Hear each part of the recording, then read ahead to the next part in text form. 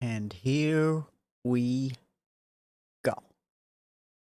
All right, all right, all right. It's been a while, and with that, we're gonna start with a weeb game, which I really like. Is a visual. It's pretty much a visual novel, but I really like the Ace Attorney series. So yeah, we're gonna do that. What do I do? All right, the Great Ace Attorney. This is my first Great Ace Attorney, which is very different from the Phoenix Wright thing, right? Because it's set in the past or something. But what the fuck is this? What?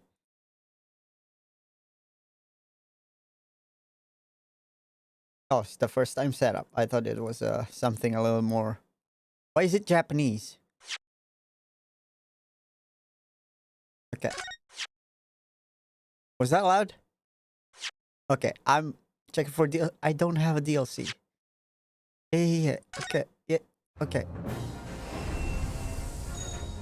Okay, I think that's pretty loud. Options. I want full screen. Why is it 720?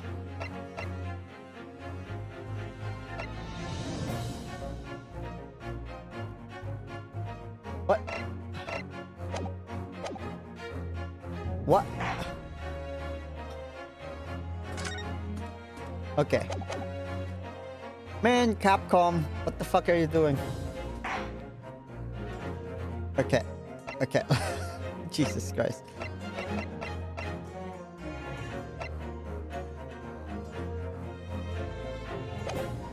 There we go. There we go. Okay. It took a while. First audio. Okay. Okay. Maybe I'll just use my shit here, yes. Okay. Apparently the audio doesn't have levels. Okay. I think that's a good level, right? Alright. God damn it, Capcom. Come on. You're better than this. Text skip. Alright. Wait time, 1 second. Key config. What? Okay. Reader. Without having to press any button.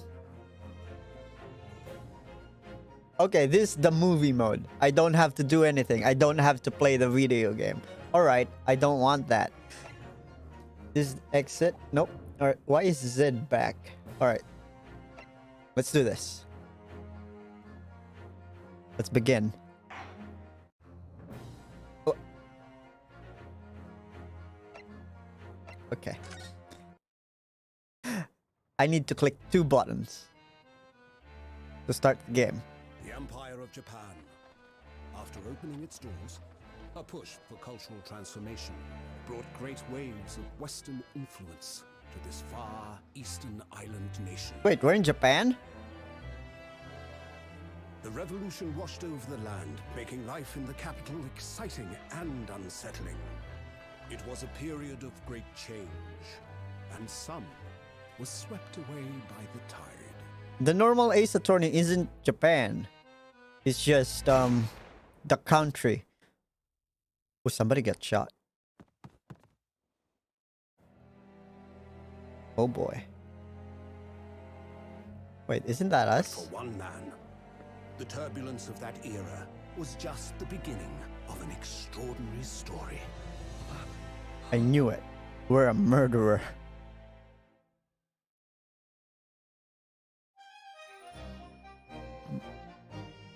The Adventure of the Great Departure. Episode 1. That's actually a good thumbnail. Oh, just after my birthday.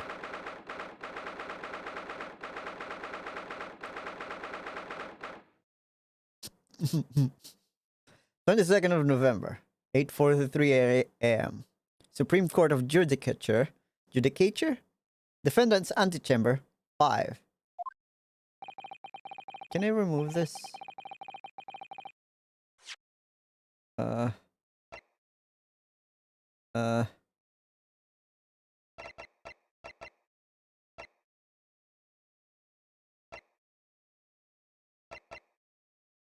Okay.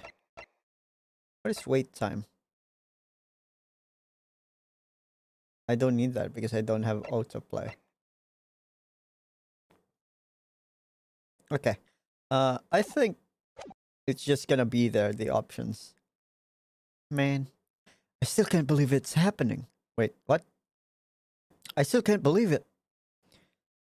I still can't believe this is happening. How can it be that just beyond the doors to this quiet little chamber is the highest court in Japan, waiting to decide my fate?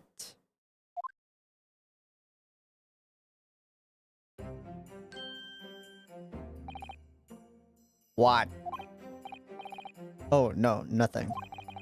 Save your glares, murderer. Okay, no need to tell me who I am. I know who I am. Sorry. Should I give myself a voice? My name's Ryunosuke Naruhodo. Naruhodo. I'm a second-year student at the Imperial Yume University. 3 days ago, I somehow found myself in the middle of a horrifying incident. And now, here I am, awaiting my trial. That's enough. Is this Phoenix right? Impossible. Yep. He's gonna die. He's gonna fucking die. She's the Mia. He's the Mia here. He's not obliged to listen to such abuse, officer. And who are you? I'm this man's lawyer. I'll be defending him today. Lawyer? Yes. And until the judge has given his verdict on the case, no one has the right to treat him as a criminal. I have a sword, so hold your tongue, or I will cut it off. Technicalities. Look at you. You haven't even graduated yet. And yet, I still seem to know better than you how a court officer should behave. Right, Ryunosuke? Oh, yes, of course. Sorry, senpai. What are you apologizing to me for? Oh, no. I suppose that wasn't my fault. But really, Kazuma. So your name is Kazuma. I never meant to drag you into this. I'm sorry. Ha! Ha! Ha! Ha! Ha! There you go again, apologizing. Just like always. Ah. Though I must say, you've been all over the newspapers these past few days. Fast few days is very fast. From the past. Yume University professor murdered in cold blood by a student. Oh, that's my teacher, huh? Oh, he probably deserved it, Kazuma. He probably deserved it. But obviously, you didn't actually do it, did you? Well, that's debatable. Of course not. You have to believe me. I didn't do it. I could never murder someone. And there's nothing to worry about. Straighten yourself up. Hold your head high. You mean... I believe you. I know you're innocent, Ryunosuke. I'm gonna forget his voice. It's not even I'm changing anything. I'm still gonna forget it. Kazuma Asogi, my best friend. Also in his second year at Yume University. But he's far more clever than I. A star student, in fact. He's even qualified lawyer. Impressive, considering he's still... What? I'm not autoplaying. Stop doing that. It's not that impressive. The very concept of lawyers is only a few years old. Here in Japan, anyway. My qualification doesn't mean much yet. You said exactly the same thing 3 days ago. But I'm proud to have a friend like you, Kazuma. Truly. 3 days ago? Yes, that's when all this started. Congratulations, Kazuma. Wait, that's me. Congratulations, Kazuma. Looks like you're going to study abroad at last. I know. I've been forever dreaming of this day. Finally, those government elites have acknowledged my academic achievements and successes in court. So you'll be representing Japan as you immerse yourself in the most sophisticated legal system in the world. I'm really happy for you and proud as your friend. There's not a soul in the university who doesn't know Kazuma's name. He's a living legend, like there's a mysterious aura billowing around his temple. That's a sash, man. That's not an aura. I want to bring about change in our own legal system. That's why I have to cross the ocean to see the real thing with my own eyes. The heart of the British Empire. Okay, this is set in our universe. Because normal Ace Attorney doesn't have basically a universe. Well, they kind of do. But again, it's like the Ace Attorney games was set into a different land that has Japanese costumes. The heart of the British Empire. I wish I could see it too. Wait, that's me. Then come with me. We'd have a wild time tearing up the streets of Her Majesty's city, London, together. If only that were that simple. Oh dear, look at the time. I better be going. Alright, see you later. I think I'll stay and enjoy this place a while longer. Good idea. After all this not very day, you get to visit a high-class Western restaurant like this. Why is that his voice now? See you in English class tomorrow then, partner. Okay, I'm gonna give you a Keikono voice.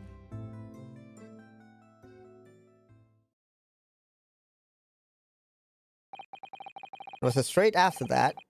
That's when it happened. Asogi, may I have a word? Who said that? Professor, I didn't know you were coming. Well, this is the personal significance to me. But never mind that for now, Asogi. You should go immediately to the judge's chambers. To His Excellency's chambers? Why? He was looking for you before. Advocating for the defense in this trial was a sudden decision. It seems there may be some confusion about procedures today as a result. Who is this man? I feel as though I've seen him at our university before. He's a professor. Obviously, dumbass. I'll see, man. I'll go at once then, partner.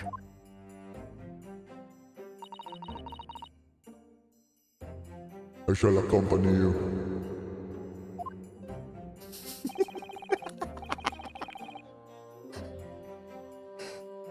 Alright then, Yunosuke. I'll see you in the courtroom. Yes, thanks, Kazuma.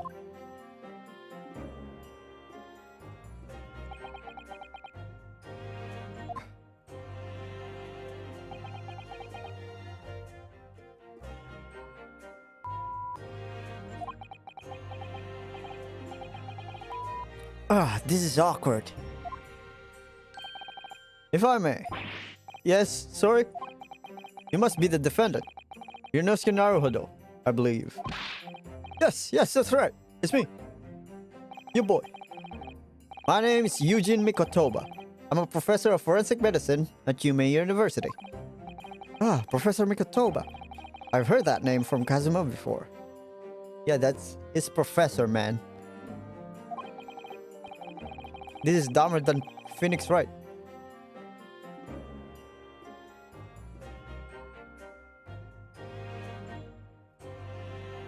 As I recall, I've been pushing the government to agree that Kazuma is studying abroad. Asuke told me about you. You and he are best friends, as I understand. Huh? As such, I feel you should know. Know what? Well, as you've no doubt heard, Asogi has been granted permission to go and study in Great Britain. However, if he should fail to defend you in today's trial, I'm afraid that the permission... I'm afraid that permission will be revoked. That is always a pain in the ass. And never granted again. What? As I suspected, you were unaware of this. I had a feeling Asogi may have chosen not to tell you. He's agreed to defend me, knowing that if he fails, his dreams will be shattered. But I don't understand. Why would the government do such a thing? The administration has to choose from a large number of applicants for overseas study. It's very difficult to persuade them to grant permission, even in the most favorable of circumstances. I don't believe it.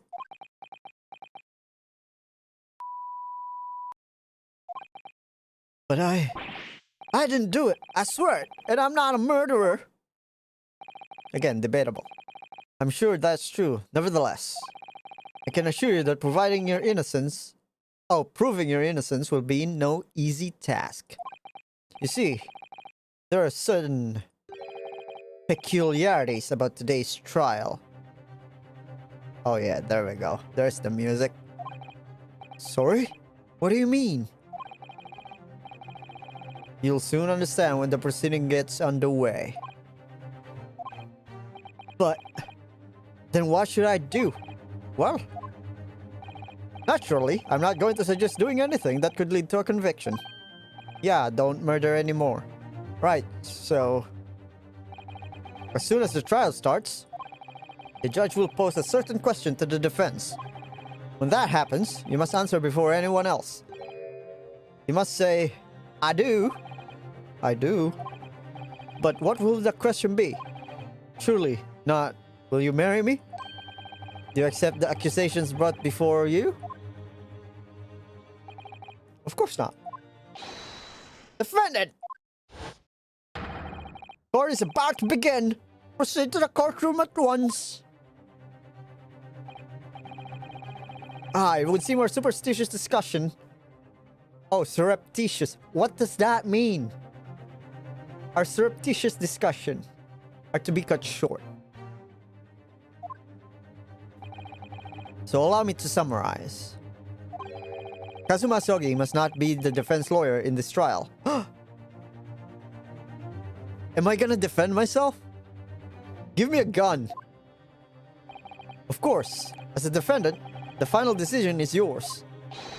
What are you waiting for? Do you want to be found guilty for failing to appear? Get moving. There's no point in advocating for the likes of you anyway. This is it. If this trial goes badly, Kazuma's dreams of studying abroad are over. And I'll also go to jail. And so, with absolutely no idea what lay ahead, I embarked on that unforgettable trial. My one and only chance of proving my innocence. The trial that would decide my destiny. Is there any Saturnian switch aside from this? 22nd of November, 9 a.m. The Big Apple, 3 a.m. Supreme Court Judicature, Courtroom 2. So this is a courtroom. The Supreme Court Judicature. No court in the land has more power. Don't much like the look of those people sitting in the public gallery. Are they all generals? Or cops? Lots of military and other uniforms in there. I knew it. The powers that be have demanded this be a secret trial. Secret trial? A trial closed to ordinary members of the public. Only military and the government officials may attend. I already forgot his fucking voice, so I'm just gonna do that. What? But why? It'll become clear in time. But for now... Yeehaw! You need to concentrate, Yunosuke. It's about to begin. Oh shit, I know that guy. Oh, he's not old though. The court will now hear the trial of Ryunosuke Naruhodo. Yeah, I know this guy, the tutorial lawyer. The tutorial prosecutor. I mean, ouchie. The prosecution is ready, Your Excellency. As is the defense. Before we begin, there is one point of order I would like to confirm. Yesterday evening, the defense made a last-minute request for change of advocate. That's correct, Your Excellency. I made a request myself. Normal procedure is for the defendant's advocacy to be decided 2 days prior to the trial. As this is an unusual circumstances, I am obliged to ask for a final confirmation now. Who advocates for the defendant in this trial? This is it. This must be the question. Who's going to defend me? The question the professor meant. But then, if I say I do, I need to answer quickly. What should I do? Answer I do. Your Excellency, no confirmation is needed. As I'm standing here beside the defendant, I hope it's clear who will advocate.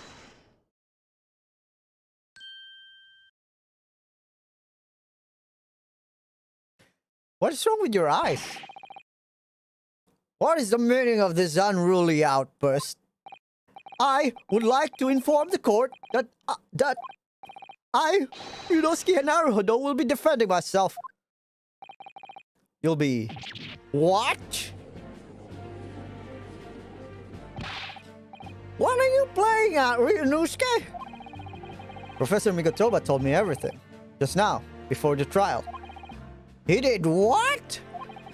He said that your dreams of starting abroad would be dashed if you were to lose. And I don't believe in you. How sad. How sad?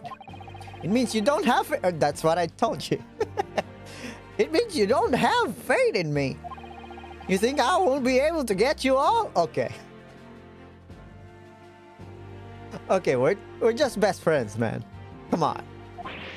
No, it's not that, really. It's just that... Well, in the off chance that things don't go well for me, I couldn't bear to be the reason that you... Yes. Yes! I knew that's how you'd feel, which is exactly why I decided not to tell you. Professor Mikotoba shouldn't have stuck his nose in. Very well. The court hereby recognizes the defendant's desire to advocate for himself in today's trial. Well, well, well. Does the accused admit defeat already? Renouncing his own counsel, really. Objection! Make no mistake, counsel. This merely shows the defendant's innocence is so apparent he's confident he can speak for himself. Isn't that so, Naruhodo-san? Oh, yeah, exactly. Exactly what I wasn't thinking. I'm not confident at all. In fact, my mind's a complete blank. I realize you're in charge now, but still, try not to look so bewildered. Well, for a mere university student to be brought before the Supreme Court, you must have perpetrated a most heinous crime indeed.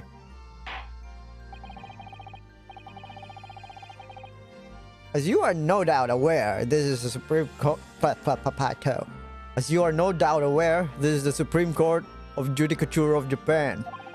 According to very highest standards of conduct are expected of all present. Do I make myself clear, Defendant Naruhodo? Yes, Your Excellency. It is therefore my duty to assess your competence for the task you have undertaken. My competence? What does that mean? Are you competent? He's questioning your ability to do the job. Well, he can't be questioning it more than I am. So, let's start with the very simplest of questions. Oh, yes. Kindly state before the court the name of the victim in this case. Well, that's easy enough. I remember his name more times. I've heard his name more times than I'd care to remember. But, wait. There's more. I'm so nervous I can't even remember that. What was it again? Ryunosuke. Let me guess. Your mind's gone blank. You know me so well. All the relevant information for this case can be found in the court record. But I can't even find that. Yeah, it's simple. You can access the court record with a press of E. Thanks, Kazuma. If you ever found you've forgotten something, just consult that. It's all there. Partner. I just have to press E for the court record. Alright, there's no time to lose. Alright. This is the list of evidence you've collected. Now try switching to people. Instead, with E. Okay. You'll find details about the victim in here. When you're done, just press Z to go back. Right. Eugene Makatoba. John... Wait. I shot this guy? John Wilson. The victim of this case, he was visiting a professor of medicine at Yuma University from the British Empire.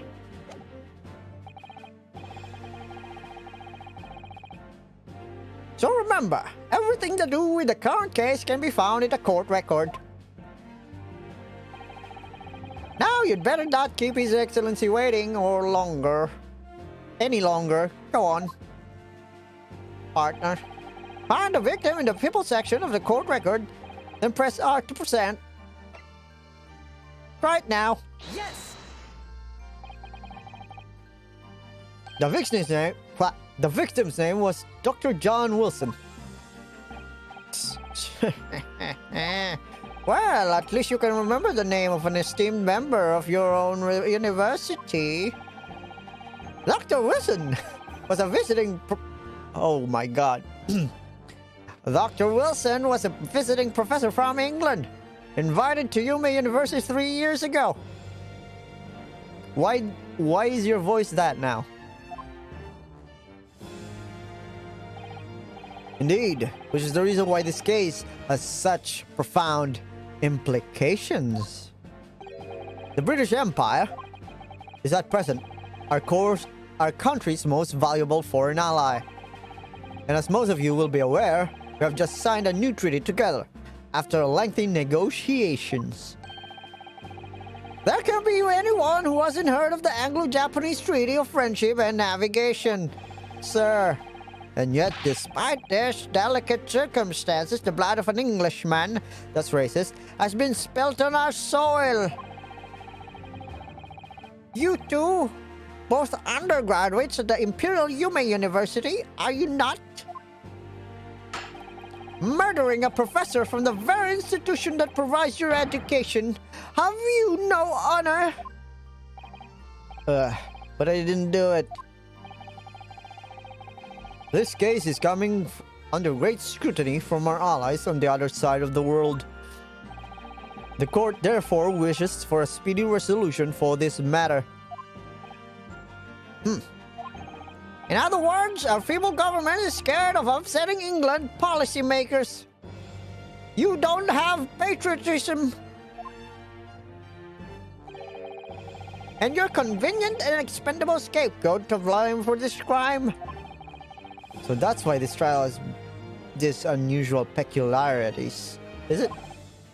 Exactly. Our government needs to convict someone as quickly as possible. All because the victim was an Englishman. Stop being racist. Yes, Dr. What did I say? Yes, Dr. Wilson was an Englishman. Actually, that's not racist. I know that. That was a joke. Nationalities and treaties won't make any difference from here. The fact is, I was there at the scene of the crime, and apparently I picked up the gun. Oh dear, look at the time. I better get going. Alright, I'll see you later. I think I'll stay and enjoy this place a little longer. Good idea. After all, it's not every day you can visit a high-class Western restaurant like this. Yeehaw! See you in English class tomorrow, then, partner. The British Empire. Wow, it's incredible to think. Wait. I've seen that man at the university. I'm sure he's a visiting professor from Great Britain. I don't know his name, but still. I should go and say hello. So I went over to the professor's table and introduced myself to Dr. Wilson. Now then, let me pose my next question to you, Defendant Naruhodo. Yes, Your Excellency. How did this professor of medicine, Dr. John H. Wilson, lose his life? State before the court the cause of death. The cause of death. Well, obviously, that was, Inosuke. Remember that in court, every assertion must be backed up by evidence? By evidence? Where's the evidence? By evidence? But how?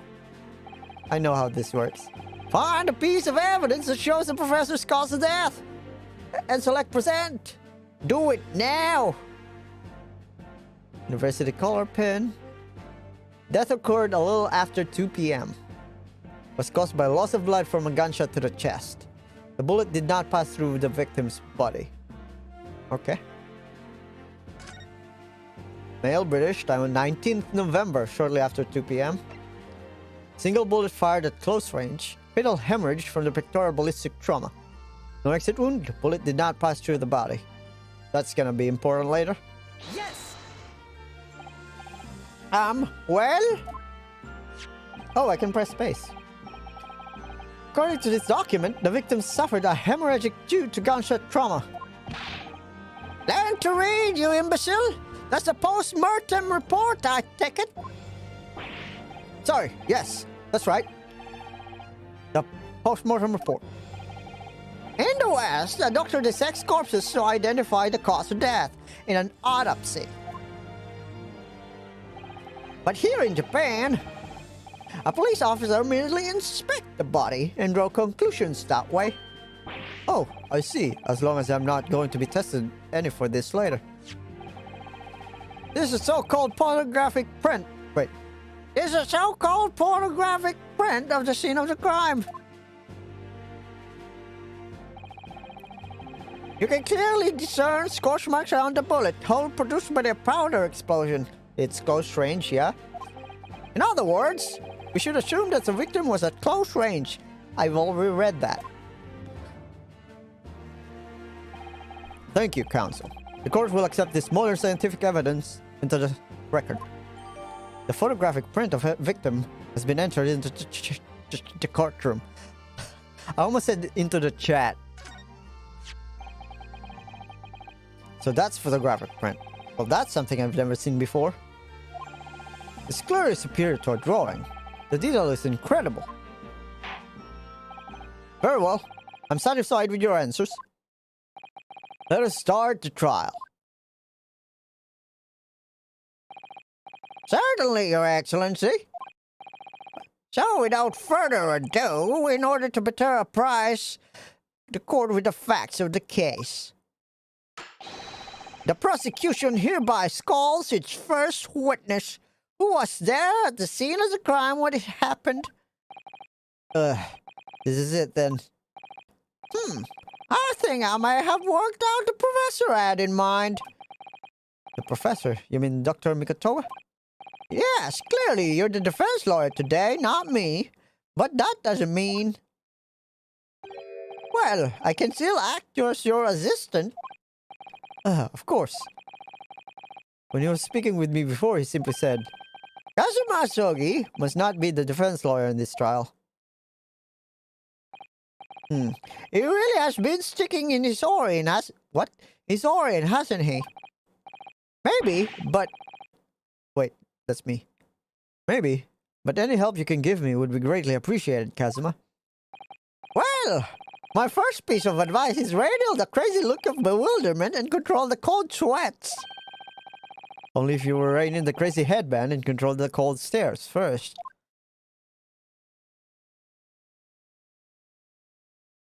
This guy killed the guy. Witness! State your name and occupation for the court, please. Of course. My name is Satoru Hosonaga. I'm the head waiter at a western restaurant called Le Carnival. La Carnival. He has TB! Kill him! Yep, he has TB, holy shit!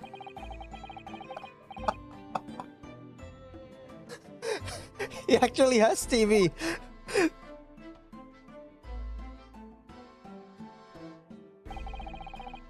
It's a regular occurrence. It really doesn't bother me. Don't kill him now! I don't want to be Arthur Morgan. Well, it really should. As everyone knows, the capital southeastern quarter has developed What? As everyone knows, the capital southeastern quarter was developed for foreign visitors some years ago. It's become very fashionable district now full of hotels to accommodate overseas guests. This green crime occurred in one of the district's so-called restaurants. An Occidental eatery. 3 days ago. Understood. Sonaga-san, you will kindly tell the court everything you can about the incident. At once, sir. I'm gonna theorize. He killed the doctor because he can't cure his TB. And no pet interjections from the aspiring lawyer boy, please. Oh, aspiring maybe, but aspiring? It was just after 2 p.m. on the day in question. We have a few diners at that time of day. The lunchtime rush was over, and there were only 3 tables still occupied. That fits in with my memory of it too. There was hardly anyone else in that place. Stop coughing. It was when I was in the kitchen putting away crockery and cutlery. A gunshot rang out, so I hurried out to the dining area and see what happened. I found the victim, an English gentleman, slumped in his chair. And standing immediately beside him, a gun in hand, was the accused university student. Yes! Hold on! Wait, hold on, let me just clarify something here. While I did pick up the gun I found lying on the floor beside the professor, I didn't shoot him! Objection! I believe I asked you to refrain from the petty interjections. The court wishes to listen to the witness report of what he saw, you amateur. But the next you interrupt at an inappropriate time, you will be penalized, Defendant Naruhodo. Is this my life points now? Don't worry, Hironosuke. You'll have your chance to fight back. For now, we must just quietly listen to the witness. If I may confirm one point, waiter. Standing beside the victim was a gun in hand was the same man we see here in the court today. Yes, without question. I see. And apart from the accused, was there anyone else standing beside the victim?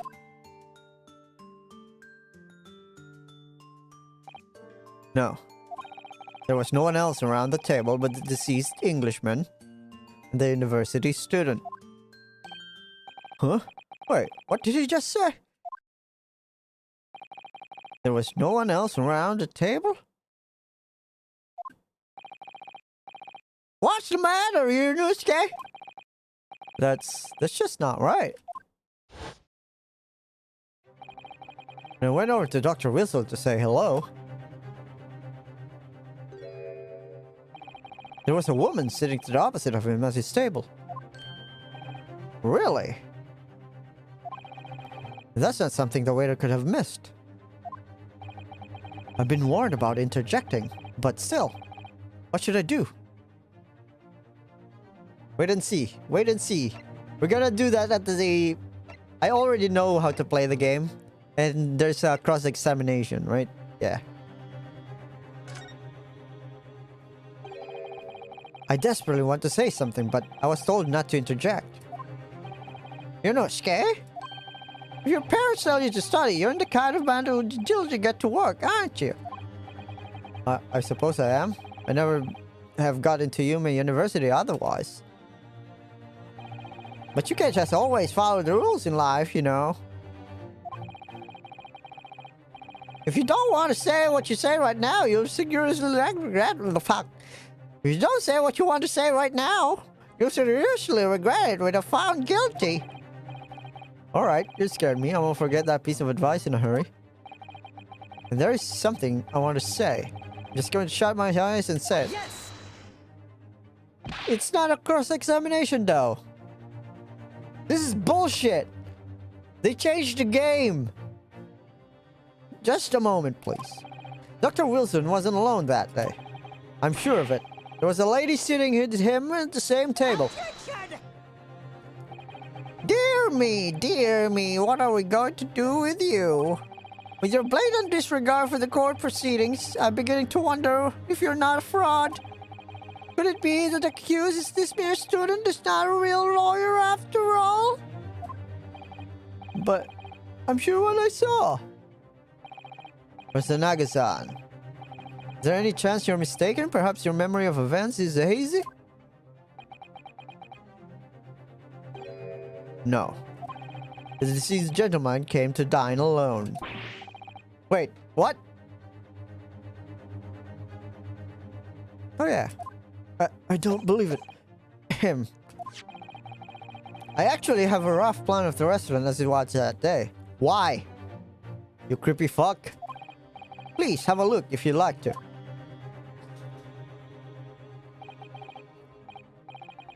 Let me see. A sketch of the establishment's layout, drawn by yourself, I presume? That's right.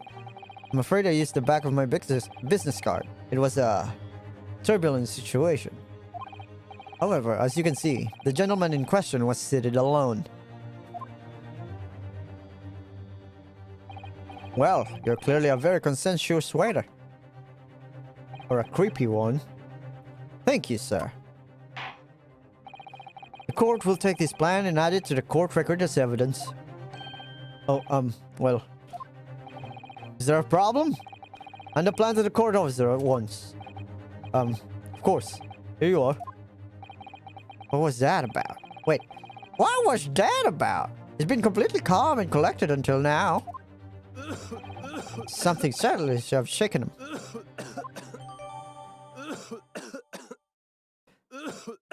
The waiter's business card has been entered into the courtroom. Stop coughing, man. So, the court has now heard of the proceedings of the case. Yes, at the moment the gunshot was heard in the restaurant, the only person in close proximity to the victim was the defendant on trial today. It would seem we are looking at a black and white case here. Defendant Naruhodo. Yes, Your Excellency. Wait, that's me. If you admit your guilt at this stage, the court is willing to look mercifully upon you. In other words, you may have some small reprieve in the terms of your inevitable punishment. I called this waiter as an unsworn witness in order to explain the details of the case to the court. But I must warn the defense if you are determined to pursue matters further in this trial. The prosecution has decisive evidence from sworn witnesses who were present at the scene of the crime.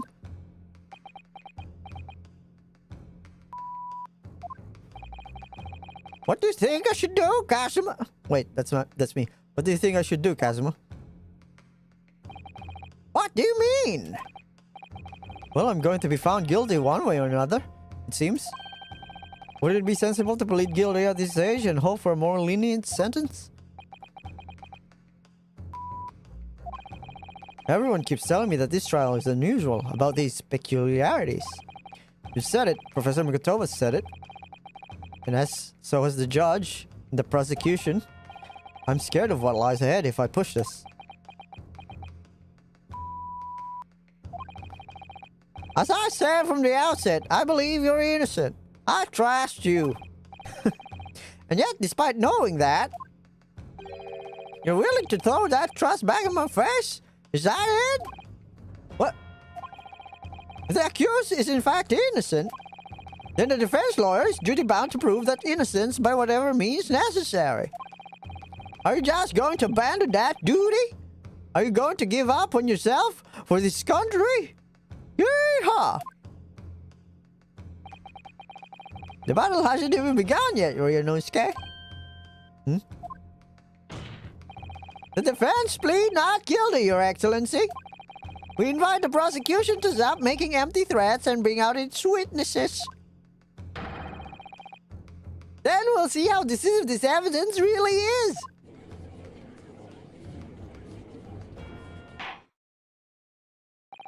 Indeed. Prosecutor Ouchie, please continue with the proceedings. Well, you were warned the young can be so reckless. You know, many call me a saint, but I can be a devil when I want to be. In a few short moments from now, that dumbstruck young mouth of yours will be silenced forever. The prosecution calls its next witnesses. Very well, officer. Bring forth the witnesses at once. Where's Detective Gumshoe? That's not Detective Gumshoe. Witnesses, kindly state your names and occupation for the court. Yes, sir. The Great Nippon Imperial Army Sergeant Yasanosa, reporting for duty, sir. Myself, I find and employ of purveyor of fine articles of antiquity from the effervescence of our nation, Nippon. And conduct my trade from Rasute, humble premises in the 2nd District. Curio Correcta. Correcta? Curio Correcta. At your service. Oh, Curio Collector! There we go, that's...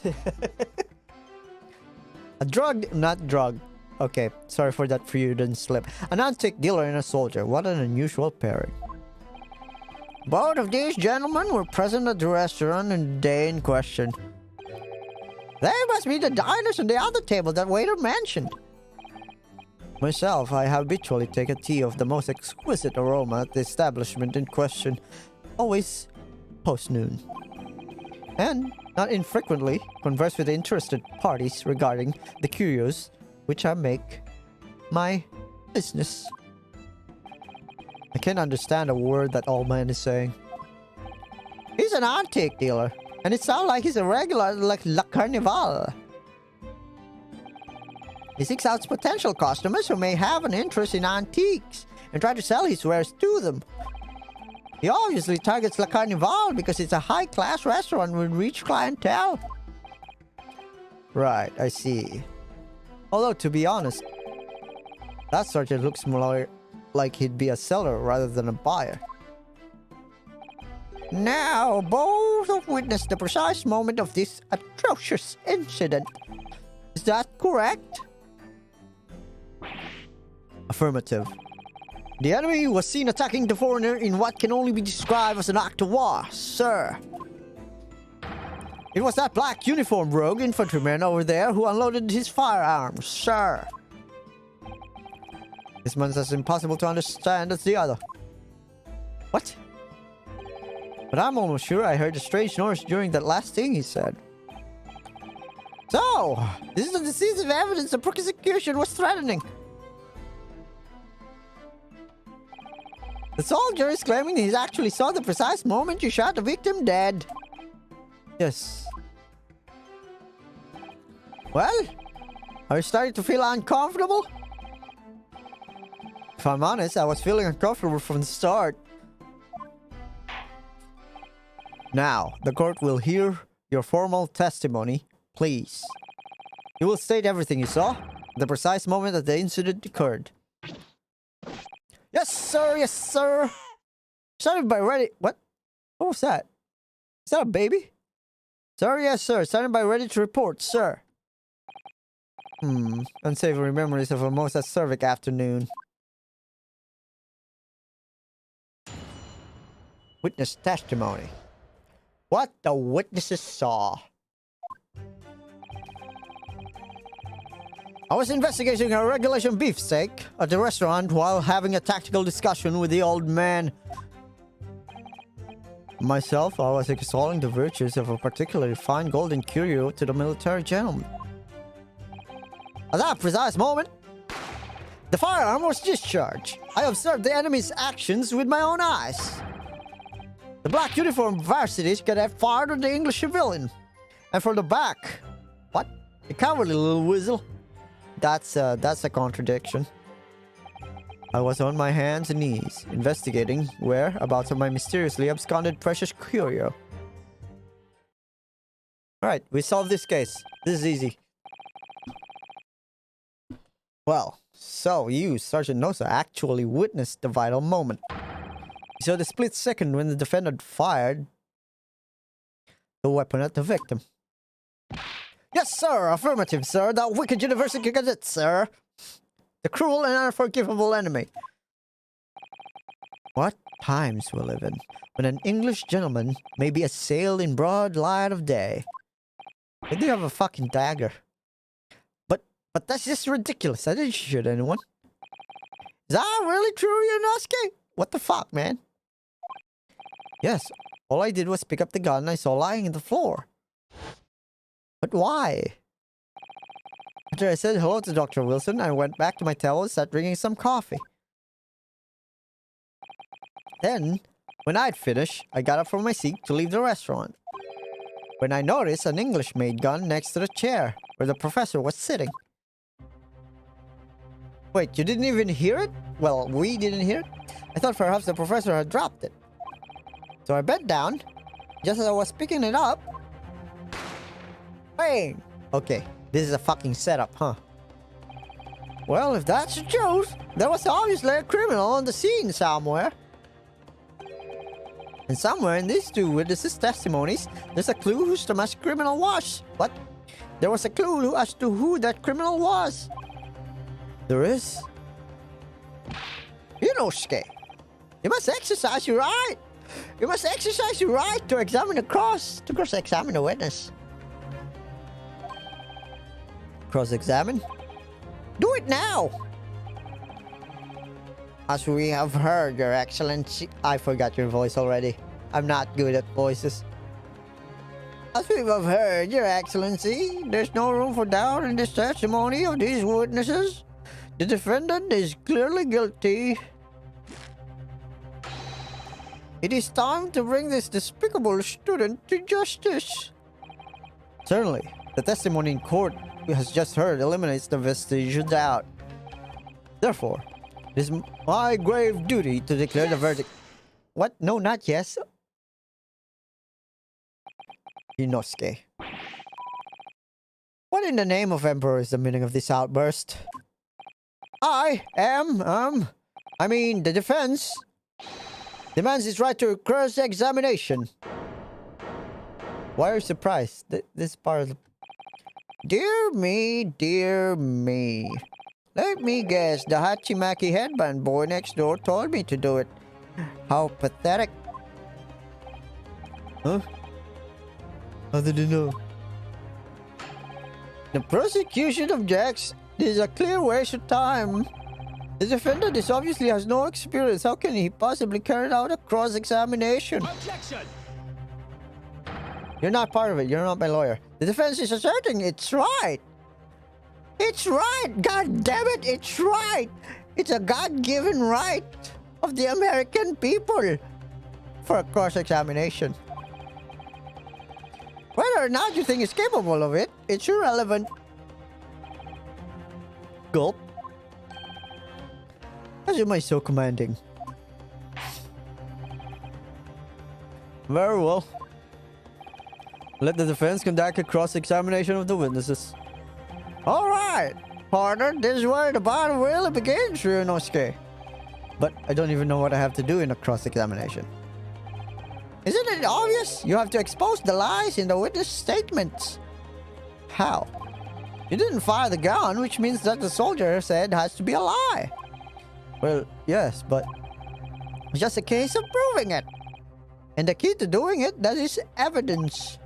Right, evidence. All you need to do is present some decisive and disputable evidence that prove that witness is lying. Now, let's go, Ryunosuke. Don't let them beat you. I don't know why his voice like that now. It's not even Keikona anymore. Alright then. It's all or nothing. Well, I tried. What did the witness say?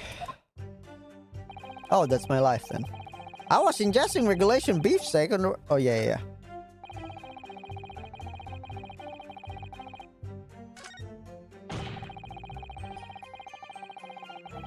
With my own eyes.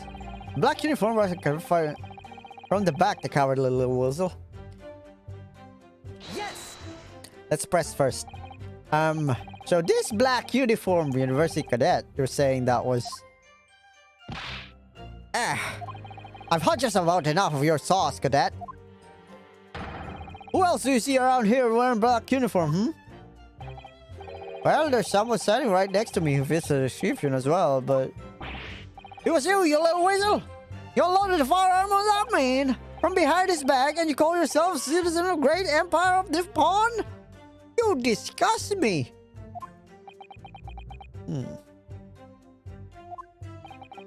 What is it, Ryunosuke? I'm not quite sure. It's something that the sergeant just said, but I can't put my finger on it. Something's playing on my mind. In that case, check back over the details of the evidence you've got in the court record. And if you find an inconsistency there? What? I've fucking lost track. What? And if you find an inconsistency there...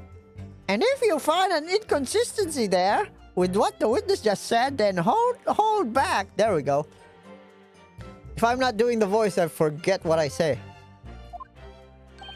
Present the evidence to the court. Thrust it in the witness' face and make him choke on. Okay, dude. Jesus fucking Christ.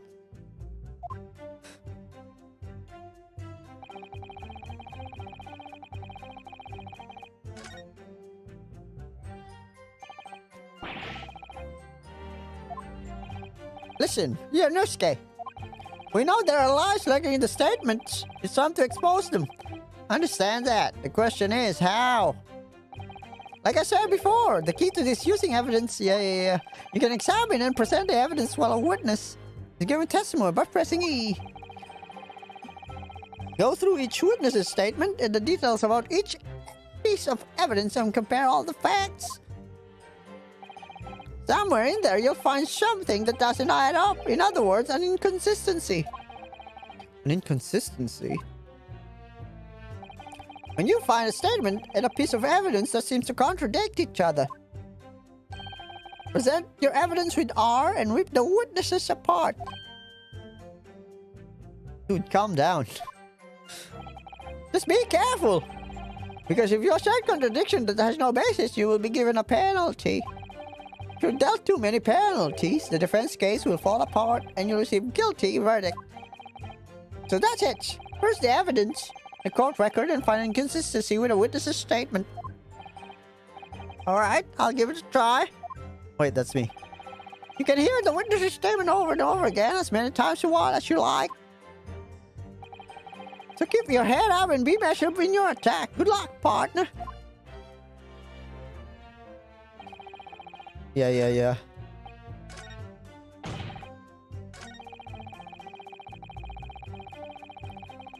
Okay. It's either the picture or this one.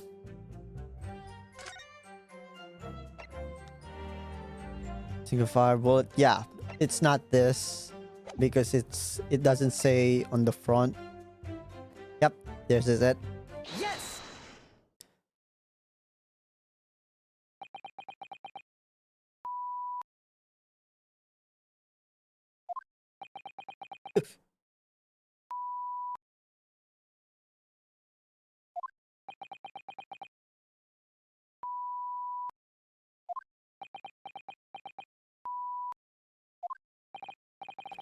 What are you playing at, cadet?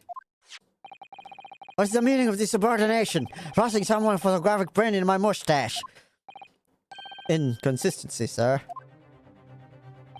I mean, yes. There's a clear inconsistency here. What nonsense! What can this print possibly tell we don't already know? Well, obviously,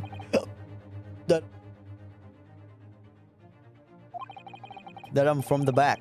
That I'm from the back. I know what I meant to say, but the words just won't come out of my mouth.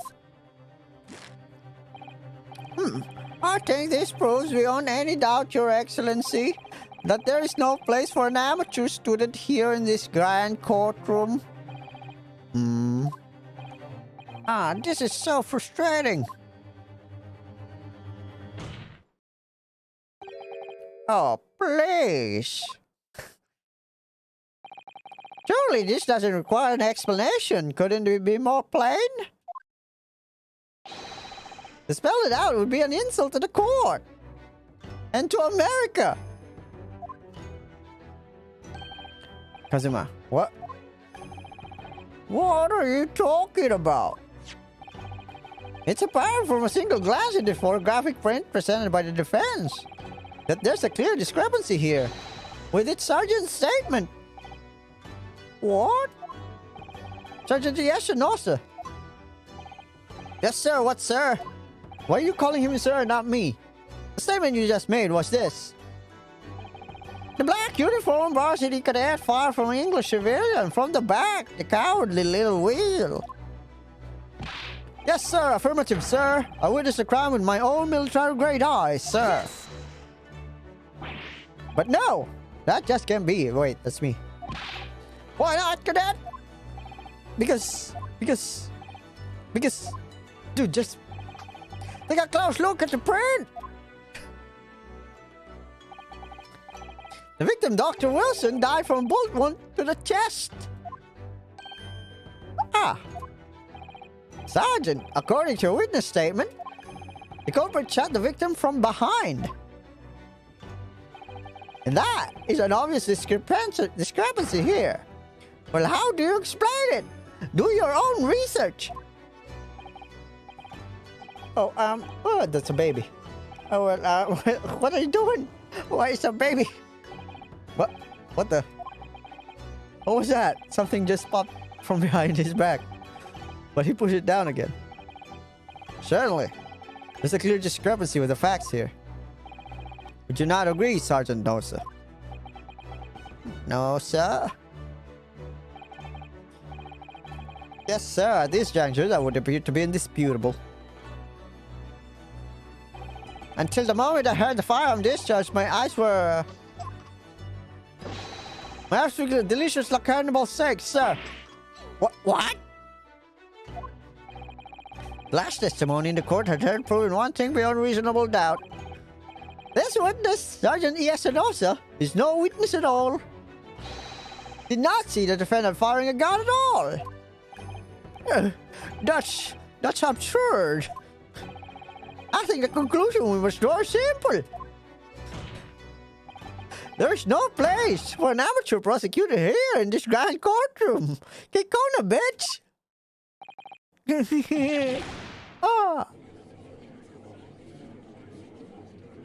How do I get an achievement? This is a tutorial.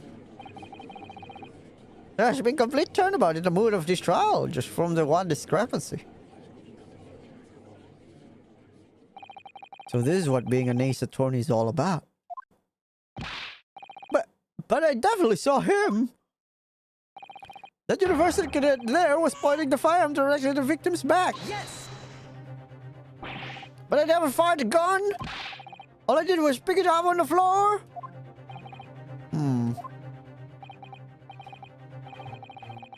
And you, old man, are you useful? Myself, I have already been quite clear.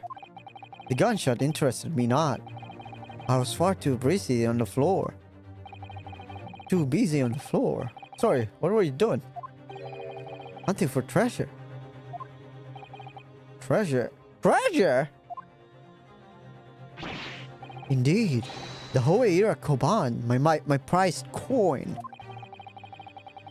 On each occasion when I visit that restaurant, it is my habitude to place my bosom pocket a particular trinket of interest from my shop, Rasute. In the hope of meeting rich diner who would like to buy it from you.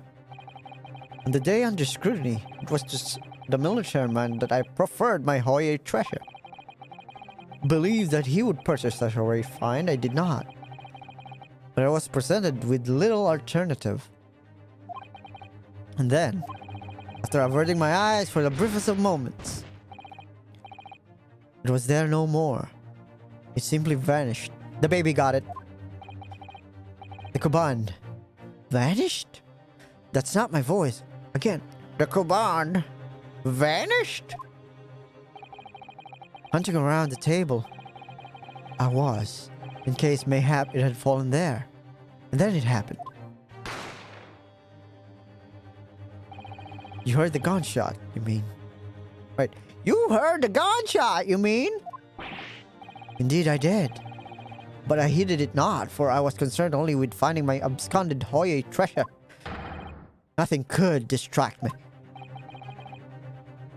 Out of interest, did you find the coin in the end? No. I see. That lamentable day, the precious Hoye Koban was lost to me. No doubt, some unscrupulous scoundrel pocketed the prize coin for himself. The baby has it. As I am sure everyone present is aware, this case demands a swift and decisive resolution. Our government has promised to send a full report to Great Britain by telegraph this very afternoon. Nevertheless, the witness's testimony in the court, as just heard, was inconclusive. No matter how subservient a government feels it must be to the British, it would be unforgivable to deliver a verdict on this trial right now. What is your position, Prosecutor Ouchie? Worry not, Your Excellency. The defendant may have fled a tiger at the front gate, but he will find a wolf at the back. My witnesses have further testimony to make. Explain.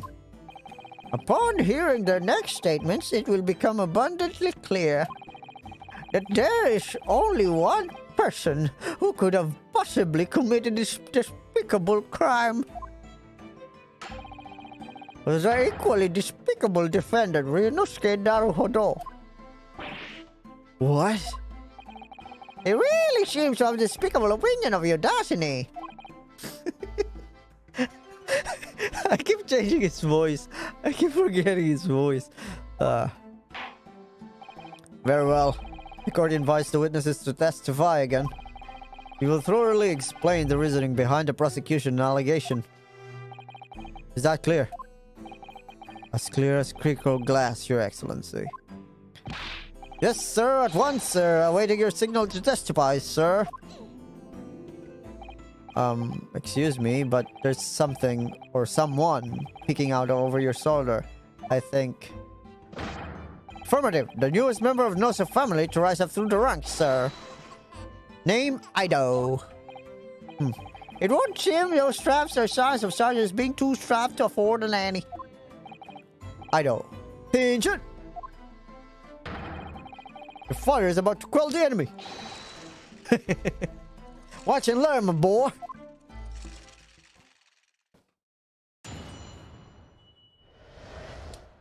The true culprit. Even if what I saw wasn't the precise moment the firearm was discharged, it's almost the same thing. Yes, pointing his gun at the foreign man he was, that young lad in black. That much I myself did see. Furthermore, a visual search of the premise at the time confirmed that we were the only personnel present. Indeed, alone he was, the Englishman, dining all by himself.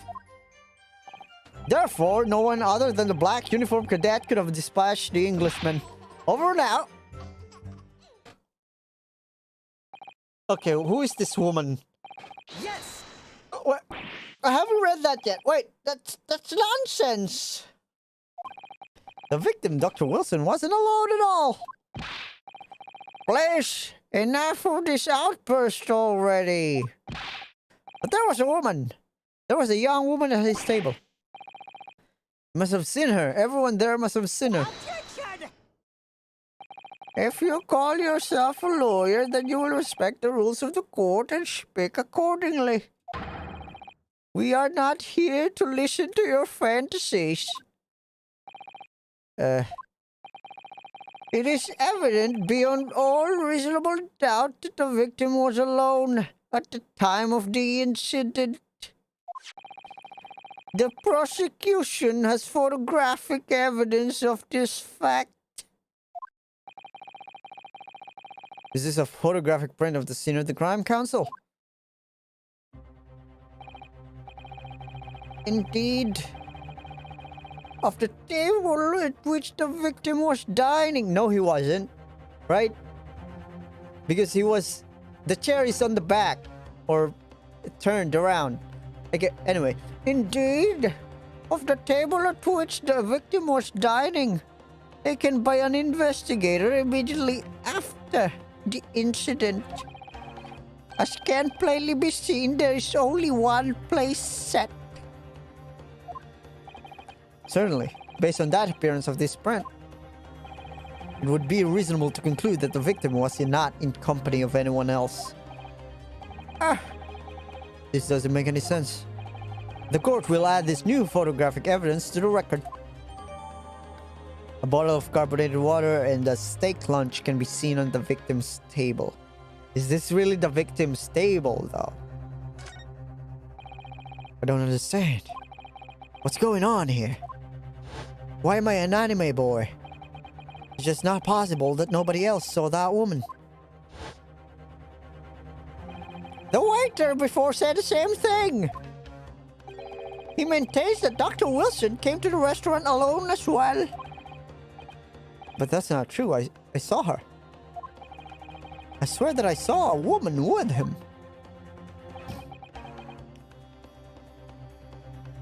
I need water. It would seem that we'll be able to telegraph the report to Great Britain on time after all.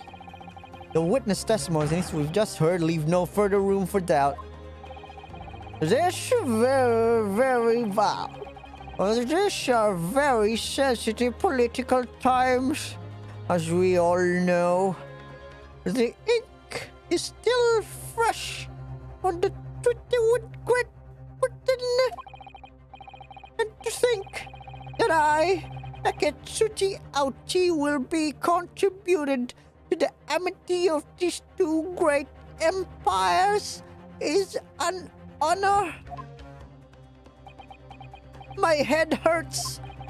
How can this be happening? The judge is ready to rule.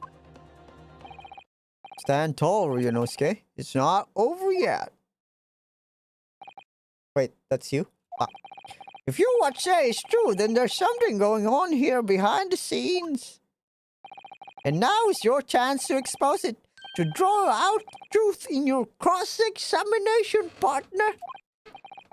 I don't know how, Kazuma. The defense is entitled to cross-examine the witnesses, but make it quick, understood?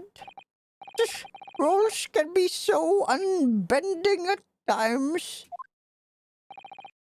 The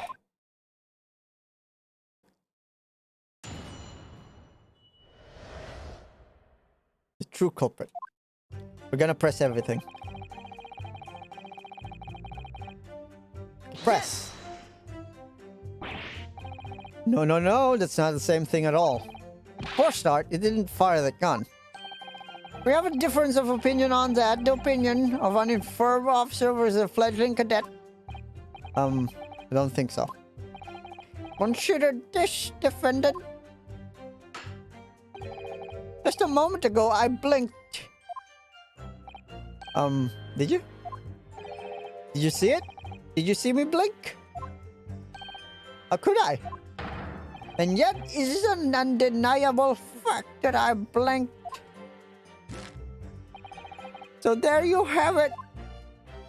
Well, that's actually a good analogy. Have what? Attention! The sound of the fire rang in my ears at the very next moment. I saw you waving the gun at the Englishman. I think it says it all, don't you? Let us not forget the antiques dealer witnessed the accused in his most incriminating position as well. Isn't that so correct, Hassan?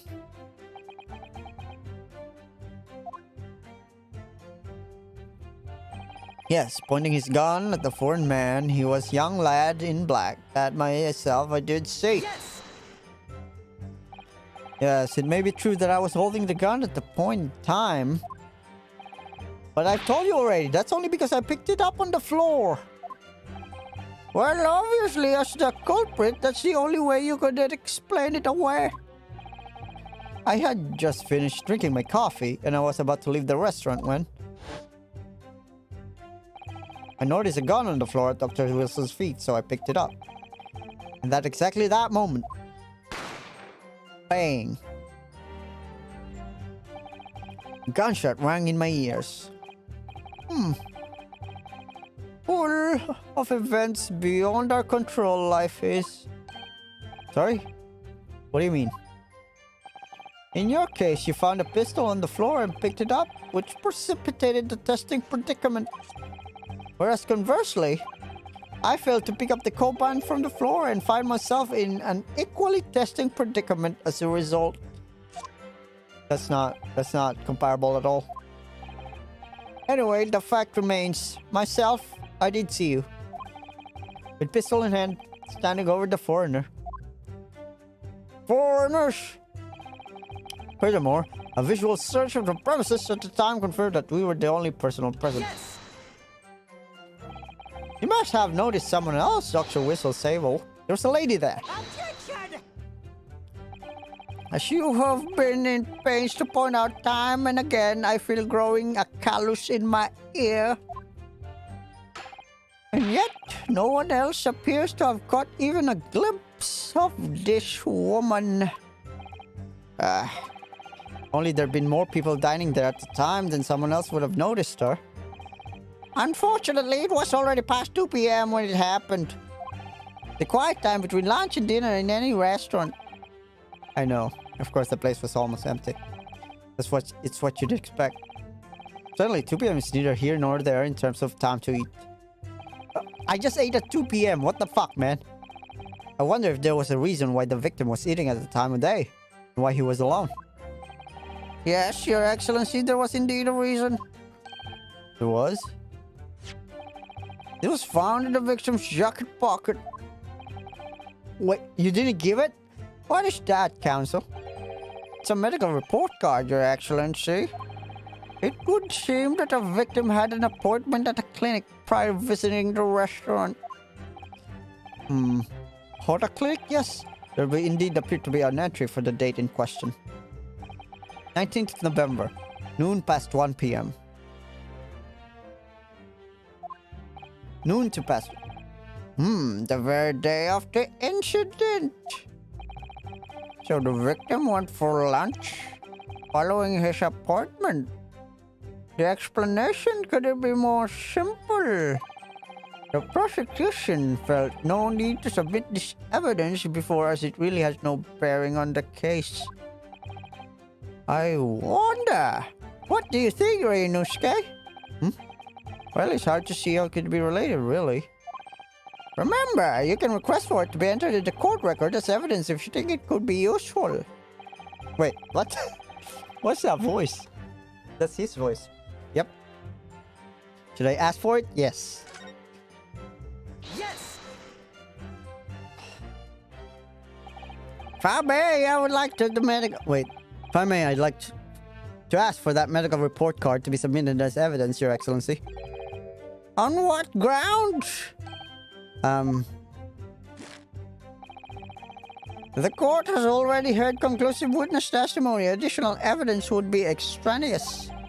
Not to mention that the victim's movement prior to his arrival at the restaurant are of no concern. Objection! Whether or not they are concerned is up to us to decide. We have a right to explore all possible avenues. I beg your pardon? You have no authority to refute a perfectly valid request for a submission of evidence. This is America, goddammit. Well, technically Japan. Very well, the court will grant the defense requests. Youngsters these days are forever asserting their rights. It's the most disturbing trend. Fucking millennials. Officer, kindly add the victim's medical report card to the court record. Medical report card from... Okay, we need to read that. What we need right now is new clues. Yeah, that's what I'm gonna do. What?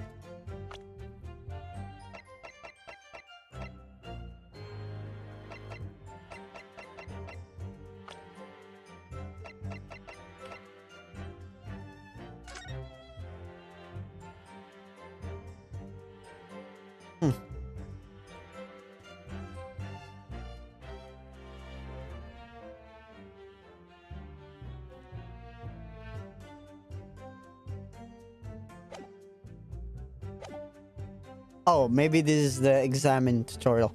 What we need right now is new clues.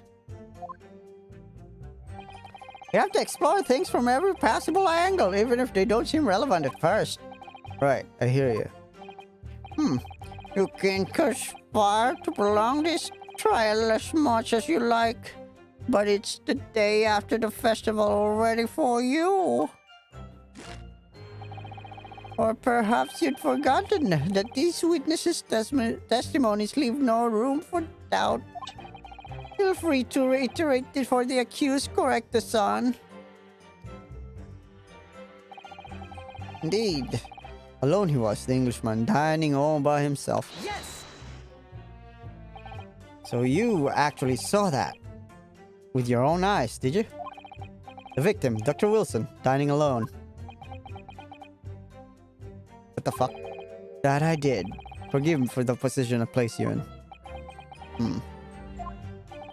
So the testimonies of the old man, the soldier, and the waiter all agree on that point. Isn't that interesting? Let us not forget the incontestable evidence we have to support their statement as well. Oh yeah, I need to do that. As can clearly be seen, there's only single beefsteak on the victim's table. A meal for one. No. Can I examine this?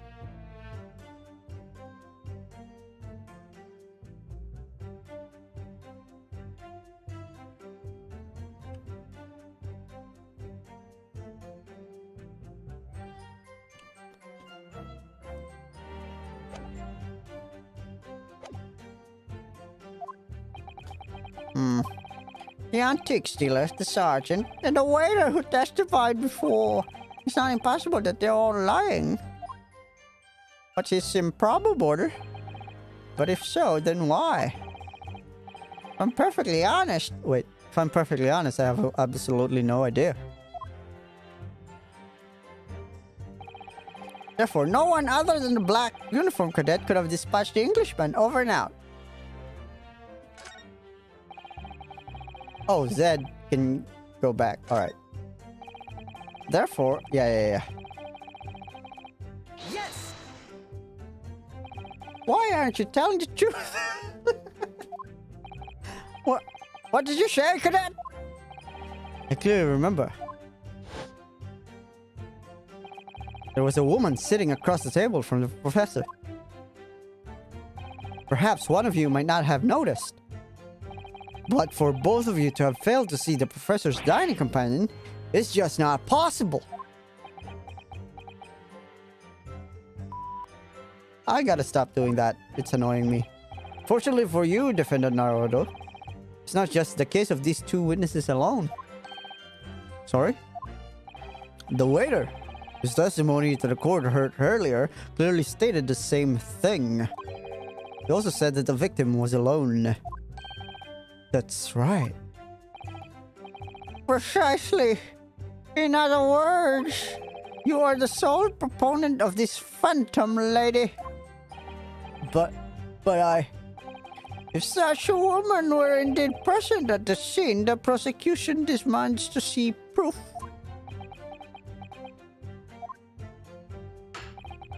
And if no such proof exists, the prosecution demands that no further mention of this phantom woman be made. It is a blatant waste of court's time. There's nothing I can say to that.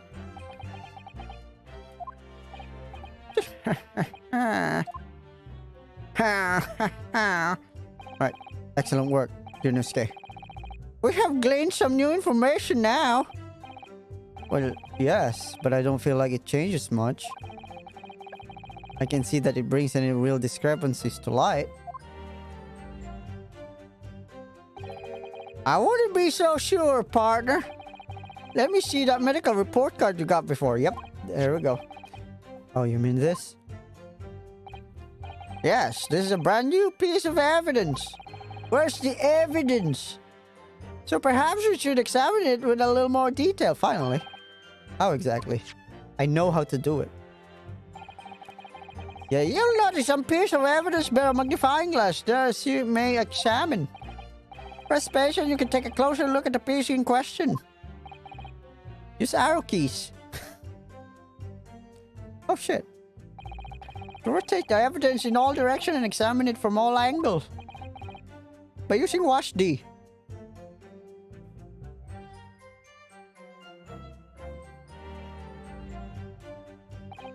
You can move the crosshairs around to find what clues may have been missed before. If the crosshair starts to pulsate, press space to investigate. That rhymes. Keep going up further. So, partner, you think I should closer look at this medical report card? See if there's something to be learned by examining in more detail. Alright, I'll see what I can do. What's do? Looks suspicious.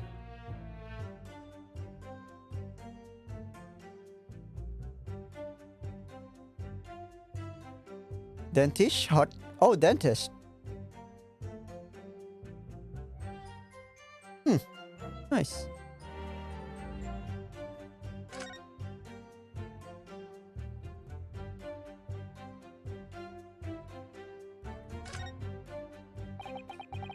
Let's have a look. There's some kind of medical history. Ah, and there's an entry for the day Professor was killed. Extraction of molar with topical anesthesia. Extraction of molar? You mean he had a toothache taken out? It would seem so. Just before the incident, he had a bad tooth removed. So he can't drink carbonated water. Or eat a steak. For that matter. Man, I'm fucking rapping. Perhaps they use a laughing gas. That's most modern practice for the worst pain relief. Yes, I heard this is anesthesia. Though it's hard to believe there's anything that can actually stop you feeling pain. Ah, there's a cautionary note from the medical practitioner as well. Hell yeah, baby. Strictly no food or drink besides water for 3 hours post-procedure until anesthetic have passed. Really? Sounds like information worth bearing in mind. It's been updated. With this new information, the meaning of the particulars totally changes. I think it's time we listen to the testimony again, don't you? Definitely.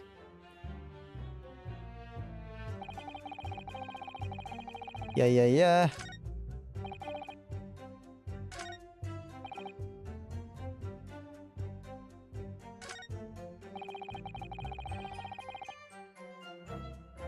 can't be dining for himself. Yes! Wait.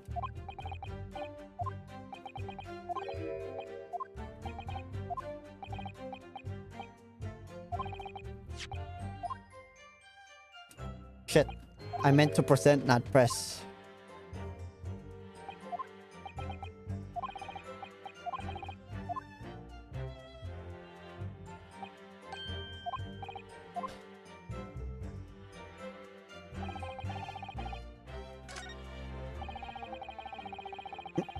Here we go. Present.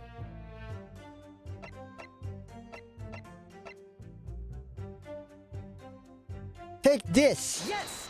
That's not. That's awful. Well, I think, about what are you wittering, lad? Call yourself a lawyer? I wish I could. But first and foremost, here, I'm the accused. Inosuke.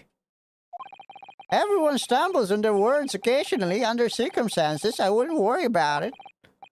Thanks, Kazuma. I could see it quite clearly in the cross-examination you just carried out. When you raise your hand straight up like that, you so perfectly, you knew exactly what it was you wanted to say. Don't feel like you have to choose your words carefully. Just say what you're thinking. Free speech! Alright. And thanks for the advice.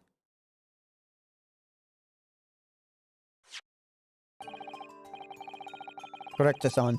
This is a medical report card belonging to the victim. Ah, I see, and I don't see. What of it, boy? Comparing to what is written on this report card with your witness statement, something clearly doesn't add up. Objection! Dear me, have you forgotten my words so soon, you amateur? Sorry, what? You're not to interrupt court proceeding with your amateurish drivel. But let's see if I can explain in words you might understand. It was after 2 p.m. in the afternoon when the victim was murdered at the restaurant. Whatever he may or may not have done before that time is completely irrelevant. But that's not my point. Remember, Inosuke, you don't have to use clever language or fancy words. Just make your point. Your Excellency, I believe we'll finish here. There's surely no need to prolong this trial further. The witness testimonies of the court has heard have been clear and concise. This medical report card has no bearing on the matter at all for simple reason that there's no reason no one else beside this pale face. This medical report has nothing to do with the case? Do you really believe that? What outbursts have petrified me, boy? Of course I believe it. How could it possibly be relevant? Perhaps because Hara Clinic, which issued the report card, is a dental clinic. Dental clinic? Is that supposed to mean something to me? I don't have any teeth. Perhaps if I told you that the victim had just a tooth extracted. Huh? What's this now? And furthermore, if I told you that as a result, the victim had been forbidden from eating or drinking. Just what I was trying to say, Cadet. He had orders not to eat. So what? It's all written up here. No food or drink other than water for 3 hours. Post-procedure while anesthesia wears off. What? No, that can't be. Correct-a-san. What, boy? What? As you just heard. When he was killed, sometime shortly after 2 p.m., the victim couldn't have been eating anything at all. No. Additionally, there's more. You have assured the court with unwavering self-confidence that the victim was dining alone. But that cannot possibly be the case.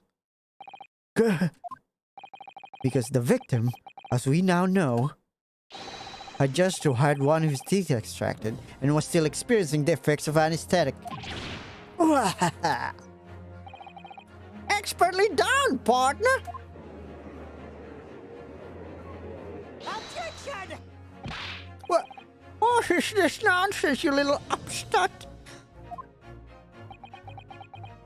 Not an amateur now, am I? This is a baseless accusation. Just look at this photographic evidence. You can clearly see the plate of the victim's table. Objection! That's not the victim's table. Use your head. Use your head. That's the very discrepancies we're talking about. Or can't you follow the logic, you dumb fuck? How dare you? I think it's fair to say that the tables in this restaurant case have turned. Okay, let's kill Kazuma. Wouldn't you agree? You're in escape. Huh? Yes, most definitely. So, having just undergone some dental procedure, the victim was unable to eat. Which leaves one very crucial conundrum. Who in the fact was eating the picture beefsteak? The court will hear the opinion of the defense on this new puzzle. Assume you're ready, counsel? Yep. Counsel? Oh, that means me, doesn't it? Alright! The answer to this question is going to be pivotal. This is the start of your turning this trial around. A fucking turnabout. Show them what you're made of. Got it. The person eating the steak at the victim's table must... Me, the victim. A known third party.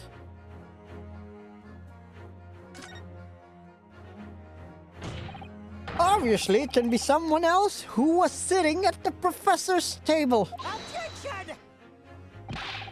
You will not let this go, will you? There was no such person. Yes! There was, because I saw her. And also, there's proof. When this incident occurred, we know the victim couldn't have been innocent anything. Yet, we have the evidence of a half-eaten steak on his table. Therefore, the only logical conclusion is was somebody else eating it. I'm gonna start doing the Conant. I keep losing it. We have strong evidence to support our assertion. It's clear that these witnesses' testimonies are unreliable. If the court decides to push through a ruling at this stage, we will lodge a formal complaint with the Ministry of Justice and prove a fair retrial relentlessly. Kazuma, are you insane?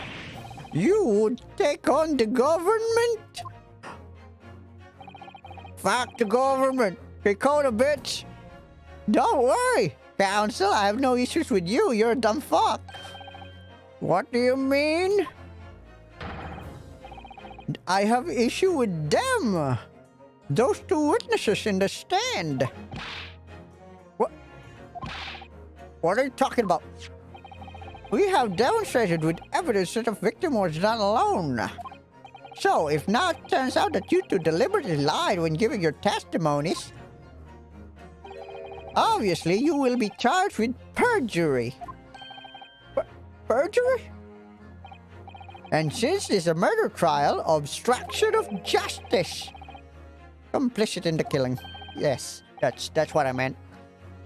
Complicit in murder? No. Hold it. Negative. There was no mention of this tactical meeting. I was just following orders. That's right. Mr. Man says. Just say you never saw the gentlewoman. That's what they told us. Hell yeah. Oh. Shit. What? What did you just say? Correct, son. No. You were just following orders? Now hold on, lad. I was, So you never saw the gentlewoman, huh? Uh, when you say gentlewoman, do you mean you saw the victim with a lady from overseas? What? Objection! What's the meaning of all of this? These witnesses gave false statements. Is this true? You pair. Just one simple slip of the tongue.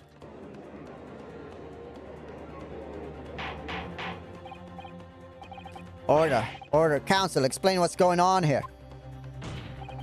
It's painfully clear now you tried to prevent these witnesses from telling the truth. Absolutely not. The prosecution know nothing of this. Then who's behind this? Who tried to make you keep your mouth shut? Well, that's classified. So you're prepared to try as conspirator to this murder, are you? You wouldn't.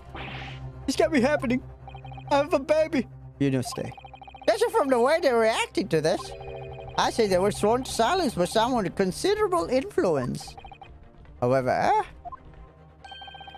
I don't believe Ouchie had anything idea about it because he's a dumb fucking fuck. What are you saying?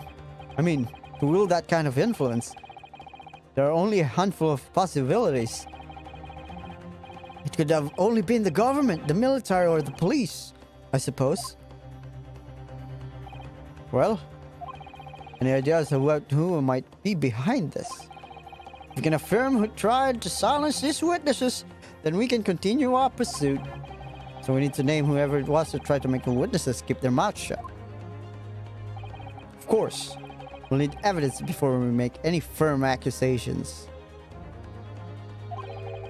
Evidence that proves whoever really was did will wield his power here. I don't know what I said. But how? How can we possibly? Remember how we made progress before? We examined this piece of evidence in more detail and found a new clue as a result. Okay, probably the business card of the asshole, the one with TB. Oh yes, that's right.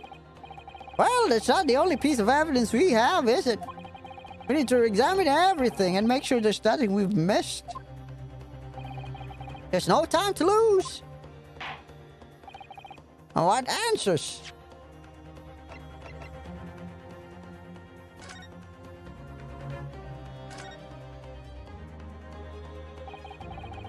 This plan of the rest raises a number of questions, I think. Definitely. It's supposed to show the relative position of everything in the moments following the incident. But there's nothing to show the woman you say saw there. Exactly. And that's not all. Look here in the upper left, where it says kitchen. Oh yes, what of it? No one would use those complicated characters to write kitchen, especially not if they were in a hurry. You mean you don't remember those characters yourself, don't you? Study harder. Okay, don't call me dumb. Okay. Chief Inspector. There we go. Well, that's unexpected. What is? Look. Do you see a witness's name here? Satoru Hosonaga? Well, yes, business card sensor showed the person's name. That's sort of the point.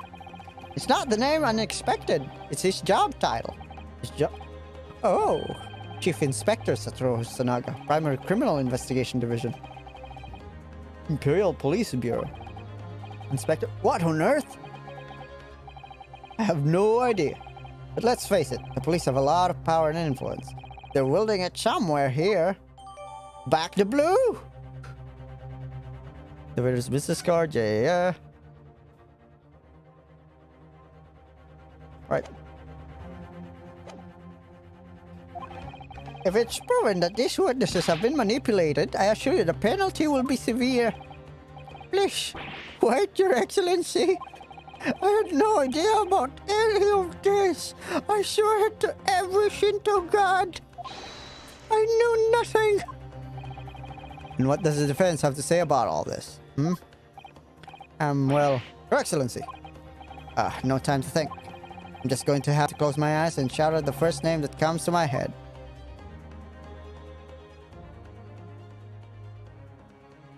Is this a new mechanic? Besides the prosecution, the only person with the necessary influence to manipulate the witness is... you, bald guy. Yes! Well, surely that would be Satoru Sanagasan. Sanagasan, the waiter who took the stand earlier? Objection! Poppycock! But possibly the reason would have waited to make these witnesses give false testimony. Not to mention the fact that even a head waiter could not possibly have that level of influence. For once, I would agree with you. If that is, the man truly were a waiter. What? If he truly were... Come on, Ryunosuke. Time to hit this court with the truth. The truth about Satoru Nagasan and his little identity is proven by this evidence. Yes! The plan of the restaurant sketched by the man in question? I agree this shows a great deal of attention to detail, but not sure we can conclude anything. Sorry, Your Excellency. It's the back of the card. It's the back of the back that's card of interest. I beg your pardon? Turn it around. The front? Yes, it's the front of the back of the card. It's where the telling the details is. Would somebody please explain what this overexcited sort is trying to say? Flip it over. Osanaga-san sketched the plan of the restaurant on the reverse side of his business card. And the front of the business card reveals the man in question's profession. His true profession. The waiter's profession, but that's surely... Good gracious. That's right, Your Excellency. The card reads Chief Inspector, Primary Criminal Investigation Division, Imperial Police Bureau. What? The waiter is a police detective? I haven't heard any mention of this before. Why haven't I heard any mention of this before? What? You just flipped the card. Why did you do that? The Imperial Police Bureau has immense power. Absolute power. As far as regular civilians are concerned. So, witnesses. They're in the stand. Was it the fact the waiter who gave you your orders? Was it he who told you not to mention that you'd seen this foreign gentlewoman at the scene? Well... Shit.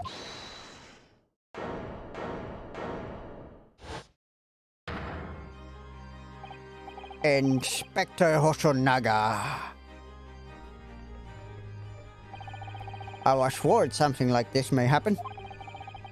The moment you asked me to submit my sketch as evidence, I realized it was a possibility. Dude, I don't need a flashback for something that happened 10 minutes ago.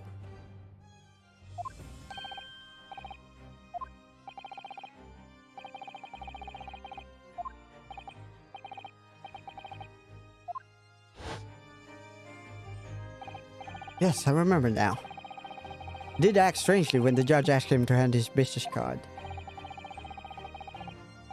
I strive to carry out all the investigation flawlessly. It's my guiding principle. But let myself be distracted when I made that sketch. It was an unusually careless mistake. So you mean to say you really are a detective? But why would a detective be working as a restaurant waiter? Oh, of course, your salary must be terrible. I was working undercover. Undercover? Yes, there have been a series of incidents at the restaurant recently. In order to investigate, I decided to get a job there as a waiter working undercover. Incidents at the restaurant? What kind of incidents? that would be classified police information, which I am not at liberty to divulge. However, I can state categorically that they are unrelated to this case of homicide. Very well then, Inspector Hosonaga, but you will elaborate on one point for the court. Of course, Your Excellency. We have just heard new information from the two witnesses beside you. That at the time of the shooting there was in fact another person present at the victim's table. If that is indeed true, you've manipulated this court case and corrupt justice. You will go to jail. Oh, that's not how it works? Clearly, you would also have been aware of this person's presence, having served at the table in question. However, your testimony did not allude to this other diner. Therefore, I am led to assume that in your professional capacity as a police officer, you require these witnesses to be in agreement. Would that be correct?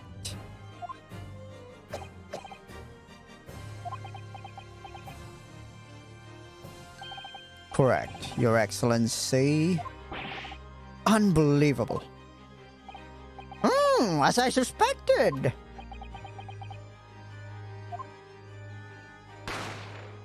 Bang. As soon as I heard the gunshot, I ran out of the kitchen to see what happened. The victim was slumped on his chair, and beside him, a gun in hand, stood the accused student. Sitting opposite the victim, same table, was a young lady, who I guessed to be an English woman. So the truth comes out. I immediately sealed off the restaurant and reported the incident to the bureau. It was then that I received some special orders. Special orders? You mean to say, remove the Englishwoman from the scene at once? It was made clear that the Englishwoman's presence at the restaurant was to be concealed. Those were my orders. But what if this Englishwoman was the killer? I think it would be in everyone's best interest not to pursue that idea. The Empire views the friendly terms of its relationship with Britain more highly than anything at the moment. An Englishman has been murdered on our soil. To name an Englishwoman as the primary suspect, well, without irrefutable evidence, that would be completely out of the question. So that's the reason for the disappearance of the Phantom Woman in this case. But it's not right.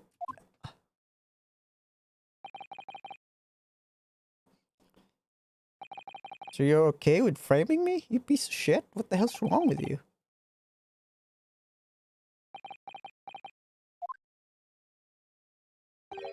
One possibility does spring to mind.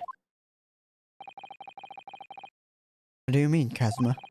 Yume University is currently hosting a number of exchange students from Great Britain. And I'm fairly certain that one of them studying the medical faculty's research laboratory is a young English woman. What? You're a shrewd man. I can see why you're the chosen candidate for the overseas study tour. You mean, when I removed the woman from the scene of the crime, I thought it prudent to check her identity first. Then the court demands that you name the lady in question at once, Inspector.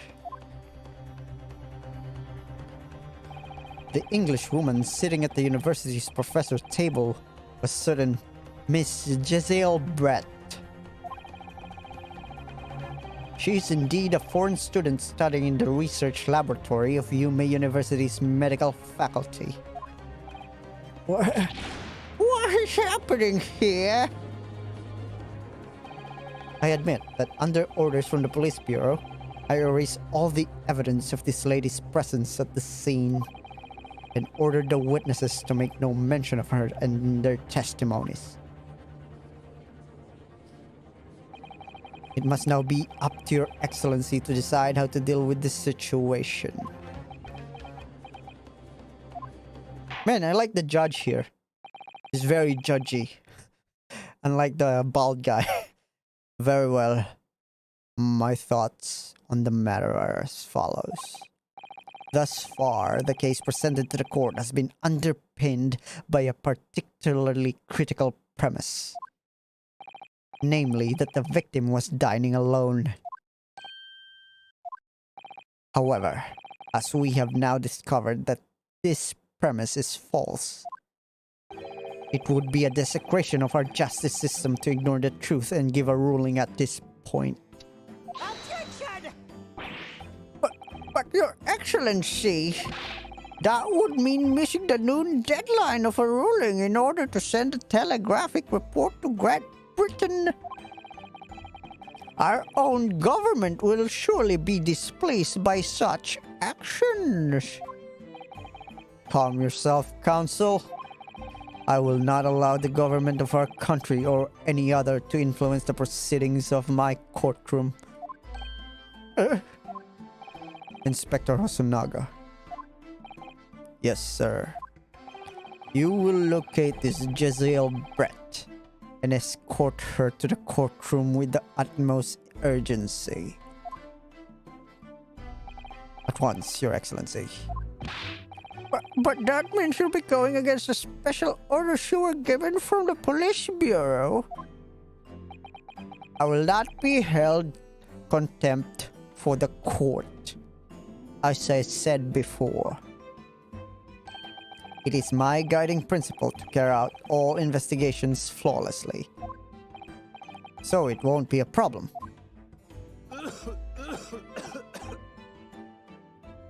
Man, these people are dead, even the kid. Nothing will get in my way.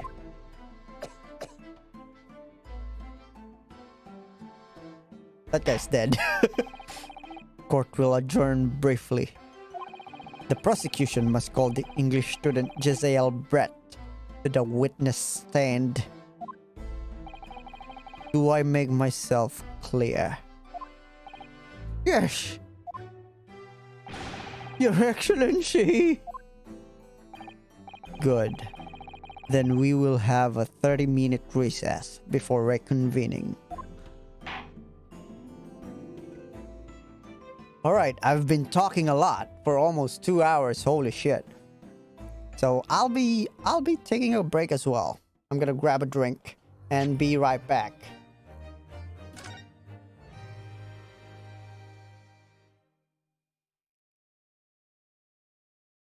Save.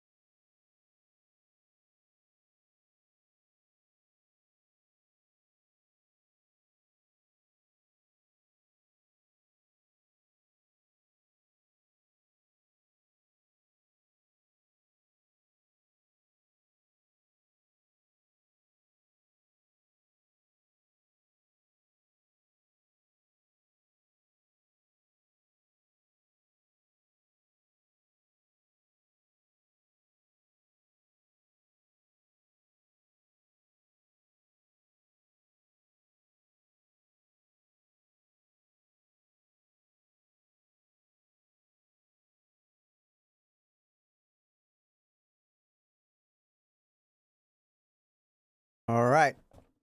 Let's go.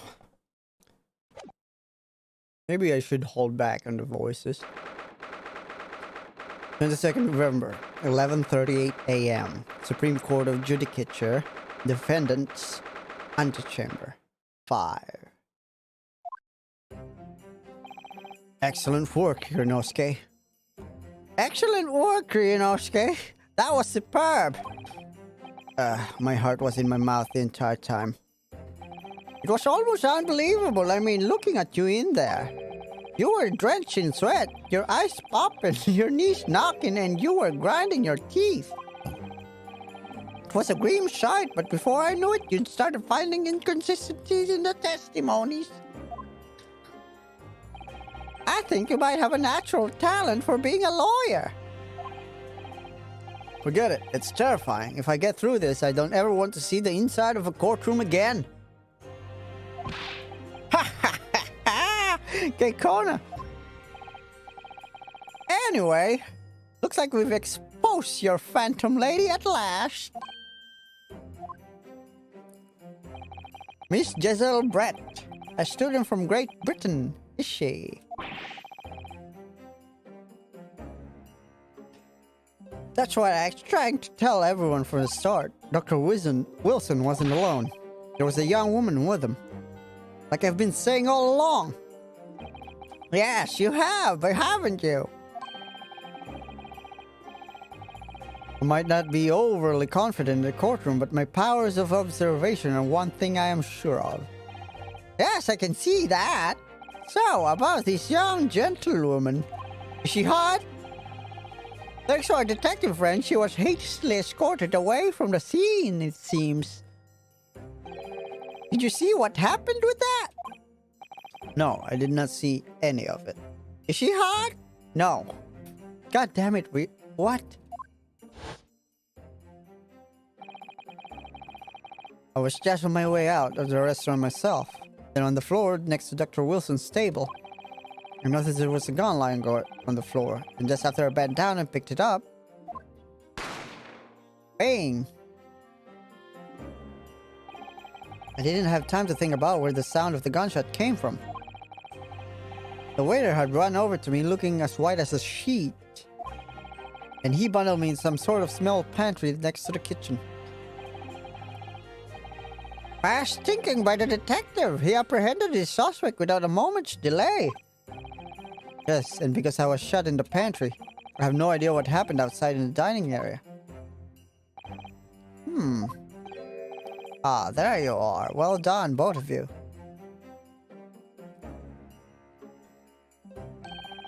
Professor Mikitoba. Well, it seems I was right. The pair of you make an outstanding team. You've exceeded my expectations, I have to say. Yes, it seems you've planned this from the start. You arranged things to you. I wouldn't be able to act as a lawyer in this trial.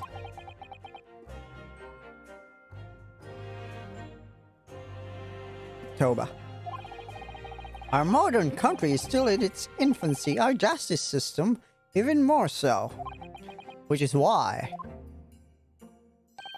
I firmly believe that we need to send our brightest young stars overseas to learn all they can. I wanted to avoid a situation that may have resulted in your study tour to Great Britain being cancelled. This guy hates cancel culture. Well, it makes no difference. Lawyer or otherwise, I'm kind of a man who can't help his best friend avert the worst crisis of his life. I shouldn't waste everyone's time by going to study overseas anyway. What are you saying, Kazuma? So that's your stance. I was afraid you'd feel that way. Kazuma! Well then, it looks like it all comes down to you, young man. To me? Yes. You need to prove your innocence and uncover what really took place in that restaurant. I must say, I'm very much want to know the truth. It's very exciting. After all, I have a personal connection to this guy. Did you kill the fucking guy? Come to think of it, he said the same thing earlier this morning, didn't he? If you don't mind me asking, Professor, did you know the victim? Yes, I did. As you'll probably be aware, Dr. John H. Wilson was a visiting professor at UMA. And it was I who invited him. Oh, I see. I didn't know that before, man. Anyway, you're about to go into battle. The victim was a university professor from Great Britain and a well-known one at that. Naturally, our government is looking to identify and punish the culprit as quickly as possible. Well, to appear to. But let's not forget who we're going up against. The gentlewoman whose involvement our police bureau went to extraordinary lengths to hide. Yes, and I'm sure the prosecution will be using every tool at their disposal to quash your case. But I've no doubt that you pair will put up a good fight right to the last. But I've no doubt... Wait. Best of luck. Thank you. Now then. I need you to run an errand to the university at once. There's something I think we may need. Of course.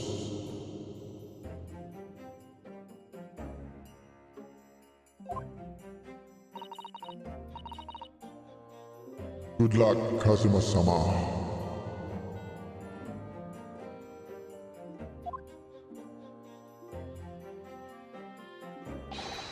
Defendant Naruhodo!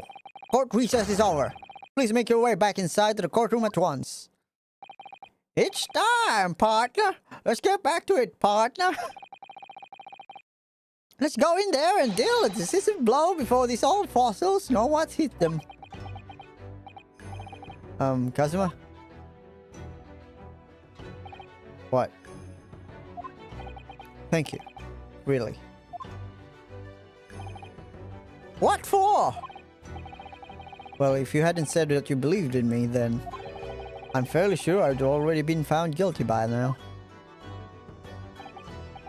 Look, I have faith in you. As a lawyer and as a friend. Coming from you, that means a lot. He's fucking dead. If I'm found guilty in this trial, he's really going to give up on his dream of studying abroad. That's the kind of a true friend he is. So this isn't just my battle anymore. Whoever we're up against, we absolutely cannot afford to lose. Alright then. I'll save the thank yous for after the trial. You can treat me to one of those sukiyaki meals I like from the Yume cafeteria or the University Street. Ha! With an extra large portion, of course.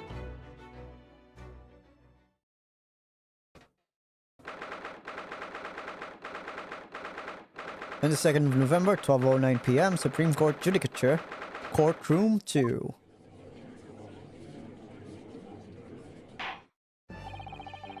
Court hereby resumes the trial of Ryunosuke Naruhodo. Prosecutor Aochi, have you managed to subpoena the witness? Yes, Your Excellency, against all odds. And thanks to a certain young stripling, the prosecution is now under rather painful scrutiny from the government.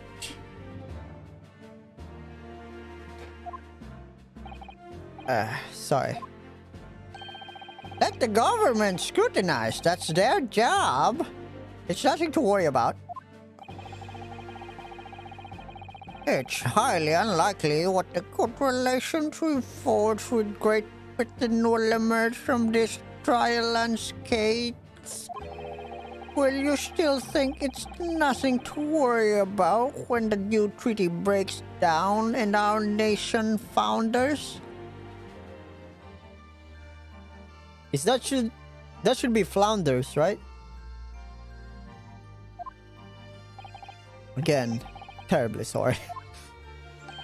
If the friendship between our nations is really so fragile, then the treaty isn't worth the paper it's written on. You really have nothing to worry about, Ryunosuke. What do you mean? A secret trial, anxiety over some foreign government's opinions, some bungled investigation, missing witnesses. Do I care to go on? Is this what our nation's justice system is? Is this the Supreme Court of Japan? Or of England? Or America? Shut up, you jumped up, rookie boy. You and your friend know nothing. You're the person who knows nothing. We literally proved it. Nothing of the situation of our nation finds itself in. By aligning ourselves with this great world power, we'll become strong. Diplomacy has never been more critical. Steady political maneuvering is what will secure our futures. I won't deny that I'm no expert. I'm just a student and one who could arguably study harder too. But standing here now in our Supreme Court, there's one thing I feel very strongly. A country that fails to uphold the truth in its justice system is a country with no future at all.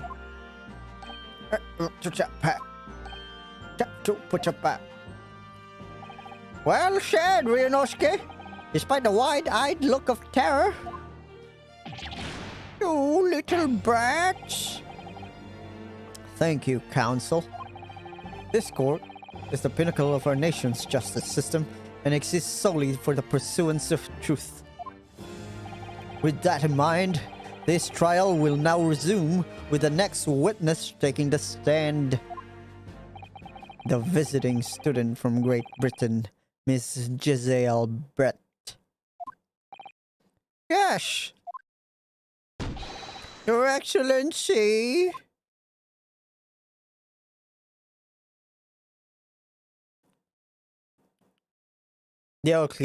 She killed him. She killed him.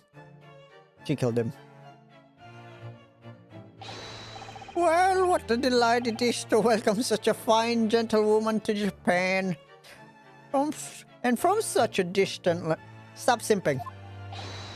Tea. Someone bring English tea in England. No discussions take place without tea. Is that true? No idea. So, could we possibly trouble you to state your name and occupation for the court? Of course. My name is... Not you, bitch.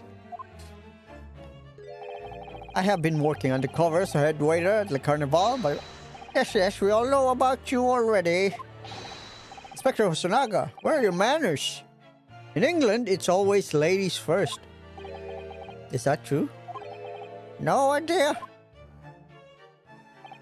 More importantly, a little earlier today that you said something to me. You said your powers of observation are one thing you're sure of. Oh, yes. I think I did, didn't I? That your description of this for this amazing sight was simply a woman. Okay, you got me. Sorry, Ryunosuke, but powers of observation aside, your powers of description are sorely lacking. Guilty. So, dear lady, once again, if we may trouble you for your name and occupation, please.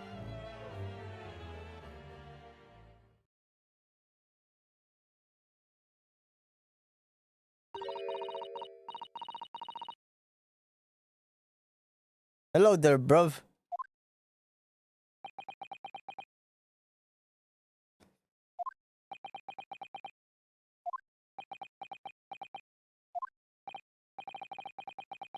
I'm terribly sorry, dear lady, but what the fuck?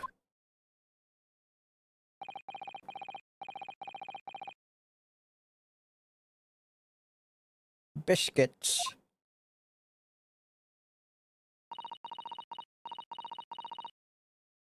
Tea.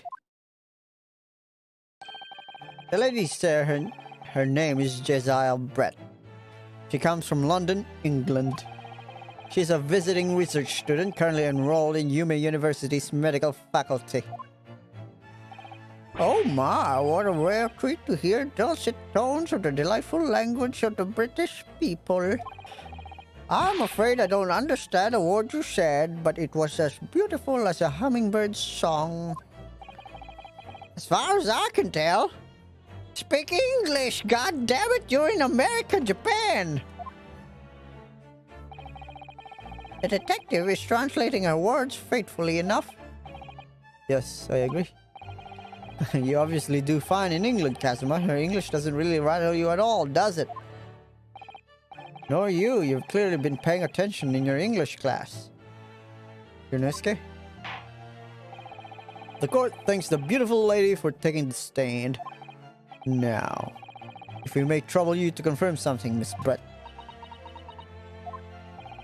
3 days ago, at a restaurant called La Carnival, a grim murder took place.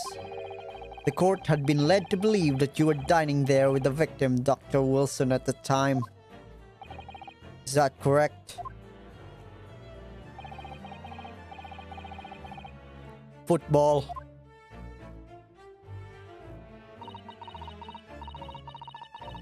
The Queen. She says yes.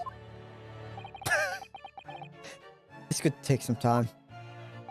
So even though she's studying here in Japan, she can speak any Japanese?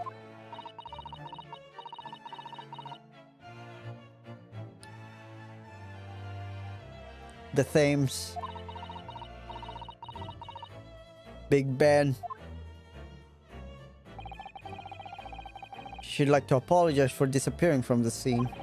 She says that she was due to make a presentation at the university, so she had to leave immediately. Interesting when you're the one who engineered her escape. I was just following special orders from the Bureau. Well now, dear lady, would you be so kind to cast your eyes over this photographic print?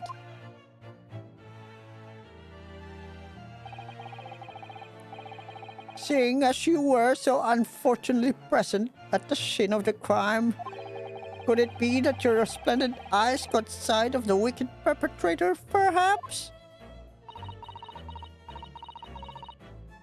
Union Jack. Apparently, it was very frightening and sorrowful sight. Do you mean to say? Yes, it would appear the lady did witness the crime. The very moment when the accused, standing right there in this courtroom, shot the victim in cold blood. Why me again? What the fuck?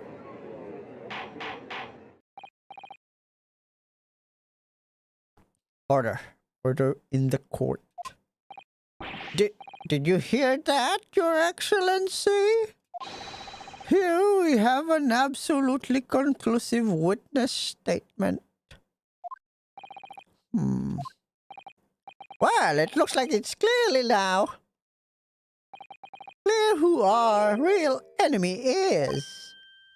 I don't know why he has that accent now.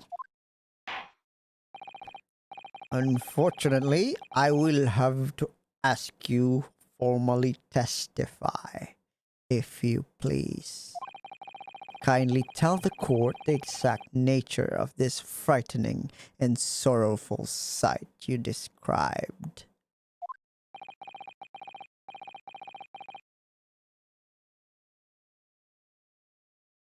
I got nothing.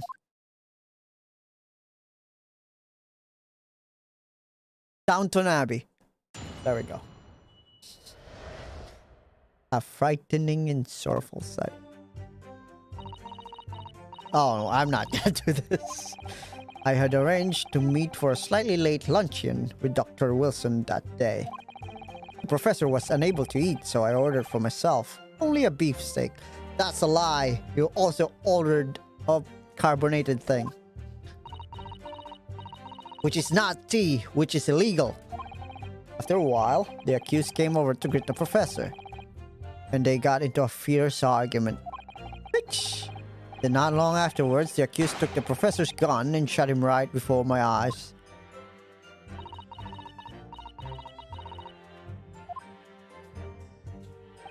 I don't carry a gun myself, so obviously I couldn't have been the culprit.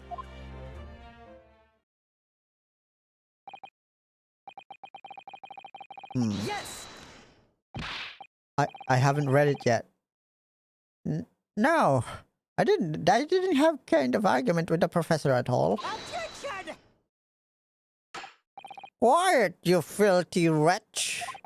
Look at you, you black-hearted blackguard! And look at the Snow White angel!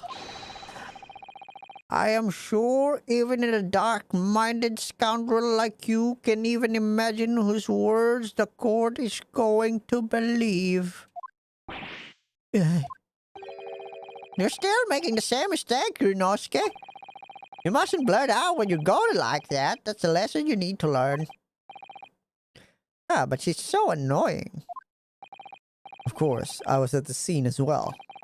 I took the statement from this lady with 2 witnesses who testified before reported back to the bureau. It was decided that Miss Brett was not involved, so I let her go.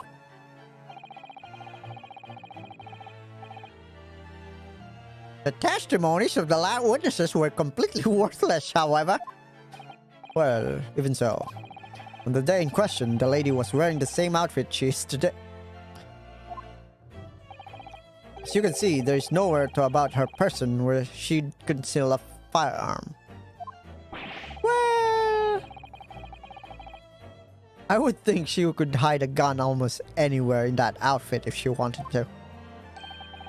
Unless and until the precise location where the witness is to have hidden the weapon can be shown, this is moot. There are no pockets in my outfit because I'm a woman. I have nowhere to hide a gun. Those are the witness's own words on the matter. That's ridiculous. If only I was allowed to leap up. Okay. Don't think about doing anything rash, Yunosuke. That's a sex crime. But I didn't find the gun. I picked it up. There must have been another gun that day. You're right about the damn guns. Which means the lady was hiding a gun somewhere. Yes, that's what's been... That's what we have to prove now. And to do so, we will need to pull her testimony apart.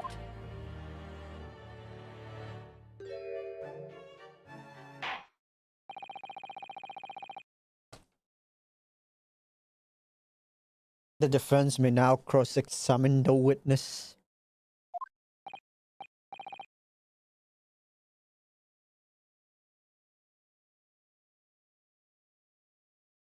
Oh yes, Your Excellency. Why did I say it like that? A frightening and sorrowful sight. What time is it? After 2 p.m. in fact. That's really quite late lunch, isn't it? Objection! You don't keep up with the latest fashions from Britain, do you? Late luncheons are in vogue. Isn't that what? Shut the fuck up. No. A decisive English no has quite a sting to it. The gentlewoman is currently working in the victim's research laboratory, it seems. So it was apparently a daily occurrence that they would lunch together. But on the day in question, the victim had another appointment at the clinic first. Yeah, we know that. Yes, which we can prove from the medical report card that was submitted as evidence earlier. That's right. Miss Brett and the victim went to lunch the following victim's treatment, which is why it was so late. Yes, that all makes perfect sense. Such wonderful logic, but a shining example of English intelligence. This fine gentlewoman is... So you both arrived at the restaurant. What happened next? The professor was unable to eat, so I ordered myself only a beefsteak. Yes! He was unable to eat, you say? And that was because he just had tooth removed at the Hotta clinic, correct? That's right. You're supposed to actually check with the witness before answering.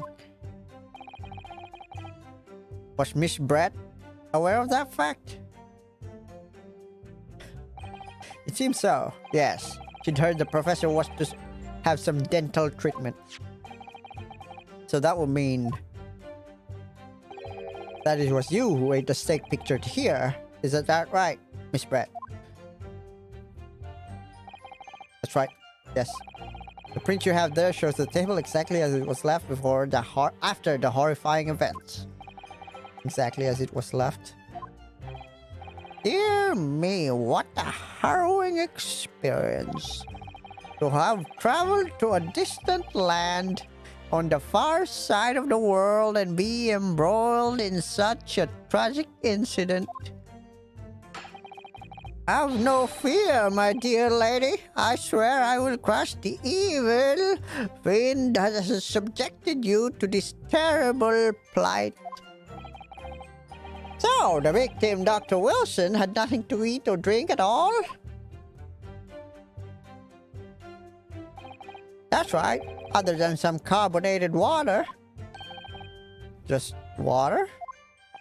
Yes, the professor was unable to eat, but he had been given permission to drink water.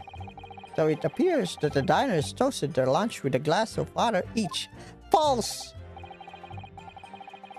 False! They each raised a glass of carbonated water. What do you think, Reinosuke? About the witness's last statement? It's very meaningful.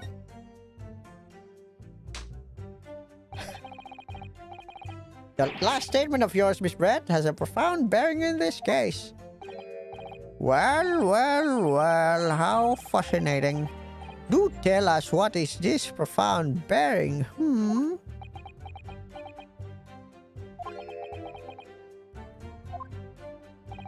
The significance of this statement will become apparent when the time is right. The defense calls for the witness's last statement to be formally added to the testimony, Your Honor.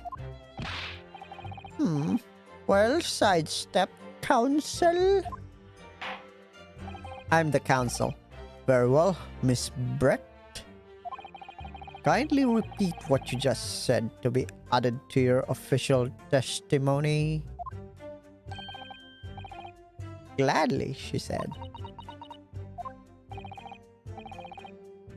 That was brilliant, Kazuma. I'm going to remember that one. Which one? The significance will become apparent when the time is right. I could really use that phrase. I'd hope there are some more useful tips you're picking up from this experience than that, Ryunosuke.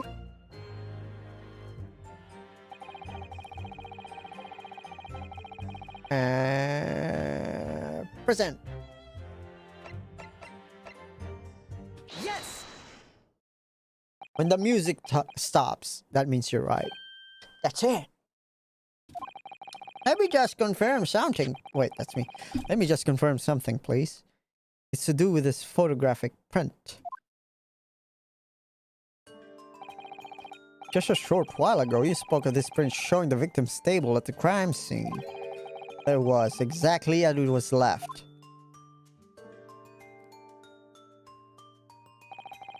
That is correct, the lady says. Well, that is, odd. Very odd. Dear me, what's odd is this defense inability to express itself. Yunosuke, what is about the print that looks odd to you? Well, obviously, it's the cheers. The cheers? Miss Brett just told us she and the professor said cheers over a glass of water. But if that's true, there should be 2 glasses on the table, not 1. You're quite right, counsel. There's only 1 glass pictured here. Objection! Are we supposed to be impressed by this nitpicking over minutiae? What possible difference does the presence or absence of a glass make on the case? Objection! Minutiae, you say? Could it be that the detective here removed the glass from the table to conceal the lady's presence? Of course not. I would never do something so reckless. But there should have been 2 glasses on the table. Or are you going to try to tell me you can clink with only one? You're quite right. I certainly took 2 glasses to the table.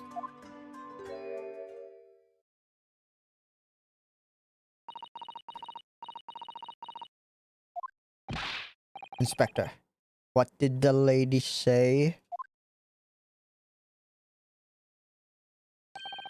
It would seem that it was Miss Brett who took the glass from the table. What? Is she poor? It was all so terrifying, everything that had happened. I panicked and thought I should try to hide the fact that I've been here at all. She's saying. Good gracious!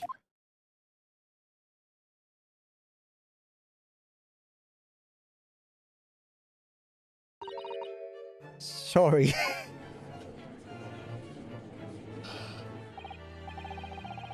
There, as I assured the court before, this is no consequence at all. Oh, please. We must remember that this student had just murdered this lady's luncheon companion before her very eyes. Who could blame her for concealing a glass or 2 in her state of disarray? That's absurd. Oh, really? So do we take it that you are now going to accuse this vulnerable, young, and beautiful woman of mischief? What?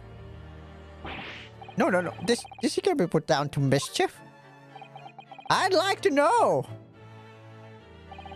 exactly how the lady took the glass from the scene.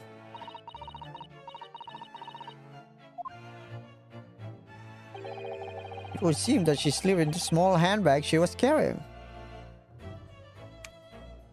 There we have it. A handbag, you say?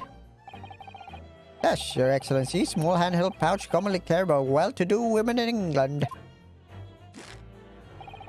So, the beautiful lady has very graciously explained how and why she removed the glass from the scene now.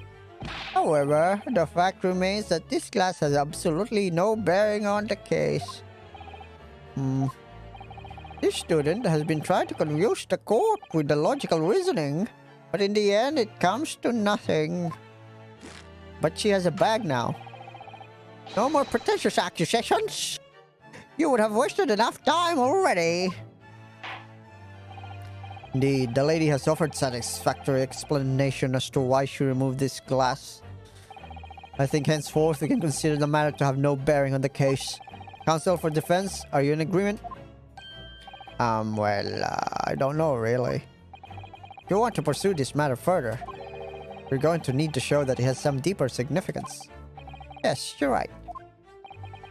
She took the glass away in her handbag.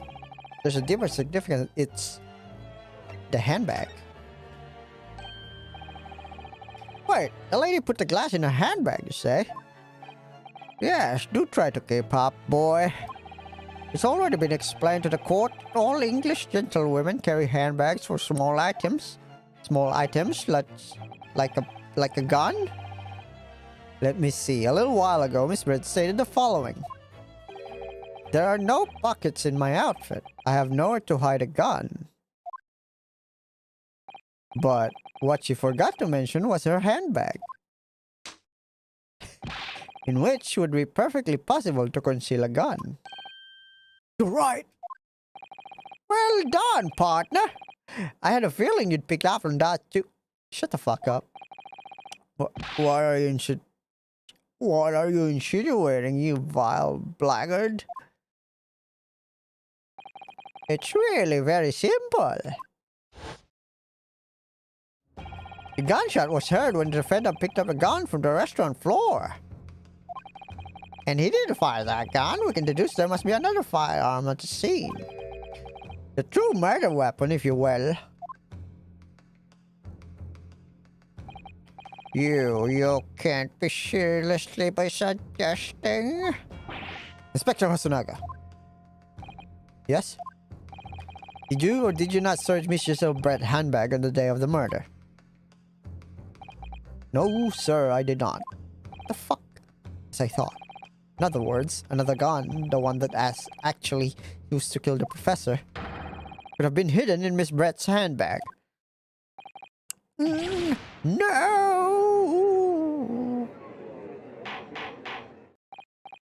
Order. Order? Order.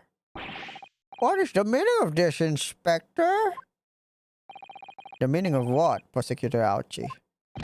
Why on earth did you not have the lady open her handbag and show the contents at the time? Thanks to your bungling incompetence, now she has to endure these uncomfortable accusations. Brilliant work, partner. Now we have a chance to expose the real woman behind the mask. You think so, Kazuma?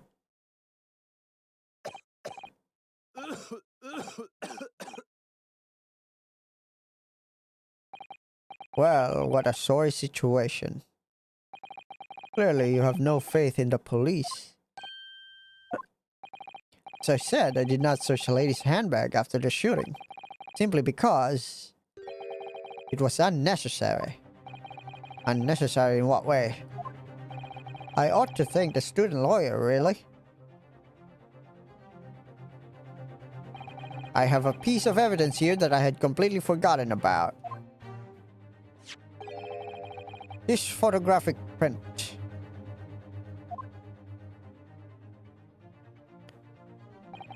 This print is a photograph that I thought would be prudent to take immediately after the shooting. Wait, what's this? Can you see my mouse? It's on the wrist.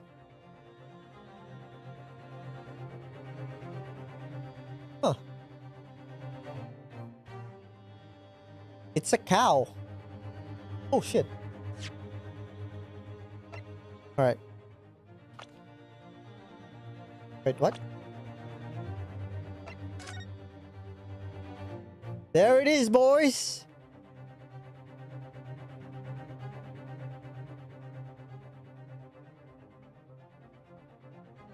Alright, so he's the one eating it then.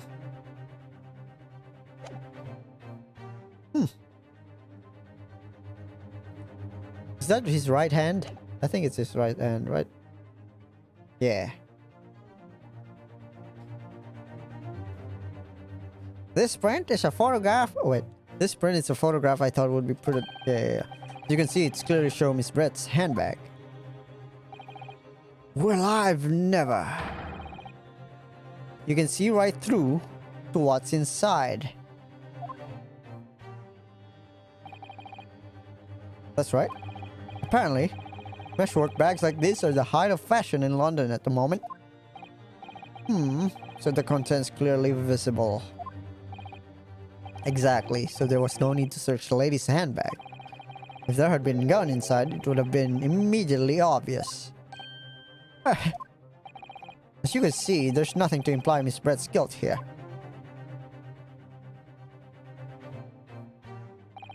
Thank you for helping me prove that, Arhoda-san.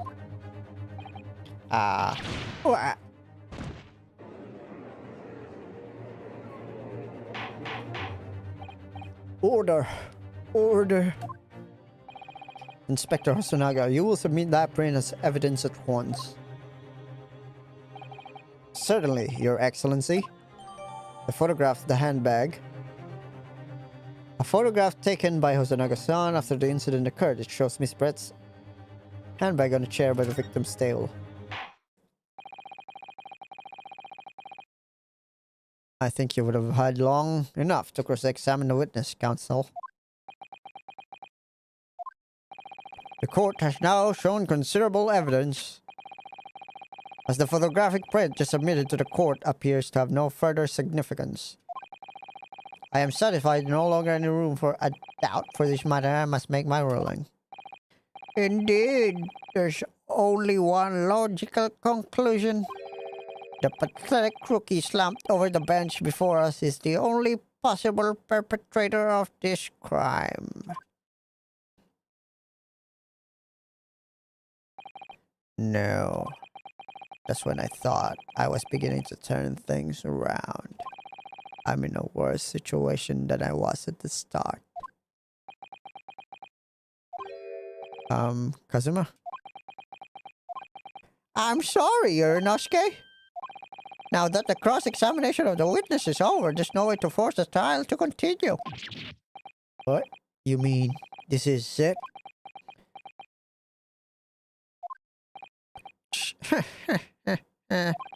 I must say, you put up quite a fight for a rookie student. But the weak are meat while the strong eat. You are wasting your time. There's no way to defeat true justice. The fact that you can chew on your heart's content from the inside of your cell. This can't be happening. Am I really going to be found guilty of a crime I didn't commit? And Kazuma, his dream of going to study in Great Britain will slip through his fingers. Kazuma, what? Is there really no chance of now turning this trial around? You heard the judge. There's nothing about the last photograph the detective produced that we can contest. Which means there's no basis on we can argue for the trial to continue. Kikona.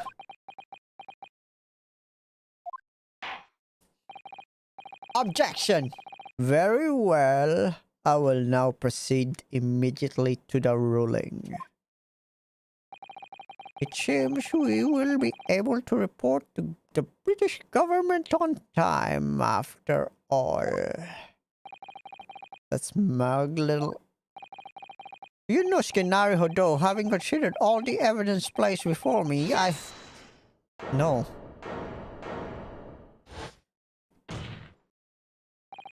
Wait, Your Excellency. Yunosuke. I don't think you can rule on this case yet. Objection! This amateurishness is getting tedious. When His Excellency deems the trial is over, he gives his ruling. That is the most basic protocol of the courtroom. Yes! Your Excellency, just a moment ago, she said this. As the photographic print you submitted appears to have no further significance, there is no longer any room for doubt this matter, and I must make my ruling. Yes, that's your voice. Now, that means if there was a problem with the evidence, some significant detail, I mean, then ruling on the case at this time would be out of the question. Objection! This is blatant straw clutching. Look at this picture print. All it shows is the handbag of the gentlewoman was carrying the day in question. There can be no problem with this evidence. False. You better know what you're doing, Ryunosuke. I understand your objection, counsel.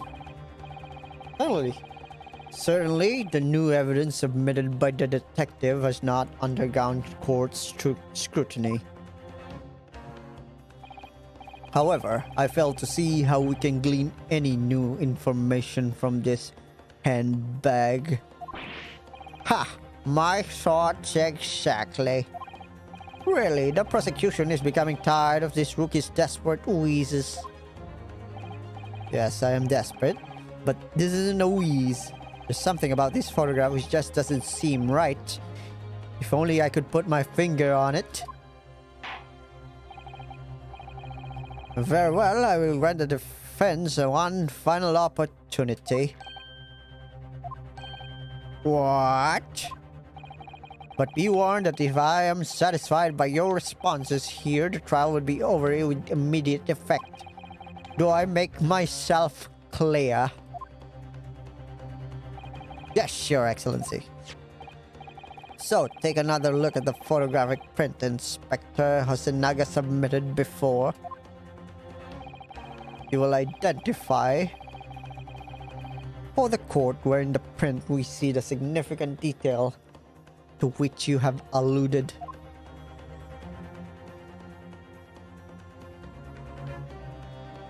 Yes! Look at this, here. There's a very unusual mark on the victim's wrist. That is true. It looks almost like a burn of some description. Objection! Dear me, I was wondering what new piffle would come out with. A burn, you say, on the victim's wrist? Clearly that has nothing whatsoever to do with the magnificent lady's handbag. Yes, that is a burn mark, you're right. Go on, Inspector. The police coroner also noticed it when he was performing the post-mortem examination. It was deemed unrelated to the cause of death, so he didn't notice in his report. What did I tell you? In any case, we have no idea when the victim suffered this burn, do we? Yes, we do. And no possible way of knowing either. The more I look at it, the more I find myself intrigued by the curious shape of this mark. However, as Prosecutor Ouchie points out, unless a firm connection to the case can be shown, I cannot allow any further time to be spent on the precise details of this burn.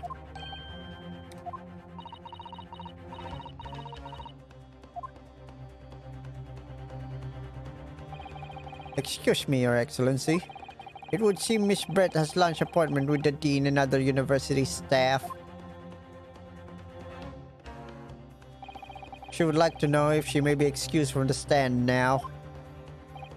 Oh, of course, my dear lady. We shan't hold you up any longer. I'm quite sure His Excellency is about to give his final ruling anyway. What's your thinking on this, Yunosuke? Do you believe this burn does have something to do with the case? To be honest, I'm not really sure. But if I don't keep pushing, then it's all over. So I was thinking I should keep digging and digging in the hope that I might uncover something useful. Yes, you're right. I am? If we can just link that burn to the case, if we can do that, we might be able to prise this shutting door back open again. Just give up, Counsel. You can't possibly hope to do that. Indeed. I'm afraid that without evidence, I cannot allow to pursue what is little more than conjecture. But if we had evidence? Evidence that irrefutably linked the burn to the victim's wrist to the case? Then would you allow it? I would, yes. To tell the truth, I hadn't noticed that burn. But as soon as you pointed it out, what I did notice was the color draining from Miss Brett's face. Really? I have to find some link between that burn and the case.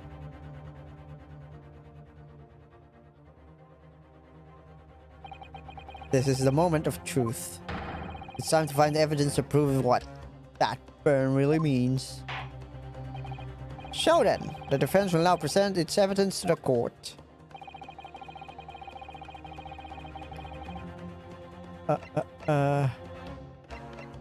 Yes! There we go. What's this, Counsel? Yet another print? Yes, Your Excellency. I believe the photographic prints are amazing invention. When we humans look at the scene, we miss things. But in the photograph, things we may have overlooked at the time are recorded forevermore. You hurry up, rookie. What are you trying to say? To inconvenience this poor lady any further would be quite inexcusable. Actually, we need you to stay with us a little longer if you don't mind, Miss Brett. You see, it's very clearly visible on this other photograph. How did the victim come to have this unusually shaped burn on his wrist? The reason is recorded here forevermore. What? How? Objection! You can't fool me with your little bluffs, boy. If that's your game, then let's see how it plays out. Show the court exactly what you mean. What is in this photograph to explain the reasons of victims burned?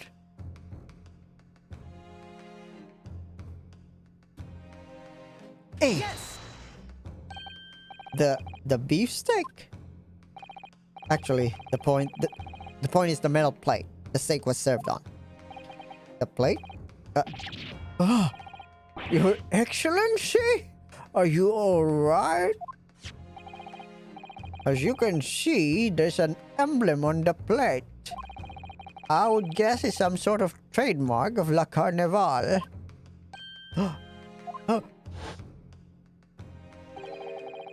This emblem on the plate and the victim's burn are exactly the same shape. I still have no idea how this helps us though.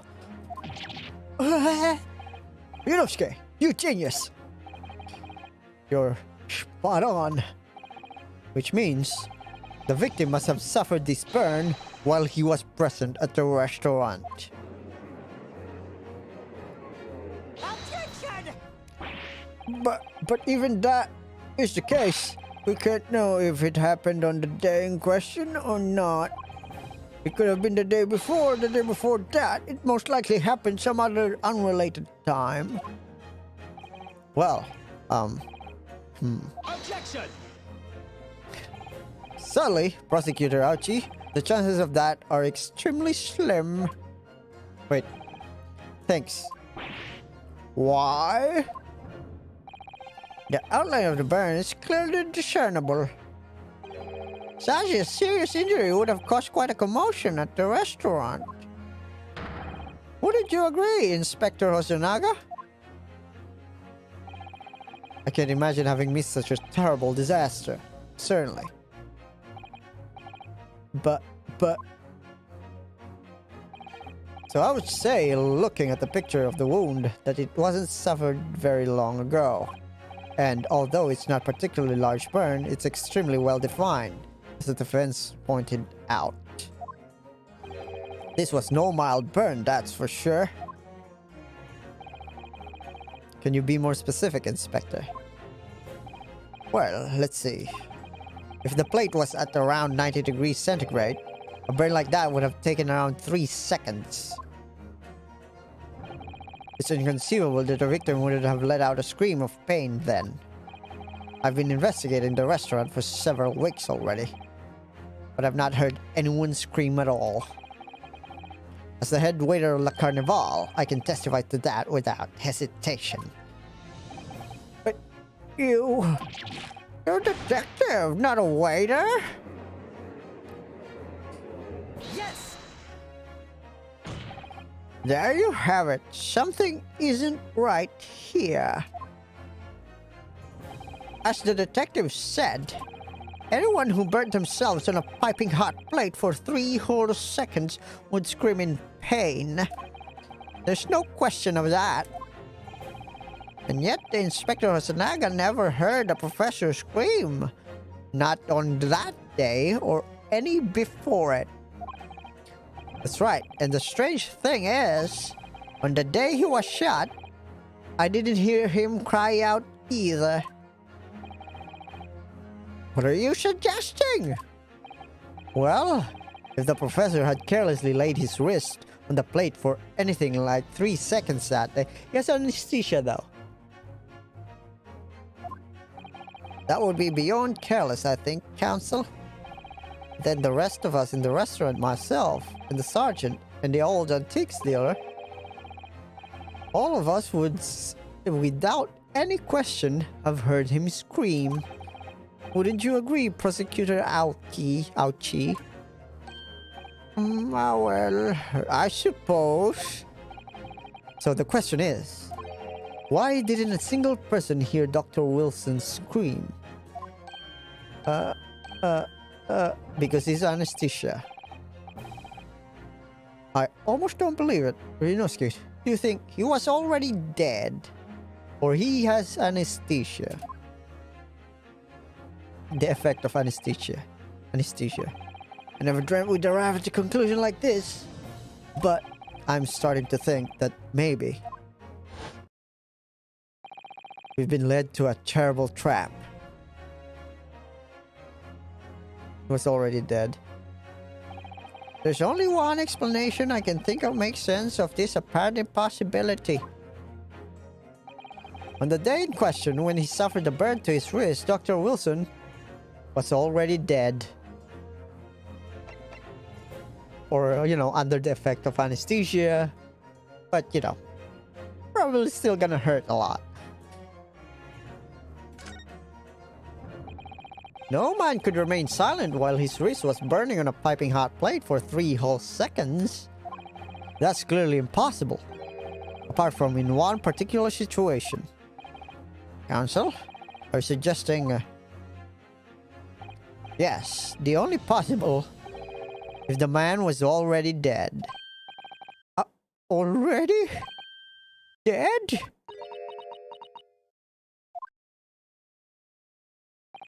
Knowing what we know now, it's the only possible explanation. When the beefsteak was brought to Dr. Wilson's stable that day, the professor was already dead. That's madness! Order? Order, please. Counsel, explain this absurd notion at once. The victim was killed by a gunshot. It's hemorrhage, right?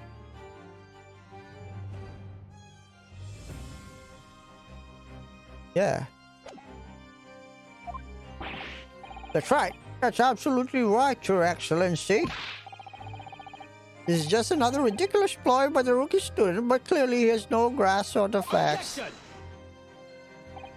No, Prosecutor Ouchie!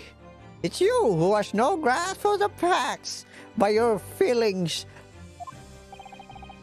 I beg your pardon? As soon as it became apparent that the victim had suffered the burn while at the restaurant, this whole case was turned upside down. Or have you not grasped that yet?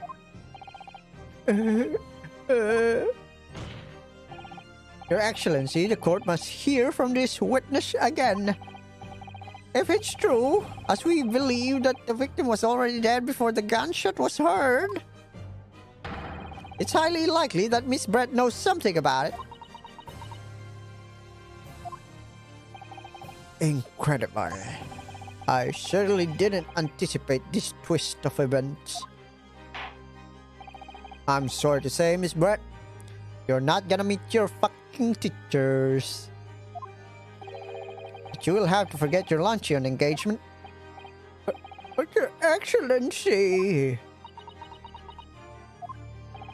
The justice system in our country may be in its infancy, but to rest assured, all reasonable doubt must be dispelled before I am prepared to pass judgment. Thank you, Your Excellency.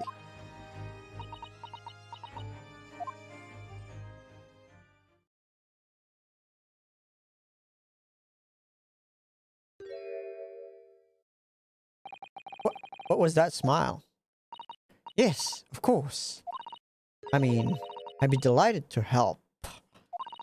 Especially if it helps relations between my country and yours. Miss Brett? You speak Japanese? She's just a bitch then. Well, of course I do. I am studying in your country after all. But then why have you been speaking through an interpreter until now? My mother tongue, the Queen's English, is the most refined and elegant language in the world. Okay. Okay. As a gentlewoman, I try to avoid speaking in your vulgar tones as much as possible. Well, that's racist. But it seems the men in this land possess none of the chivalrous virtues of English gentlemen. So I can see that I shall have to lower myself to communicating with you all on your own level. Oh, well. You're the epitome of a true English gentlewoman. We are truly honored by this lavish consideration you so graciously afford us. I see. In that case, Miss Brett, I will now ask you to testify with your own words about the events leading up to the death of the victim, Dr. Wilson.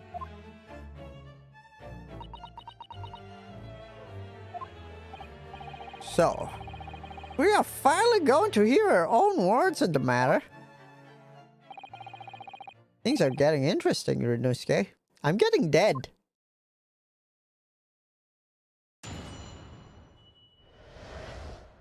The victim's death. Unfortunately, I have no idea when the poor man burnt his wrist like that.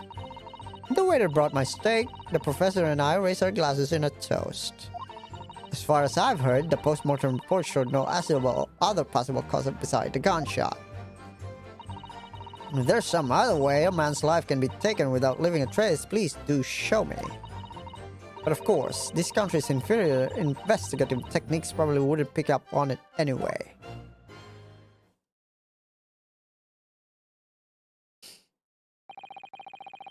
That most captivating and beautiful testimony will go down in Supreme Court's history. Thank you. Easy does it. I hope that is the last time I will have to sully my lips with the coarse tones of your unbecoming tongue. Oh, forgive me. I do hope I haven't insulted anyone. No offense. Okay. Not at all. Not at all. It is a delight merely to hear you speak, dear lady. And it seems very clear from your testimony that this boorish talk of the victim's burn is utterly irrelevant. I will be speaking to your country's Minister of Justice about what has happened here today. The Minister of Justice? May that irritating little bully of a student be given the harshest punishment possible. What the fuck? Amen. Huh? Thanks?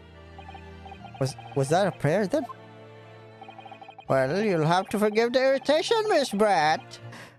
And put up with a cross-examination now. I expect you have noticed this little bully of a student, as you put it. Doesn't miss much.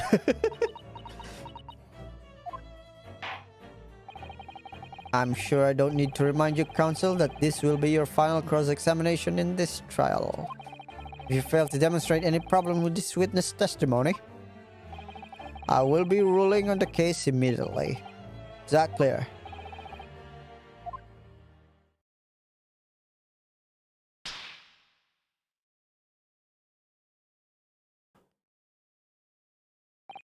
Yes, Your Excellency. Then you may proceed with the cross-examination.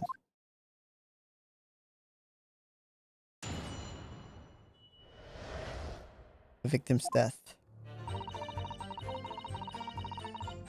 Yes!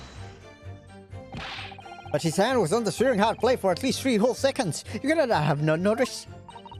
You think so? Let me ask you something. Sorry?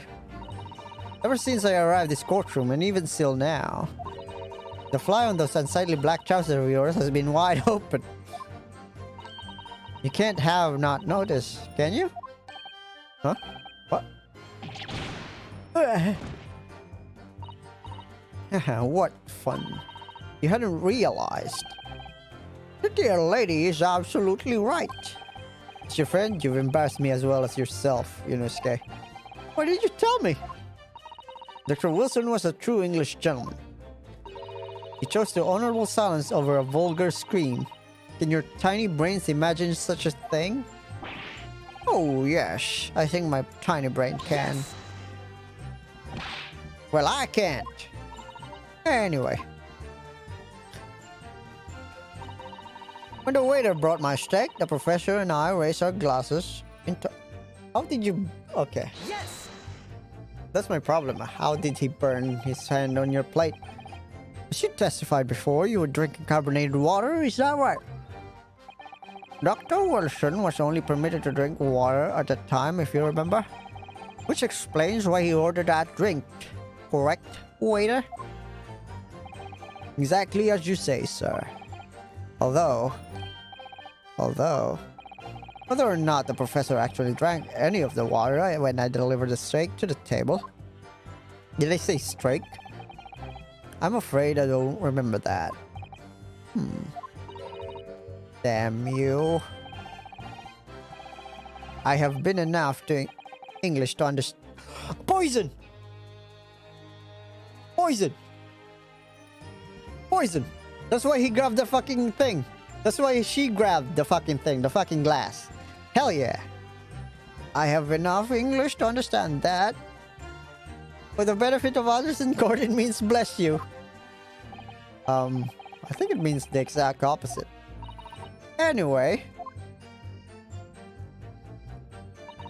As far as I've heard, post-mortem reports showed no other possible death beside gunshot. Yes! Yes, it's written here in the paperwork. Fatal hemorrhage from ballistic trauma. Yes.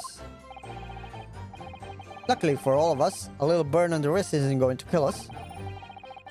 There were no other sign of trauma on the victim's body to indicate some other cause of death. It can only have been the bullet from your gun that put an end to innocent man's life. I gotta stop doing the voices. It hurts my throat. But it doesn't make sense, but I keep doing it anyway. The burn must have happened straight away when the plate was first brought to the table by the waiter. Yes, that's true. If it had cooled even slightly, it wouldn't have been able to make a burn like that. If the victim burnt his wrist on the hot plate as soon as it was brought from the kitchen, then he must have already been dead at that point.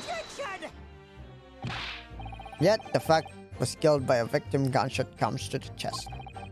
Until you're able to show the court to disprove that, it is a complete waste of time. I concur. Prosecutor Ouchie is right. Ow.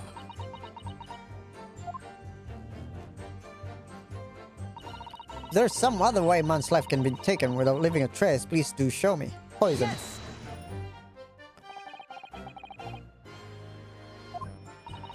If someone is shot, or strangled, or stabbed, or thrown from a height, however a person's life is taken, there are always telltale traces on the body. Quite right, dear lady. And as our police force has thoroughly examined the body of the deceased, there can be no doubt. Isn't that right, Inspector Hosonaga? As I've said, I've always aimed for a flawless investigation. There would be physical traces with all those causes of death, that's true. But maybe there's some other way of killing someone that doesn't leave a mark. If heaven forbid, you doubt me, young man. If you're going to have to tell everyone how exactly you think Professor did lose his life. Otherwise, I'm afraid your argument falls rather flat, doesn't it? Oh no, perish the thought, calling such a sweet young lady's innocence into question. On my honor, I, Taketsuchi Ouchi, will cut down any who dare cast aspersions. A way of killing someone that leaves no trace. We need some evidence to back us up here. Yes, evidence.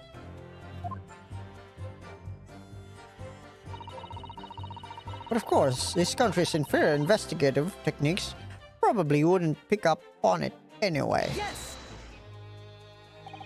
Inferior? What do you mean by that? The lands of the Great British Empire, the police store everything found at the crime scene for later examination. But in this country, you investigate at once and that's the end of it.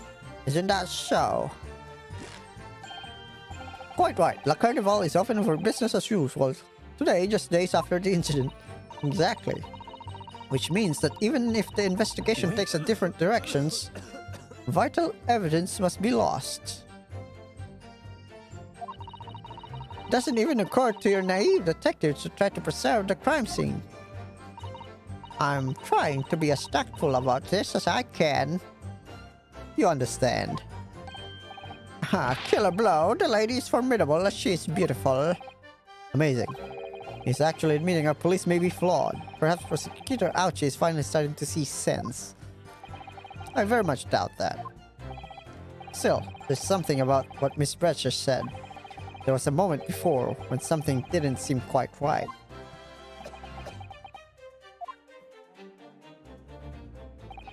What do you think, Yunosuke?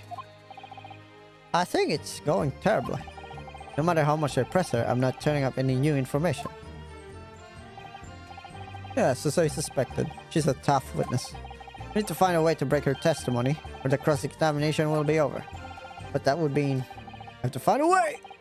There must be some clue somewhere to help us find a chink in her armor. Kazuma. What, Ryunosuke? There's one thing I noticed. Something that's been bothering me. Bothering you? I mean, about Miss Brett? Actually, no. Did this guy get poisoned away? About the person standing next to her, Inspector Hosonaga. The detective? Yes, he seemed to react a little strangely to Miss Brett's last statement. I was wondering it might be significant. It might be present. An opening, maybe. Alright, I have an idea. Try pressing her on that last statement one more time. I should think so, but this time, instead of targeting the woman herself, let's see what we can get out of the detective. Alright, then. I wonder what Kazuma's thinking. I'll find out soon enough, I suppose. Once I press Miss Red on her last statement again.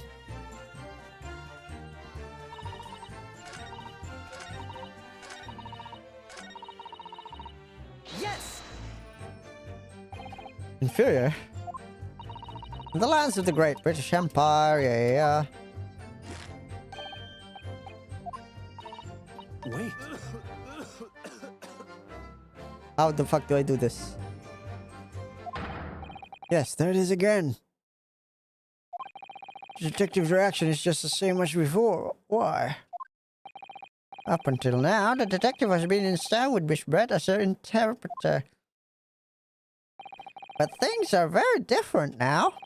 For this testimony, the detective is just listening to what the English woman has to say.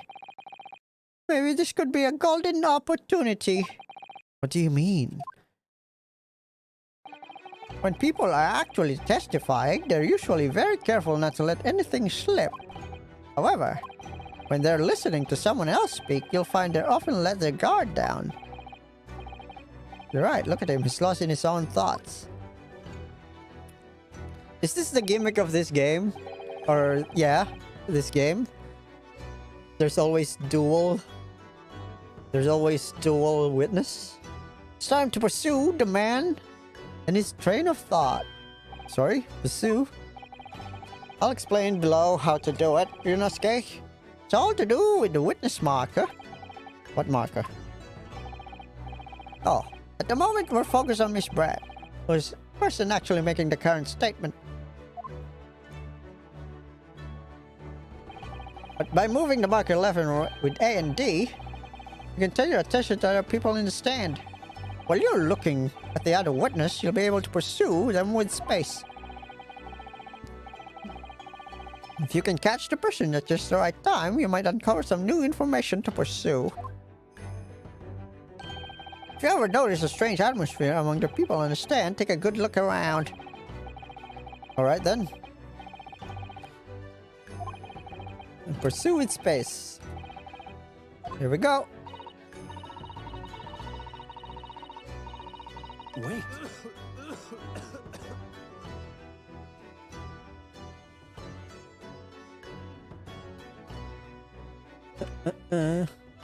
Excuse me. Excuse me. Yeah, what the? What's the meaning of this?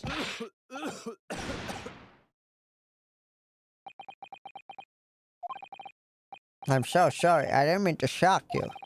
He really was lost in his thoughts. Deeply. It looked like you were thinking something just now, Inspector. Perhaps having heard the lady next to you had to say? If there's something you'd like to say, please. Share it with the court. Objection! What is the meaning of this? It's the delightful English woman who's testifying at the moment. If you can't find fault with her testimony, then the cross-examination should be over immediately. Oh, is that how it works? Absolutely not. The detective is in the stand, which makes him a valid witness. Yes, not to mention the fact that he's intimately involved in the case.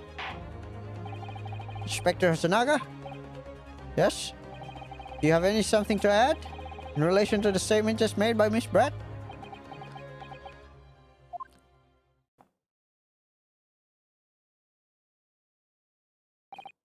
Well, yes, if you don't mind. I would like to speak.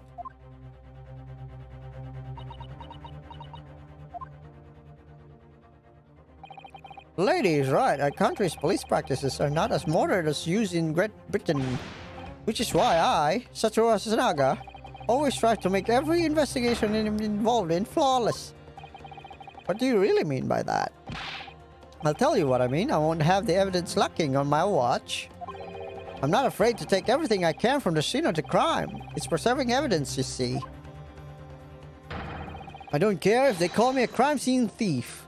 I'm not ashamed of what I've done. A crime scene thief. Well, it looks like the lady's remarks touched a nerve there. Take this, for example. This is a bottle of carbonated water that it took the victim's sample in the day in question. And yes, it lost all of its fizz, having been opened 3 days ago now. But it was carbonated water. I don't care what anyone says. Yes. There's something left in the bottle. I can see it. One day, our police force will be among the best in the world. The time is coming. I guarantee it. Did you drink it, you fucking moron? I can't say I condone a witness's action, but I do understand the sentiment. The court will accept the bottle of water as evidence.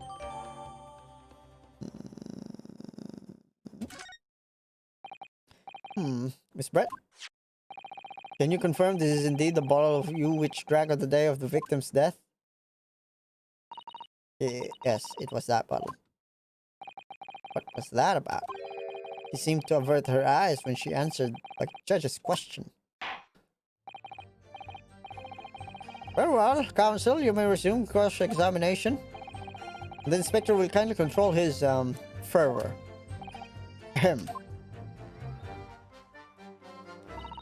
Fortunately, I have no idea when the poor man burned his wrist like that. The waiter brought my steak, the professor and I... Wait. Yes!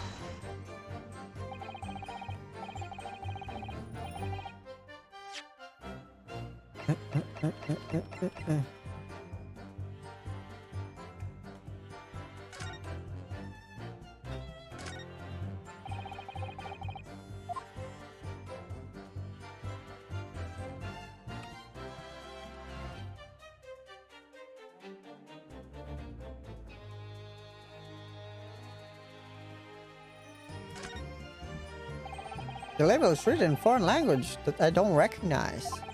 You know what it says, Kazuma? Hell yeah, it's French. There must be very expensive water.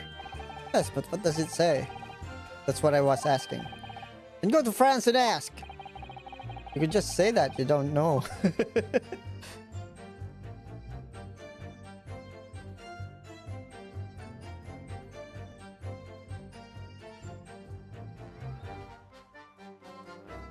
Okay, there's nothing here.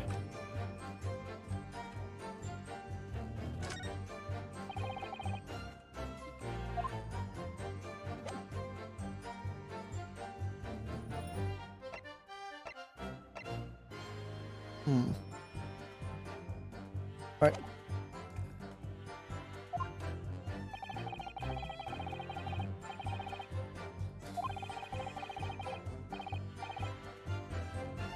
Oh shit. Is this new?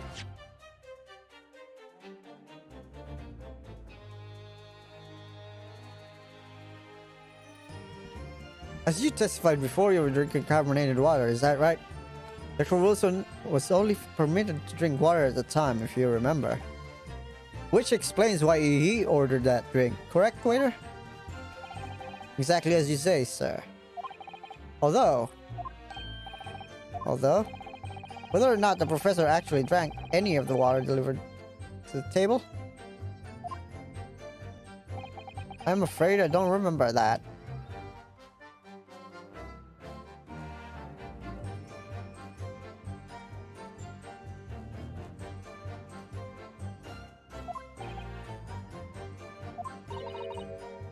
Damn you.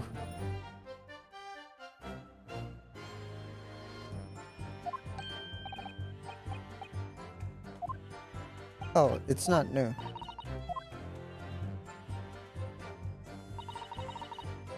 Hmm.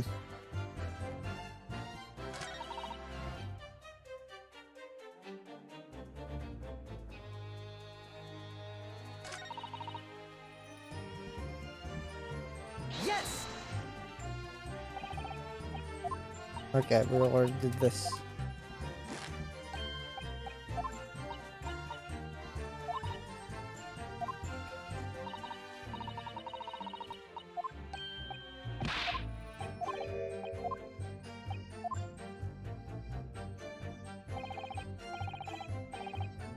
New evidence. Excellent work, Chernosky. I never even thought of pursuing another witness over the current witness's statement. That was a great idea of yours, Kazuma. Well, it was all thanks to you noticing the detective had reacted strangely to what Lady said. I'd never have guessed he had all that bubbling away under the surface. To be honest, you keep surprising me at every turn. Sorry? Oh, never mind. So we know that Dr. Wilson was killed around the time the steak was brought to his table. By some means that left no physical trace on his body. If we could just demonstrate how it was done. Well, I do have one idea about that, about how the professor was killed. Maybe I should just present the evidence and see what happens. Okay.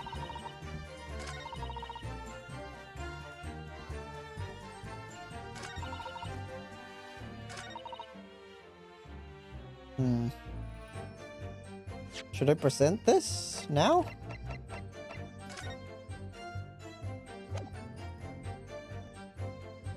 Yes! I was right. What is this? The bottle of water? Actually, there's one method of killing a man without leaving a trace that comes to mind. Obviously, I'm referring to poison. Poison? On the day of his death, we know that Dr. Wilson drank from this bottle of carbonated water. Could it be that there was a poison inside? Could it be that the professor actually died after taking a sip from his glass?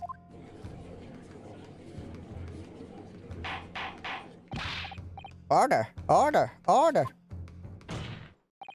And on that day, who was sitting at the same table as the professor to able slip the poison into his drink?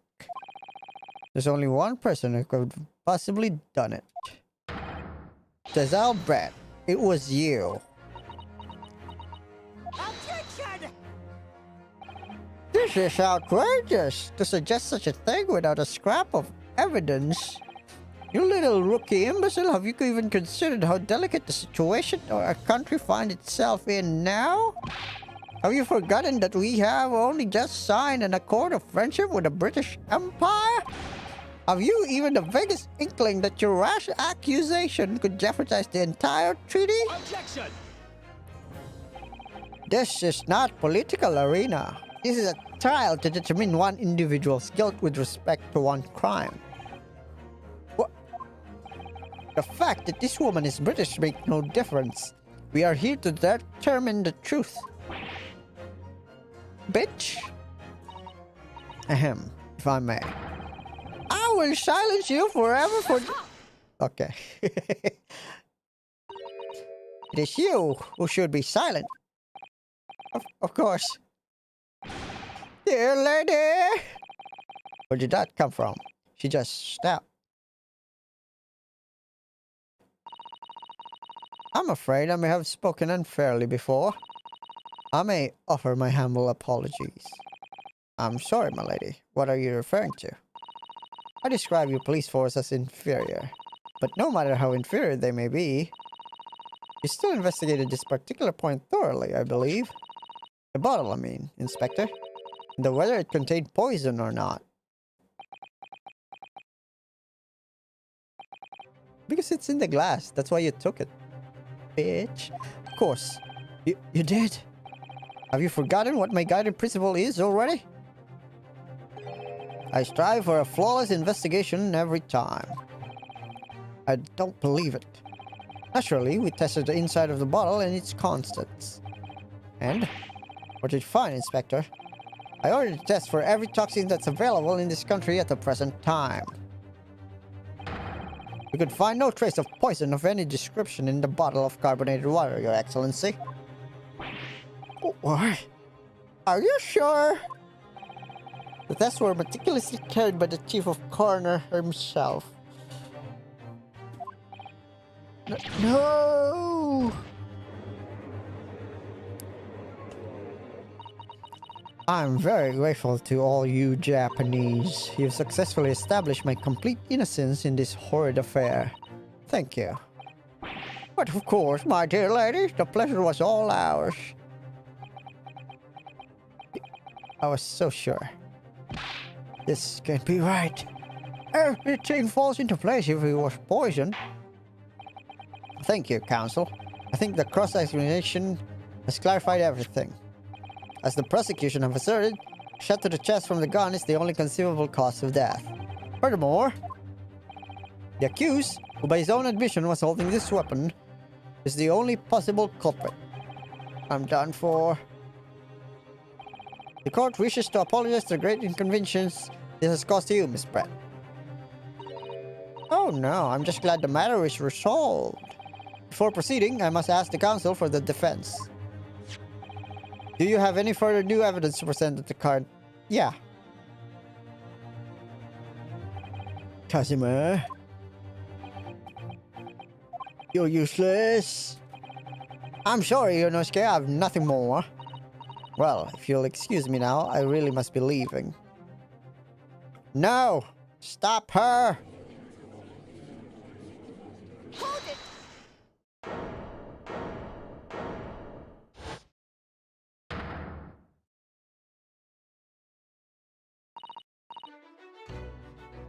Please wait. Okay, I'm gonna stop doing that. Isn't that... What is the meaning of this?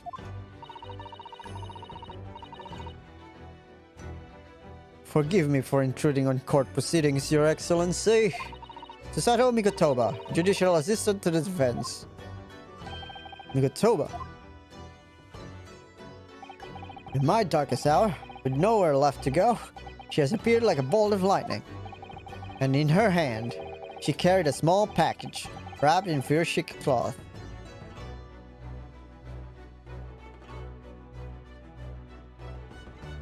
What?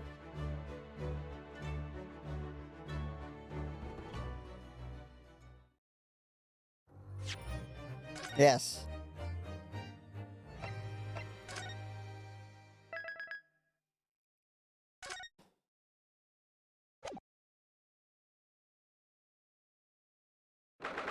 November, 1:14 p.m. Supreme Court of Judicature, Courtroom 2.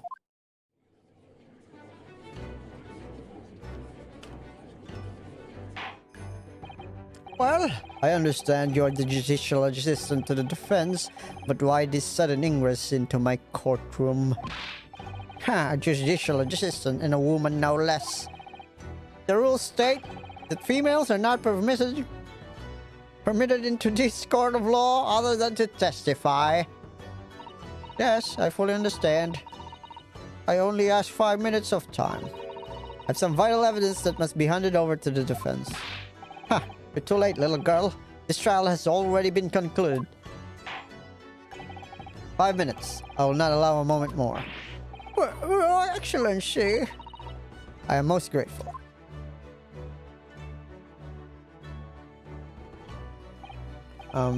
Exactly are you?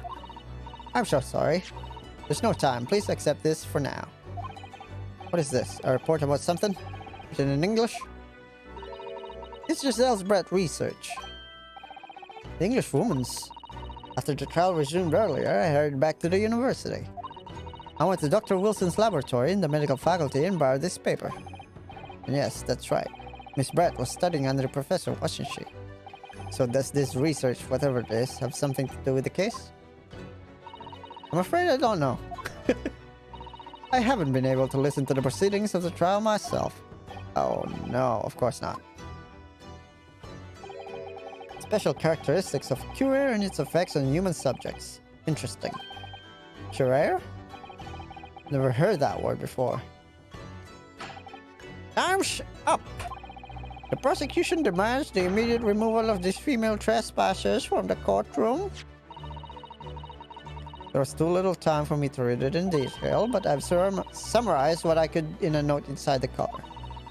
If you think it could be valuable, please cast your eye over it. This is wonderful, thank you. Unknown poison, okay. Goodbye then, and good luck. She teleported. Wait. Where is it? A poison made from the bark of trees in the jungle of South America, the hunters of the region have used its ancient times to incapacitate their prey. Instant paralysis of the entire body subsequent death, even in minute doses. Route of entry. The above mentioned of poison through a wound, such as inflicted by a blowpipe dart. Due to its ability to render the human body paralytic, it's believed the toxin can have application as an anesthetic. However, a solution for the respiratory arrest called the result of full body paralysis must be found first, or patient will die from suffocation.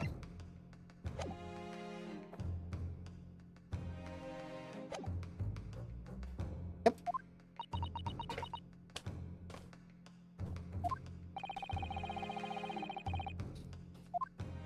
Oh shit, I didn't read that.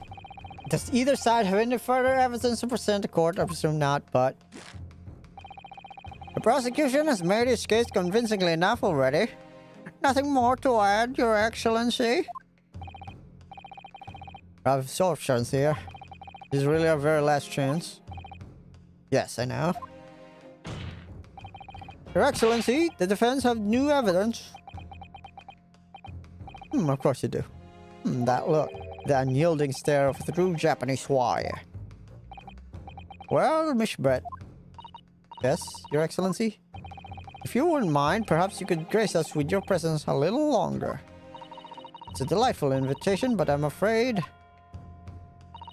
it's not so very long until tea time. I have to politely decline. Forgive me, Miss Brett. It seems I wasn't clear. I realize it was phrased as a question. However, I must ask you to treat that as an order. Got him. Said it many times before, but the Japanese language makes no sense. My apologies, dear lady. So, counsel. What is this new evidence demands the court's attention? Yes! Miss Giselle Brett. I understand you were studying under Dr. Wilson at the Humanity University doing research. Research, by sheer coincidence, perhaps? Into a deadly poison? What? Poison?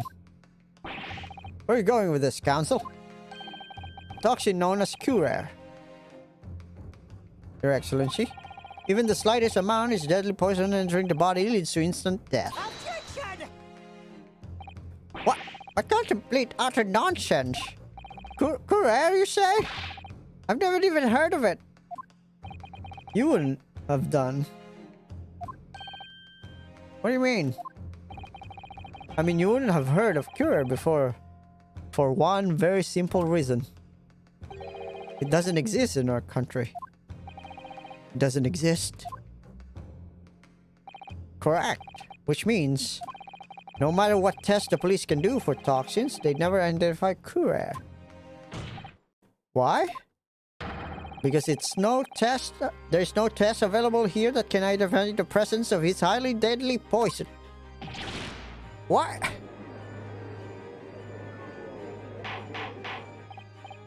Order! Order!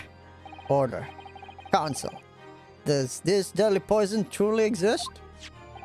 According to this report, authored by the visiting research student from England, Cure has long been used by the tribespeople of South America as a poison to lace their arrows. It seems that it's reasonably well known among European doctors and scientists. To lace their arrows? The report says that it's produced from the extract of a tree that grows deep in the Amazonian jungle, and it was first brought back to Europe at the turn of the century by explorers. It claims that animals shot by the arrow laced with the cure suffer instant death. Doesn't that about sum it up, Miss Brett? Objection! Trumpery! These aspersions are utter trumpery. To start with, a victim had been administered some of this so-called poison. He would have been squirming and writhing in pain, and the other diners would have surely noticed. That's true. What do you say to that, Inspector?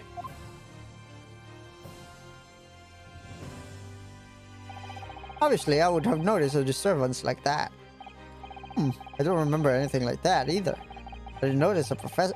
Dude, you literally read the paralysis. According to this, however, the other way around. What do you mean, the other way around? The very fact that the victim didn't show any visible signs of distress is evidence that cure was used. Explain yourself, Counsel. The moment this toxin enters a person's systems, it causes instant paralysis. In other words, afflicted victims lose all strength and are completely unable to move. Even if they were in total agony, there would be no visible signs of pain at all. Oh, terrible. Obviously, if a man lost all strength in his muscles, he'd collapse on the floor. But with a chair under him for support, as Dr. Wilson did, the effects could largely unnoticed. But I don't follow, Kazuma. That's just paralysis. I thought the poison caused instant death. The full explanation is extremely unpleasant. The poison causes immediate paralysis, as I said, leaving the victim unable to move. But after a short time, the paralysis is so severe it causes the muscle of the control respiration to fail. Breathing, man. In other words, the actual cause of death is suffocation. And all the while, the victim is conscious and aware, just unable to move. That's hideous. To the observer, it would look like his own victim was slipping fistfully in an endless sleep. But for the victim himself, his final moments would be a living hell. That is the true nature of this deadly cure poison.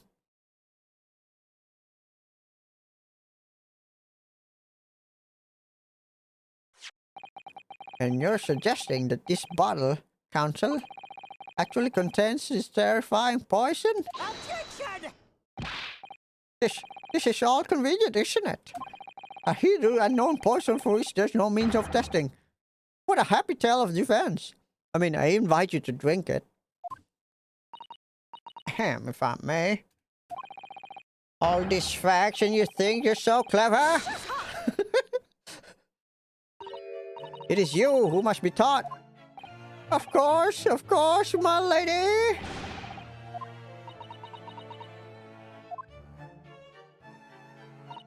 So, this is how you Japanese behave, is it? What? You steal another son's hard work and then announce the result as if you discovered them? I'm appalled. What loathsome act? Well, Miss Brett, the feeling is mutual. Whatever do you mean? Capitalizing on unfortunate circumstances of an innocent man to frame him for heinous crime. That really is a loathsome act.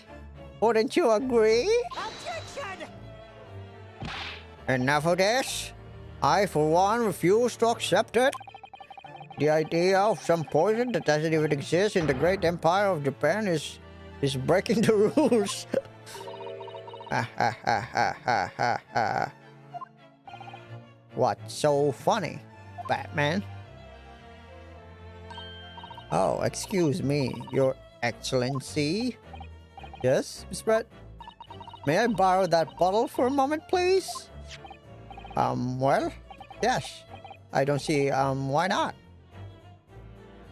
She's gonna drink it.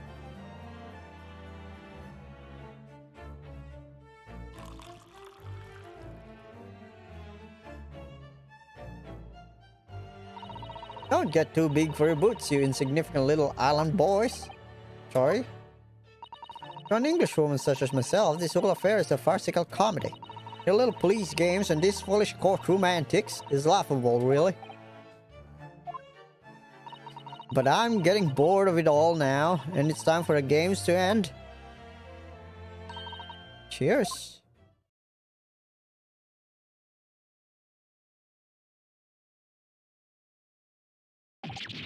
Wait, what are you doing?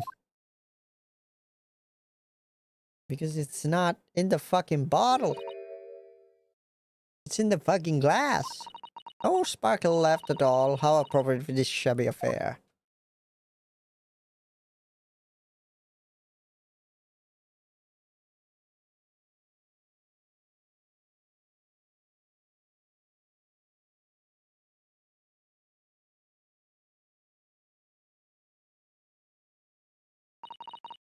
Goodness. Whatever is the matter? You all look quite stunned. So, no cure. The bottle was clean. Is that what you're saying? You look quite incredulous, little boy.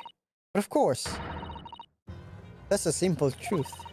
Thank you for presenting the findings of my research so concisely here in this grand venue, most kind. Yeah. Thank you, waiter. Now then, Your Excellency. Yes, Miss Brett. I should like to be excused now, please. I think I've given more than enough of my time for the furtherance of friendship between our countries. Ah, yes, dear lady. We are most gratified with all the assistance you have given. Dude! It's in the glass! This doesn't make any sense. There had to be poison in that bottle. So how did she... How did she swallow a whole glass and live to tell the tale? I don't understand it. Well, I suppose if nothing else, this little fire is a shroud. Will make for an interesting conversation at the next party I attend in London.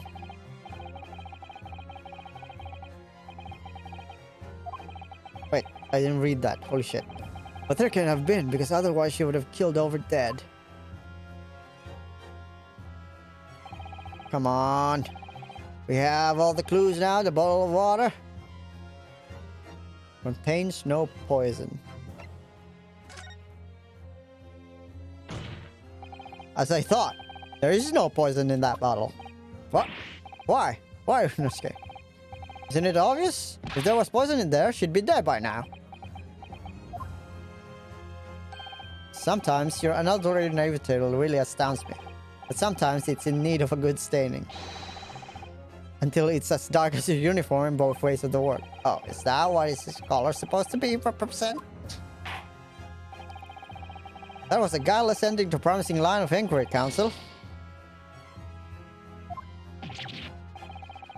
Wait.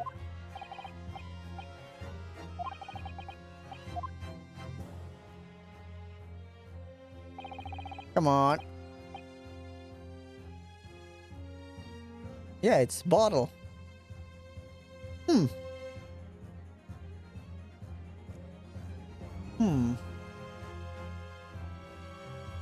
It could be antidote. Okay, contains poison then. The culprit did put cure poison into Dr. Wilson's carbonated water. Defense refuses to change its position. You're serious? Objection! Fool! Are you blind? There's no possible way that bottle could contain poison. I mean, we just saw Miss Brett drinking the water from it. That's right. I mean, there could be an antidote. Why did she take the glass?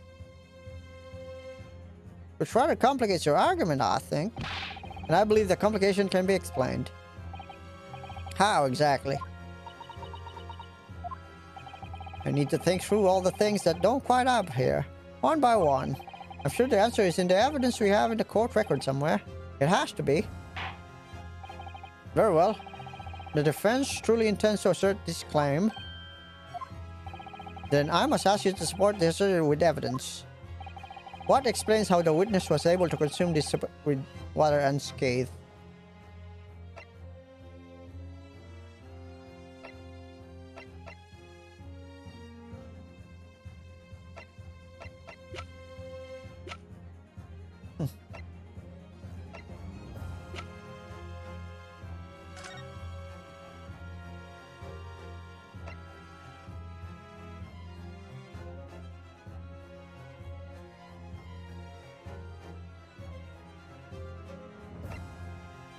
Oh, it cannot be drank.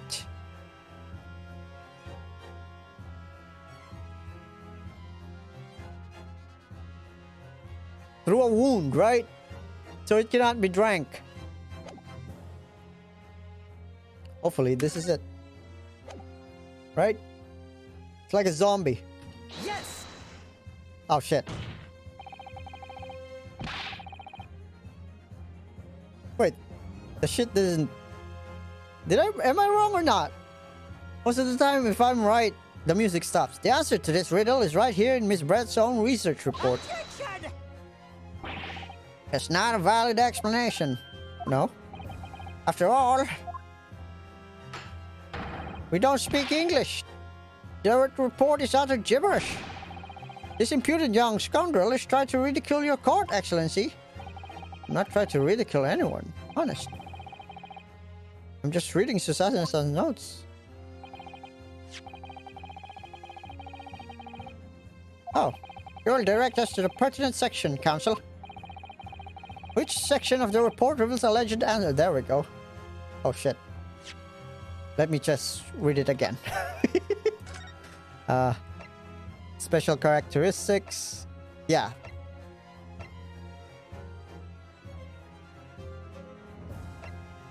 Yeah, it's special characteristics.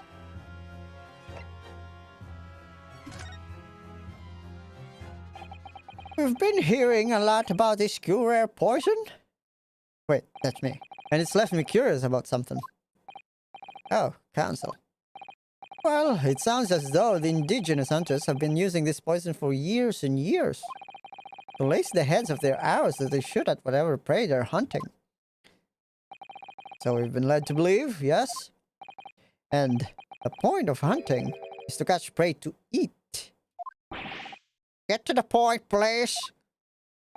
But if they were to use these lace arrows, doesn't that mean there would be traces of poison left in the prey the hunters were going to eat? Yes, good point. So surely the hunters wouldn't want to eat their prey, wouldn't they? Because then they would be eating poison.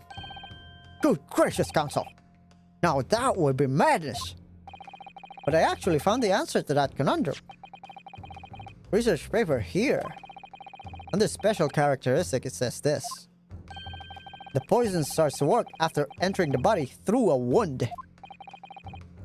Through a wound, you say? I see, that makes sense. Oh, I get it now. Jesus fucking Christ. Because his teeth just got removed. So when he drank it, the poison entered the fucking teeth.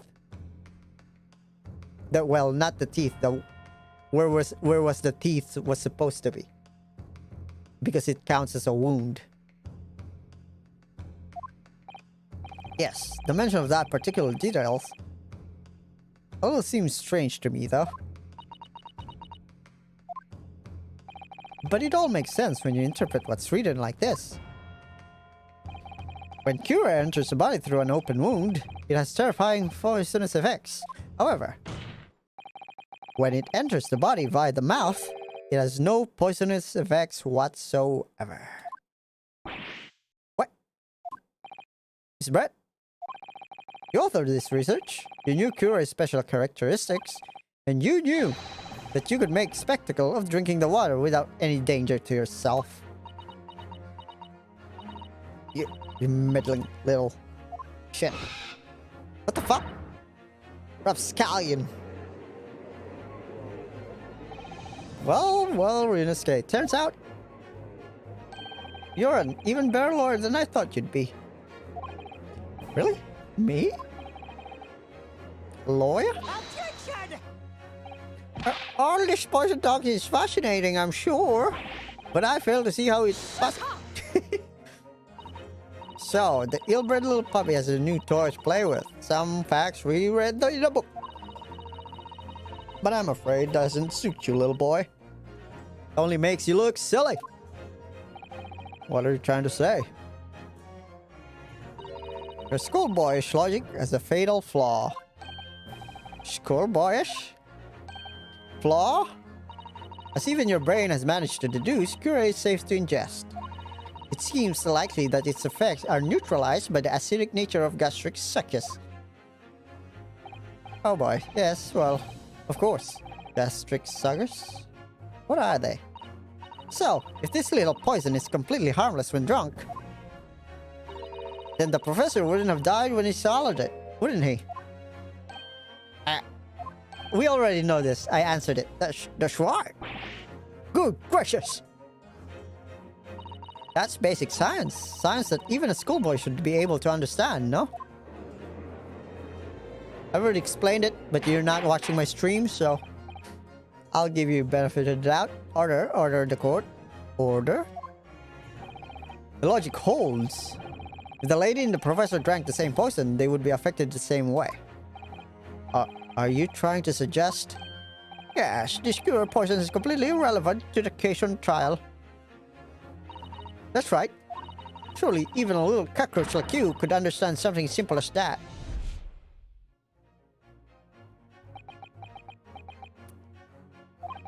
What is this welling up inside me? I've never felt like this before. It's a sort of conviction to break down all the discrepancies. It's so intense. Is this the minigame?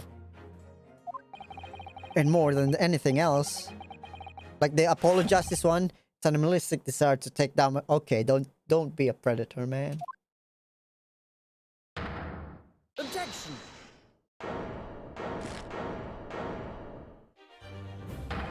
I don't think so, Miss Jezebel Brett. How dare you use that tone with me? You know very well that there is one fatal flaw here. You know exactly why, even though both of you and the victim swallowed the same poison. You are alive, but Dr. Wilson is dead. Counsel, I'm sure I don't need to remind you, you must provide compelling evidence. As we know now that this poison completely harmless when ingested.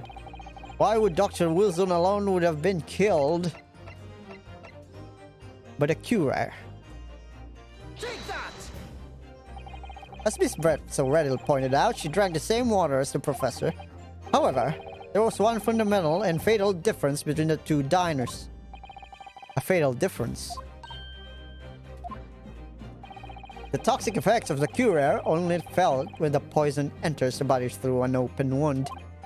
So, for a healthy person with no injuries, drinking it is completely harmless. But what if there was a wound inside the mouth of the person drinking the poisoned water? Inside?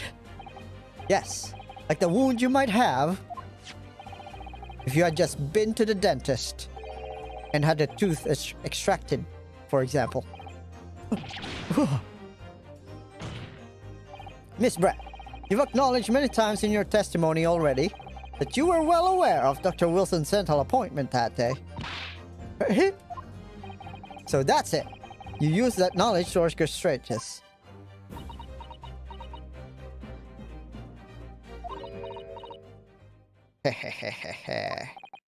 Is she laughing? I don't like to repeat myself, but honestly I can't resist. But these childish courtroom games and your half-baked arguments are so puerile. What do you mean? Don't worry, little schoolboy. You'll find out soon enough.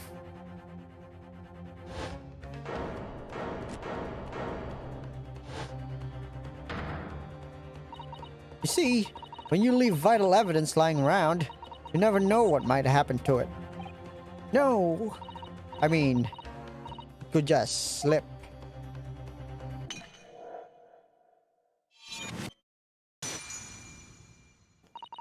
Oh dear, how careless of me. I'm afraid some crucial evidence may have just been tragically destroyed. No! What just happened, Englishwoman? You just smashed the bottle and did the supreme roll. What a terrible blunder. Officer, what are we waiting for? Collect as much of the water from as possible at once. You're wasting our time. This delightful carpet under my feet is a gift. What? This delightful carpet under my feet here was a gift from the British Empire. I assure you, it will soak up the water beautifully. You have neither the technology nor the presence of mind to recover it. How could you? You won't get away with us. You can thump the bench and shout as much as you like, little boy. But I'm afraid that we'll never know, will we? There's really a poison in that bottle or not. Shoot the glass! And let us not forget, we still have some very compelling evidence left intact. Isn't that right, counsel for the prosecution? Oh, of course, of course. Of course, you're referring to this photographic print, presume, pretty dear lady. That's right. And really, looking at this photograph, it's as clear as day, isn't it? The poor professor was sitting with his back to me. So of course, the only person who could have just shot him from the front is a little schoolboy. Now, you killed the victim that day using courier. And then, in order to frame Yunosuke for the crime,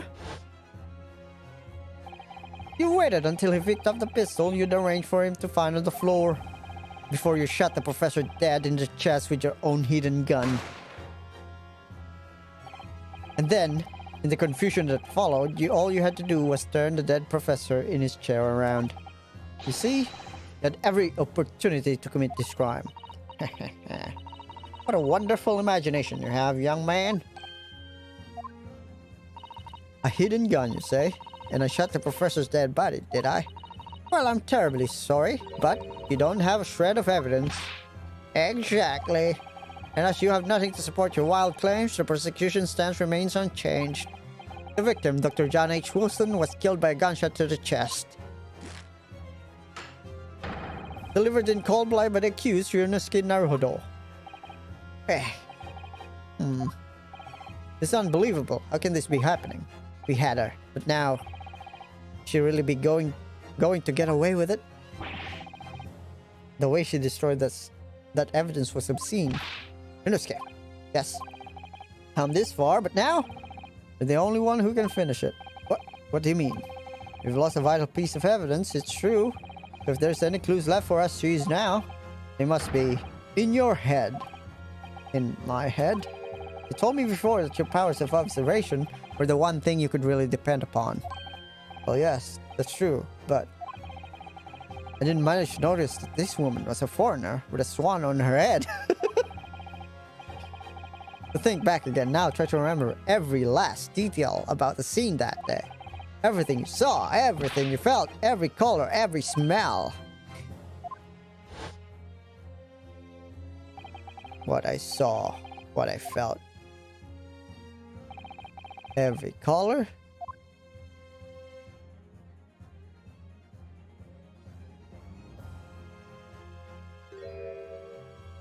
What?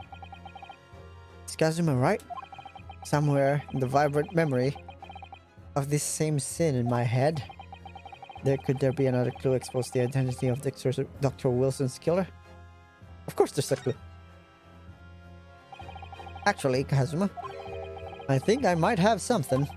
Thinking back over everything I saw, I think I might have cover another clue. Haha. You always have something up your sleeve, don't you, Yunosuke? Come on then. Let's wipe the small off that English woman's face with some evidence. Alright. I can't wait. It's been niggling me for a while that something feels amiss in my memories of that day. Whatever it could be, whatever it is, could be the key to arriving at the truth about all of this.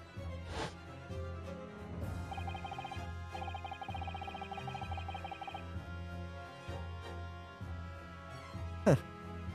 It's here somewhere. The clue that shows who Dr. Wilson's real killer must have been is. The blood? Or is it the glass? Probably the blood. But the thing is, it doesn't...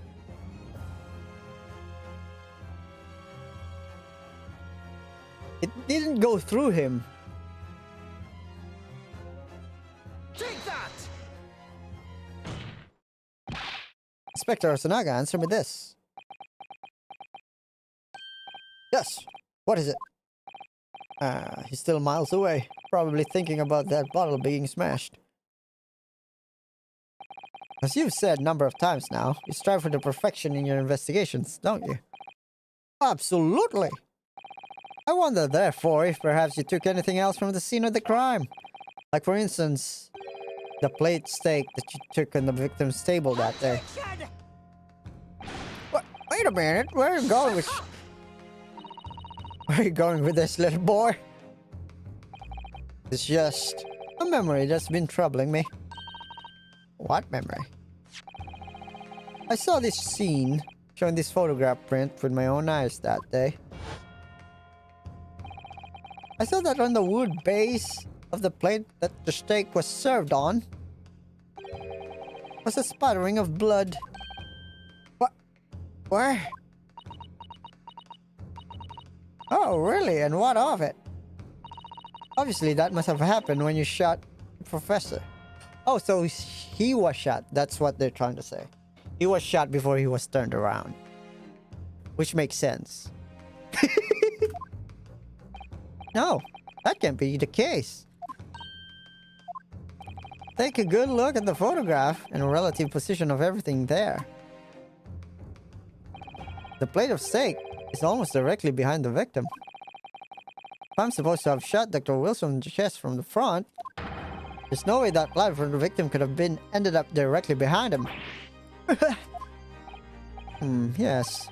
For blood to have made it onto the plate, it implies the plate was between them, the victim, and the shooter. Which means the shooter must have been sitting opposite the professor, as you were.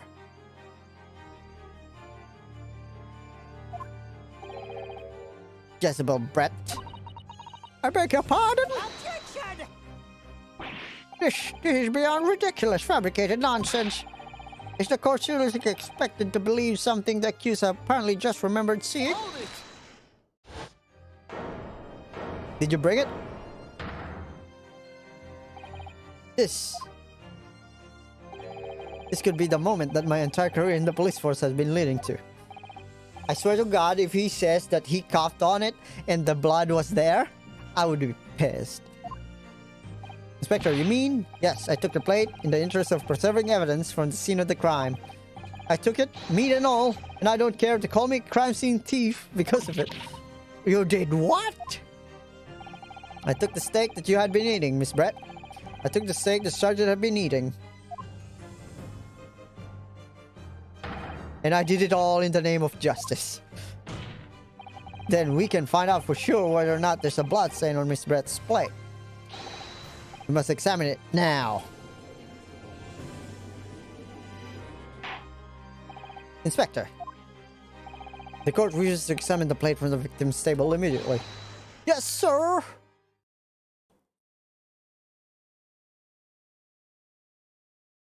Man, I want to eat steak now. Sorry for the delay. Here's what you ordered. The steak. Well, what about the blood? Is there blood on it? Of course there isn't. Quickly, Inspector. The blood, man. Show the court. Of course. Examine the plate at your own leisure. There was no blood. No. No blood. No blood anywhere. But no. It's not. Impossible. I know I saw it. I'm sure of it. Right there on the table. Behind the professor, there was blood on the side of the plate. Hehehe. What an unbecoming expression, little boy.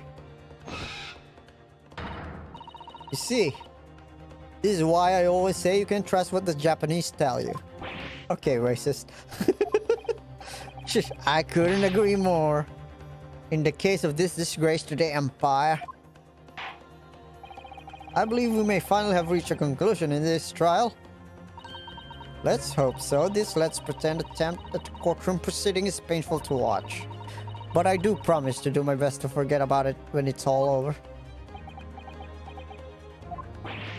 Ha! This sorry-looking steak reveals the facts all too clearly. If this sorry-looking accused wishes to examine again, be my guest.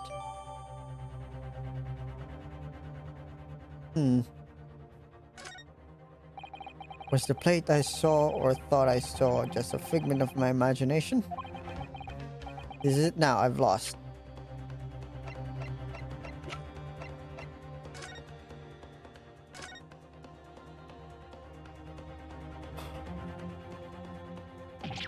Huh? What in the world is this? Oh shit, that's the thing. Hold on. From the old guy. So this is not the fucking steak. Jesus Christ, man. We told you to bring the steak of the fucking doctor. I think it's a carbon coin. The hallmark from the Hoya era, I believe. No, I don't mean what is it. I mean, what's it doing there? Wait, did you say it was a Hoya carbon? Yes. So apart from the meat juices, it looks to be in good condition. Imagine it's very valuable. This isn't the first time today there's been talk of the Hoya carbon. I've heard of pearls before, swine, but I've never heard of bullion in a bullion. Okay, dude. Fuck with the wordplay. And I don't think you ever will again. This is extraordinary, though. This means...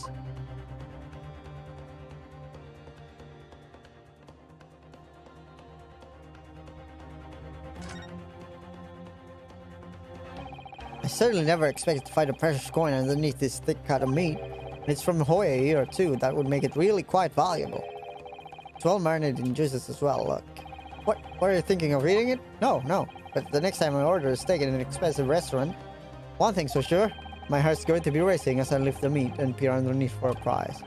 I think you might have the wrong end of the stick about this, Ryunosuke. Carbon coin underneath this steak. There's only one logical explanation.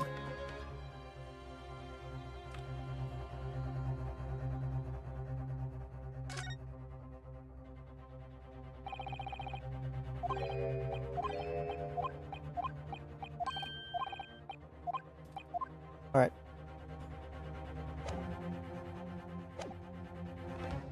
Is it? I've lost. Ryunosuke.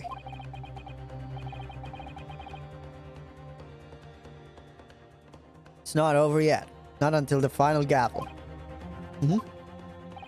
Never stop believing in yourself. Keep looking forward, no matter what. Believe in myself. Really?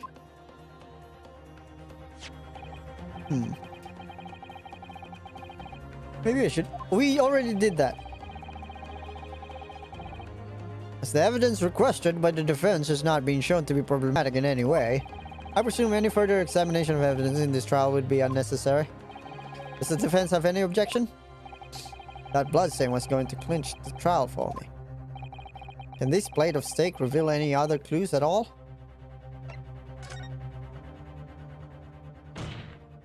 Your Excellency, please wait. This plate is deciding another clue. Another clue that will reveal the shocking truth. The only thing that's shocking here is in your beef steak. Your Excellency, I think I've made myself clear, haven't I? I will not be able to turn a blind eye to any more unnecessary procrastination in this trial. I'm sorry, Miss Brett, but we must ensure a thorough examination of the evidence. I will not give a ruling until I'm completely satisfied that all reasonable doubt has been dispelled. I see. As a newly affirmed ally of my country, that's still your position, is it? Thank you, Your Excellency. Counsel for the defense. You will now clearly show what you are alluding to. Alright.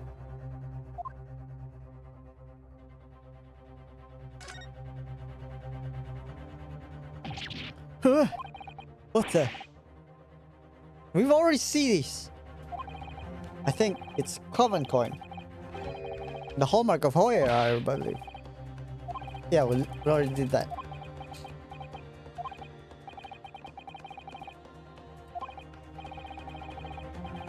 Come on. We've already read this.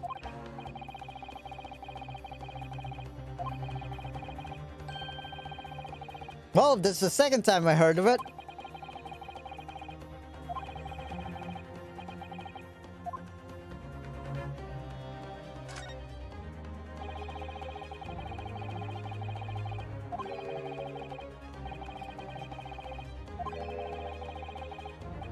Why? Why is this repeating?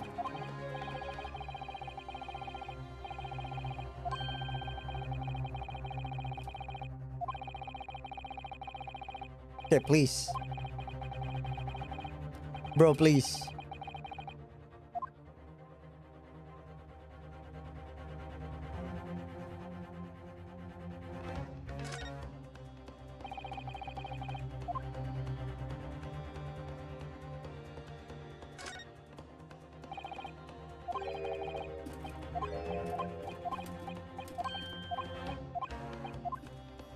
What do you want me to do here?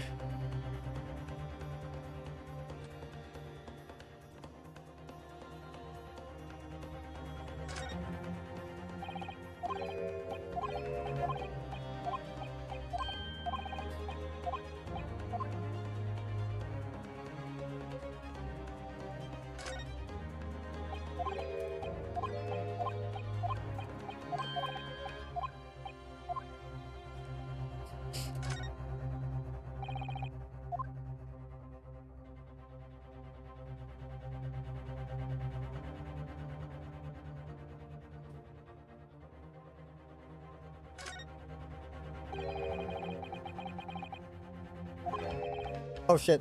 Is it a cat? It's a cow, obviously. Most likely because the restaurant's signature dish is beef steak. Seem a lot different restaurants have their own unique tableware. So this is the symbol of the carnival, is it?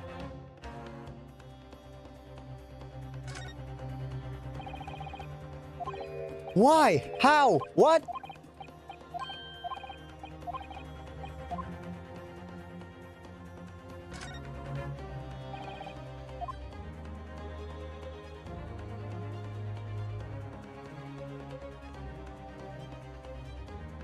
Oh, present! Jesus Christ.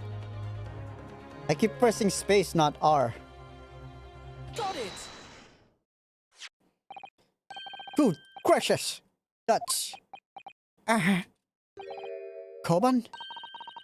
What on earth? A Hoya ear one. That. Miss Brett. This is in fact beefsteak that you ordered at the restaurant and day in question, is it?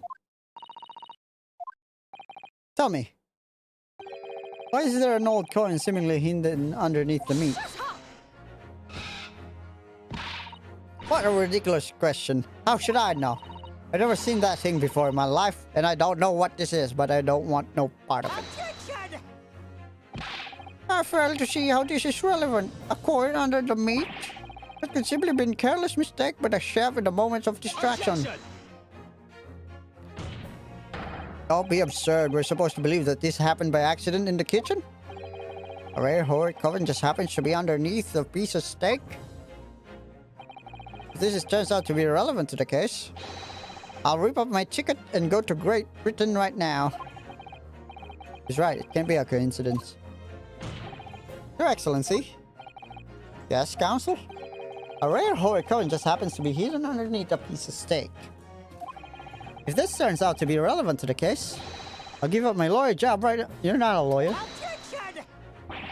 By all means, don't let us stop you. No one invited you anyway. Shut up!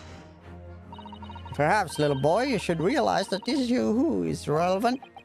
Even though I'm the one on trial here? The point is, this is essential that we ask the owner of this coin if he can explain what's doing under that stake. The owner? Yes. It's obvious. There's only one person it could belong to. The owner of this coven was found underneath the stake is the old guy. Take that! Obviously, it can only be the antiques dealer owner of the stake. Correo correcta. San. As in Mr. Cucumber something? Honestly, this ridiculous Japanese name is quite unfathomable. Ah, yes. The old man who testified earlier alongside the military sergeant, correct? Yes, Your Excellency. I remember him saying that he was up to something with this common coin when it happened. At the exact moment the gun was fired.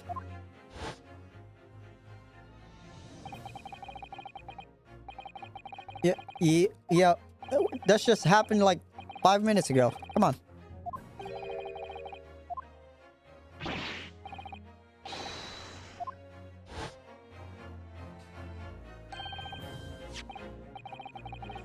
Then this Hoei era common.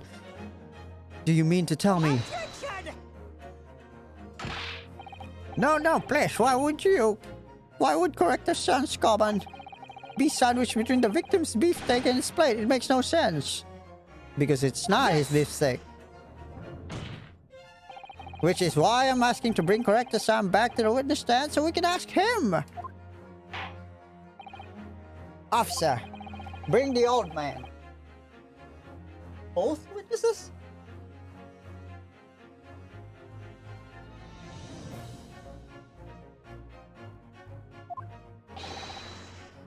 Without a moment's delay.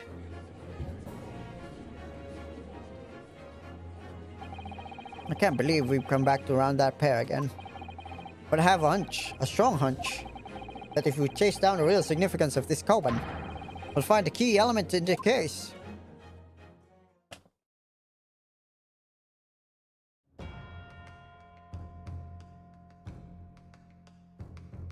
Four witnesses? What's this about? Why have we gold up again?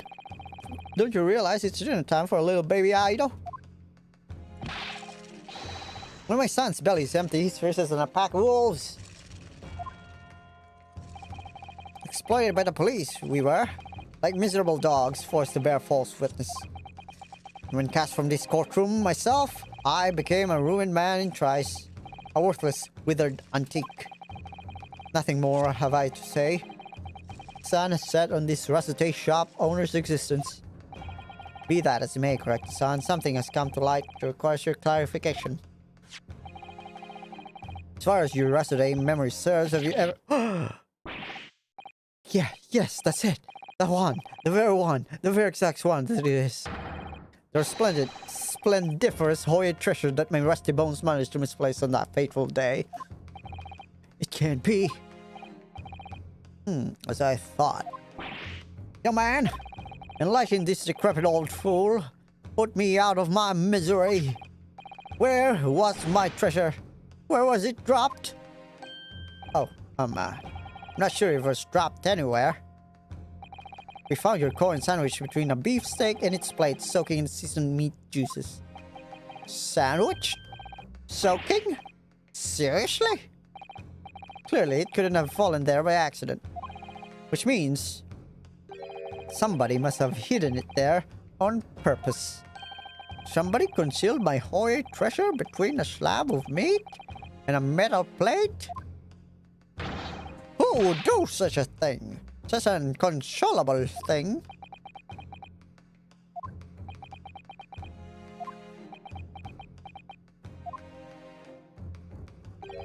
Excuse me.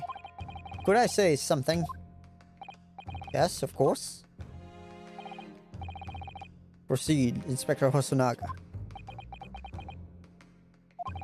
I mentioned this earlier on in the trial, but I was working undercover in the restaurant in order to investigate another case. Ah, yes, that's right. The secret undercover operation. The Carnival is a high-class Western cuisine restaurant. It attracts wealthy diners, including many foreigners. Foreigners? Recently, there's been a run of similarly executed thefts targeting restaurants' rich clientele. A number of such incidents have been reported to the police bureau. Wicked crimes indeed. We wanted to nip the case in the bud quickly, especially with so many foreigners being affected. So that's why you were sent in undercover, is it? Yes, I took on the job of waiter at a restaurant in order to flush out the criminal. It seems likely that this common incident is the work of the same thief. So unbeknownst to us, there was a master thief at work in the restaurant on a regular basis. The place was already the scene of several crimes, it seems. I don't know about the master thief part, but the identity of the person who stole and hid the corrector's son is all too clear. What is that guy? What? It's Ido. I think the court would like to hear the defense view on this matter. Tell us, is the despicable scoundrel that stole corrector's son's cob and hid it under the stake? Can I pick the baby?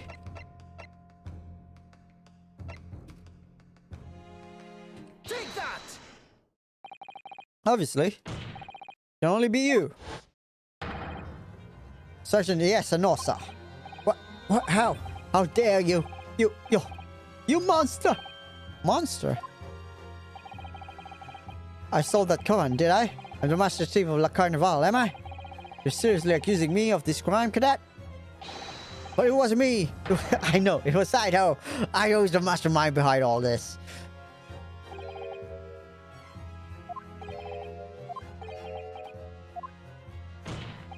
You would push the blame on your crimes onto your own son, an innocent little baby? It's you who's the monster, Sergeant Nosa.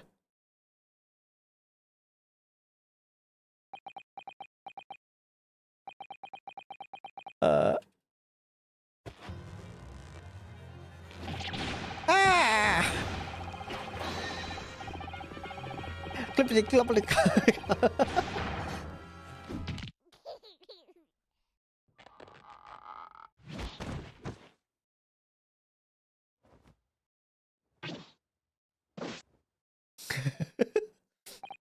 Nippon Imperial Army, Sergeant Espinosa, preparing to stand down between the Supreme Court, sir.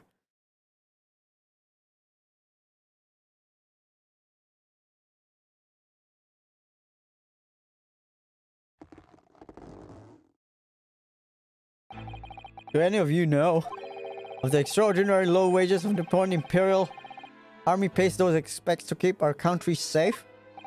I understand that the temporary increase in taxation owing to the recently ended conflicts remain in place. And I have heard it's hard to lower ranking soldiers to make a living, yes. All I want is to put a hot meal on the table for my son. That's why you were stealing things at the restaurant? The place is heaving with money.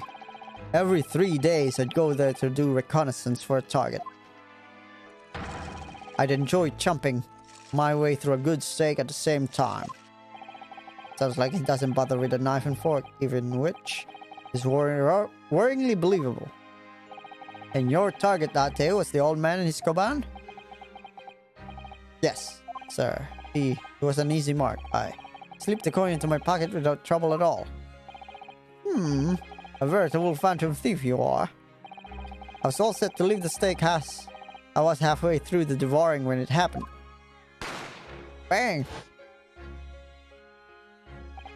Yes, when the professor was shot, I knew that if the police conducted a search and found a coin in my pocket, I'd be finished. Ido too. So I hid the incriminating evidence as fast as I could, on the double. I slipped it under the stake. Your own stake, hoping that I'd be able to rendezvous with it again at a later date.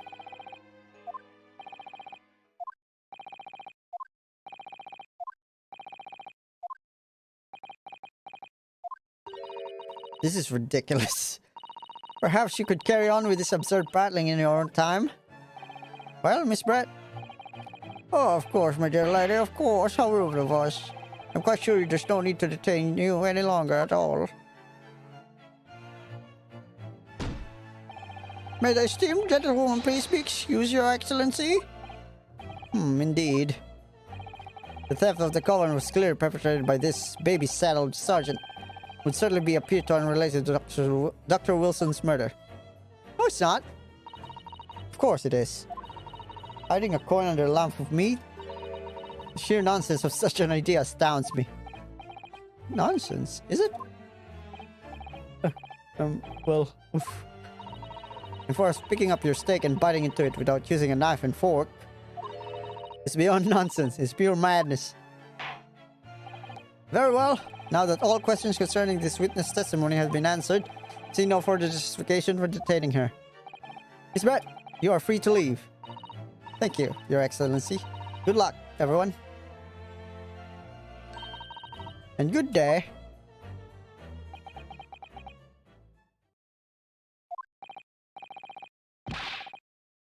Inosuke, what's the matter with you? There's no time for daydreaming. Oh, no.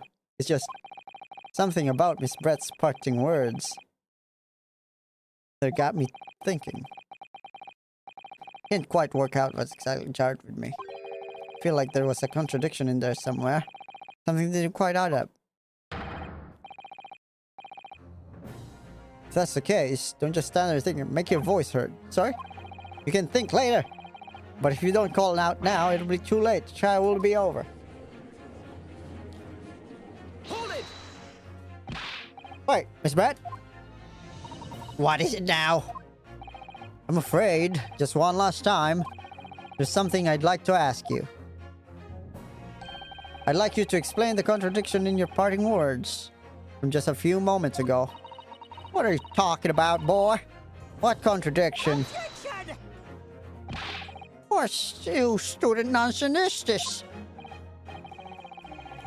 Well, what parting words are you talking about, Inosuke? Dude, we just saw this.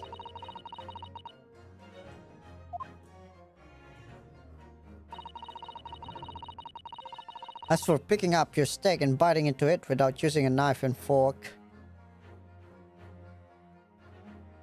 Huh.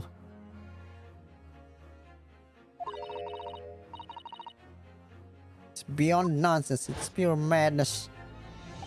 Yes, I'm right. Undeniable contradiction.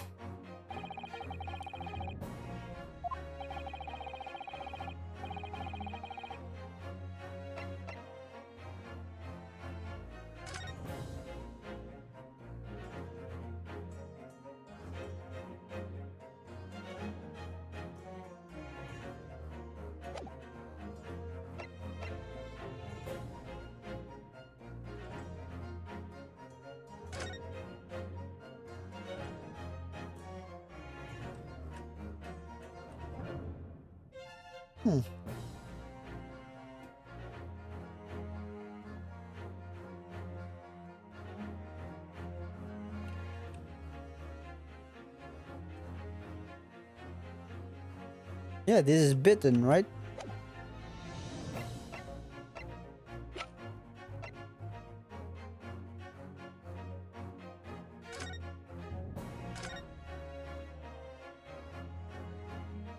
God damn it.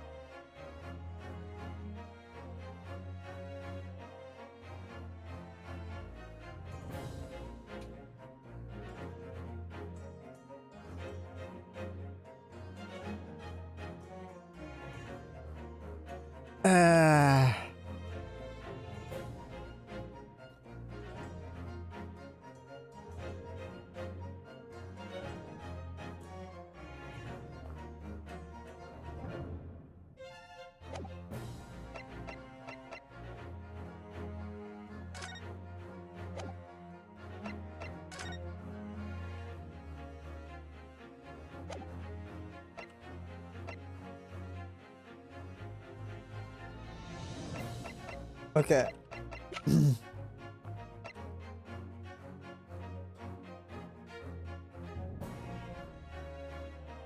I think I don't know which one to present. This, or this. You're gonna go with this because it's the steak itself with the bite marks. Take that! The steak that Miss Brett had been eating before the professor was killed? Yes, go on. More accurately, Your Excellency. The steak that was on the victim's table just before the professor was killed. Now you're splitting hairs. Not true. Doesn't something about this steak strike you as very unnatural? Unnatural? What on earth do you mean? It's not knifed, it's bitten. It's extremely obvious what I'm talking about. The shape of the edge where it's been eaten. I see you've noticed it too, Miss Brett. Noticed what exactly? Just a few moments ago, Miss Brett claimed no Englishman could ever contemplate picking up a steak and biting into it without using a knife and fork. Of course she did. She's a trained English gentlewoman herself. Then take a good look at this steak. In particular, the edge it's been eaten. As you can see, there are clearly defined barbaric teeth marks there.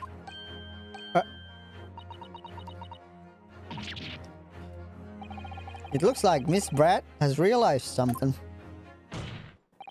So, if the witness, as she claims, wouldn't contemplate eating anything without using a knife and fork, there shouldn't be teeth marks in the steak at all. But what is your actual point? Perhaps the delightful Miss Brett was ravenously angry and couldn't have it. Oh, whatever you say, my dear lady. As I said, I really must be leaving now. Afternoon tea with the Minister of Justice cannot possibly wait any longer. Of course. This will be over in the blink of an eye. Rest assured, I am about to put this rookie in his place and just leave. I've heard enough. Your irritating little spectacled samurai relic. Of course. Dear lady. What's the matter, Miss Brett? Have we ruffled your feathers? Clearly, the witness knows what this means. She realized the catastrophic implication these teeth marks in the steak have for her. You know where you're going with this? Yes. Now at last, that it's all come together.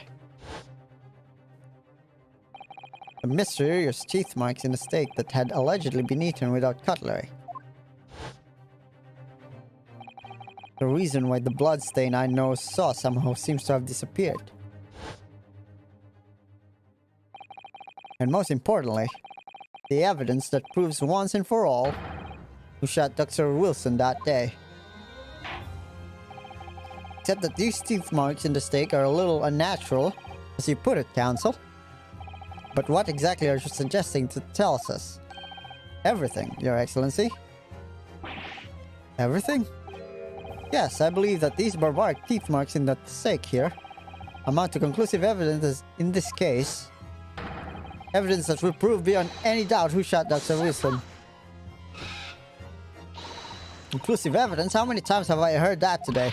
You wouldn't know the meaning of the phrase. Typical Japanese empty threats. How can you be so sure? Oh, it's quite simple. If you really had such conclusive evidence, you would have presented it to the court long ago. Actually, the evidence I'm talking about hasn't been brought before the court yet. Hasn't been what? But just because it hasn't been shown yet, doesn't mean the evidence does not exist. Objection! This is absurd. The trial has run several hours already. Yeah, it's been 4 hours. Almost 5 hours. And you say there's evidence yet to be brought forward? There can be. I don't believe you have it. Objection! No, but there's someone who does have it.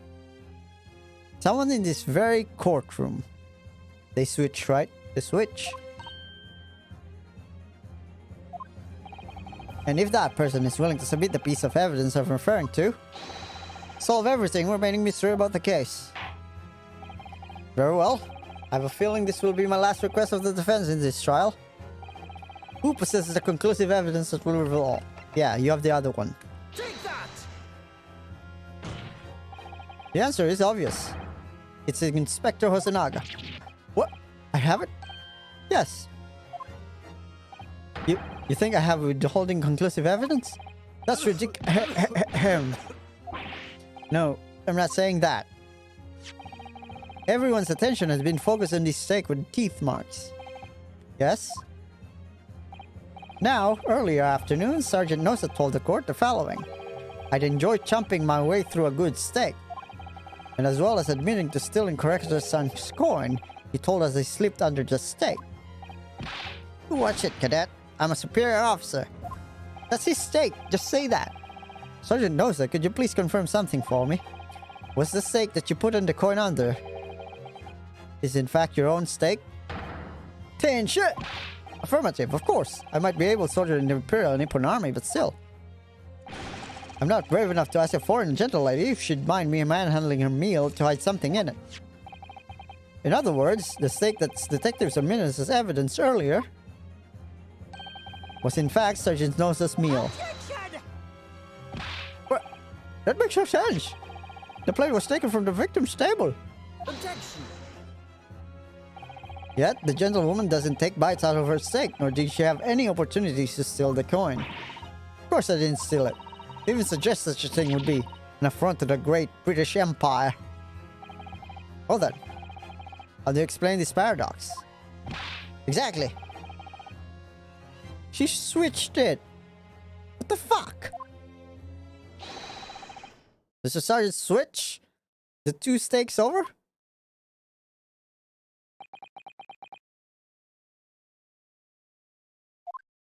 The sergeant?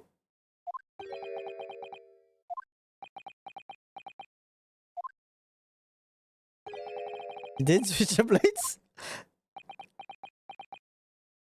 I thought she switched it. Well, after it happened, when I saw the civilian had been murdered right in front of my eyes like that, I panicked. As I said, I immediately lifted my steak and hid the coin underneath it. But then when the waiter announced he was an undercover policeman, I thought I'd had it. If he decided to investigate my slab of meat, that'd be it. I'd be getting my marching orders. So when the cadet here was arrested and taken off to the kitchen, I seized my chance.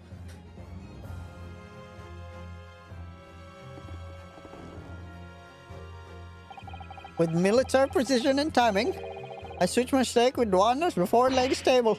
What? You can't have. I never saw you do such a thing. It was called Operation Lightning Bolt. There was no time for strategic planning. It was do or die, I tell you. So yes, I did what had to be done.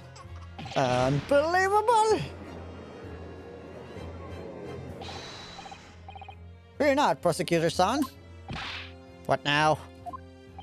I swear on the brass buttons of my uniform. That is all I did, sir. All you did is plenty, Sergeant. Yes! So, Sergeant Nosa switched the place over. It means he took Miss Brett's steak and the plate it was on back to his own table. Yes, that follows. Inspector Hosonaga. Yes? Earlier in this trial, you told the court this. You said that you had not only taken Miss Brett's steak after the incident, but also the sergeant's. To preserve evidence, you had taken both.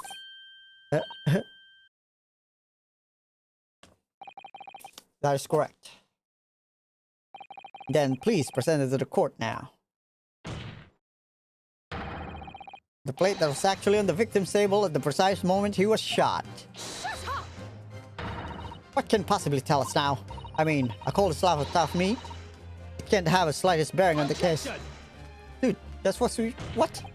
No, you're not wriggling your way out of this time, lady. I beg your pardon? Surely you're not that forgetful. Surely you remember the reason why this steak pan promises to prove such a problem for you, no? You're the ones who decided it was a problem, not me. The reason The defense asked to see that plate was to confirm something the defendant remembers seeing. Just things he remembers. I'm quite sure of what I saw, Miss Brett. On the side of the blade on that table directly behind Dr. Wilson, there was clear sputtering of blood from the gunshot wound to the victim's chest. I believe the defendant's memory serves him well. And now we have the evidence to prove it. The plate you were eating from, Miss Brett. Let us not prolong this any further. Inspector, you will show the evidence to the court. Present the beefsteak and plate that was originally on the victim's table at the time of the incident.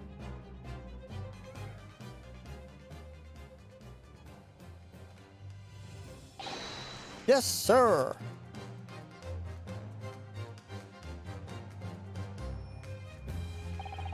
Sorry for keeping you. Here is the other steak in its plate. Please feel free to examine it. There it is. The bloodstain. It's clearly visible. Look. Yes! Now, this makes everything clear. The blood, you can see the side of the plate. It shows that the moment the victim was shot, he was facing the table with his back to me. In other words, it's impossible for Naruhodo-san to have shot the victim. Can't be. In fact, there's only one person who could have possibly have shot Dr. Wilson from the front. I'm sure everyone knows by now who that person is.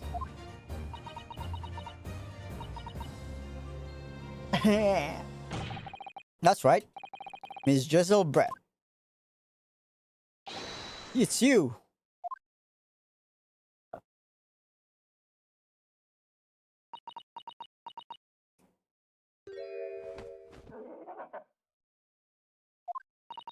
Outdone by a Japanese? Me? By a Japanese schoolboy? No, no, no, no, no, no.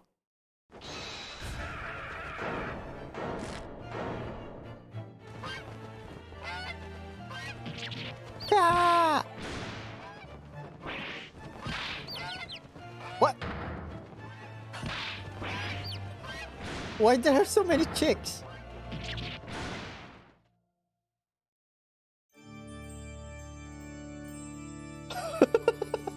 What the fuck?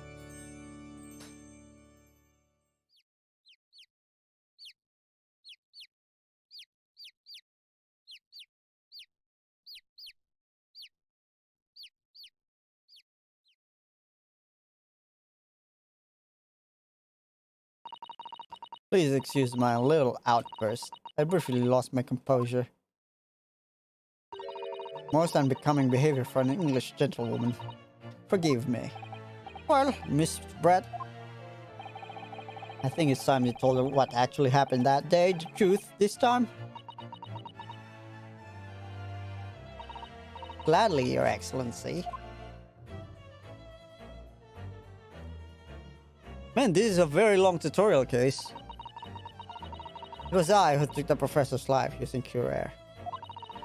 As you surmise, I chose a particular day for one very important reason. The professor has a dental appointment for the extraction of one of his teeth in the morning. So you planned to kill the professor, knowing that no trace of poison would be found in his water. Because Cure is unheard of here in Japan. I mean, if you hadn't shot him, he would have been okay. Yes. Of course, I never intended to remain at the restaurant for as long as I did. Only needed to see the professor take one tiny sip of his water and all would be over. I would place the steak I had ordered in front of him to make it appear as though he had been dining alone and leave immediately. However, before any of that happened, there was an unexpected visitor at the professor's table. That would be me, I suppose. Yes, you. Who else? Such a trifling matter, but the fact that you decided to come over and greet the professor meant that I had lost my chance to slip away unnoticed.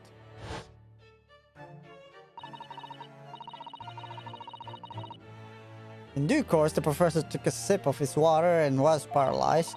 I made sure he was sitting in his chair just as he wouldn't fall. There was no going back at that point, so I concocted a plan on the spur of the moment. Plan to pin Dr. Wilson's murder on this innocent man. I happened to know that the professor always carried a gun. Decided to use that fact to my advantage. I had the bottle of the cure in my handbag. My own pistol concealed under my skirt. Okay. Under your skirt? Can we see it? No? Okay. So I was right. There were 2 guns. Yes. And then I finished my coffee and got up to leave. That's when I noticed the professor's gun, which you had presumably placed on the floor. Place where you were sure that I would notice. And everything went according to plan.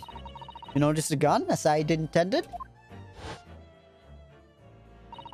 And then, just as you bent down to pick it up, banga. That's when you shot the professor with your own gun. Even though at that point he was already dead. Naturally, the gunshot caused a commotion, at which the point waiter appeared. Obviously, I assumed Naruhodo-san was the culprit and apprehended him. So I took him to the pantry adjoins the kitchen and locked him inside. That's when I took the opportunity to turn the professor and his chair around. Because, of course, you needed to make it look like the defendant had shot Dr. Wilson from where he picked up the gun.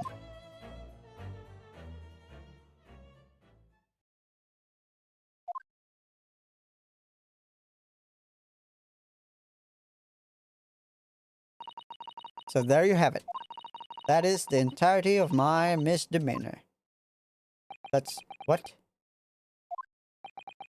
It's not a misdemeanor. Right? I don't know how American system works. Your Excellency. Yes? I wonder. Might I speak with you in private later? I shall call on you. Thank you.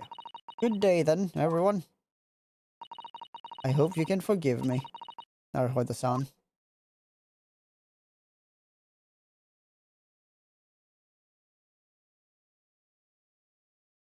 Wait, what? Arrest her, man! It would seem this trial has finally run its course. I presume the prosecution is in agreement. This can't be. Takachika does not lose. Not to the like of this rookie student. You'd better start getting used to tough opposition. You know Naruhodo. What? Yes? This insult to the Ouchi family name will never be forgotten. You've become conceited with age, Council. But the old have to stand aside and make way for the new. It's the way of the world. May you never forget that.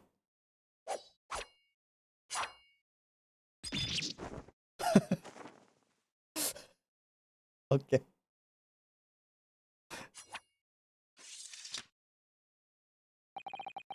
1,000 millennia may pass. Still, the Ouchi clan will never measure up to the Naruhodo clan. This trial, in the Supreme Court of Japan, will, I believe, go down in history as the start of a new chapter in our country's judicial system. Despite being summoned as the accused, you, Ryunosuke Naruhodo, presented an excellent case. I thank you, Your Excellency. The use of evidence and deduction to unravel the truth is a modern methodology. After all, it has only been a few short decades since our country opened its door to a wider world. But the Western ideas of science are rapidly gaining acceptance here.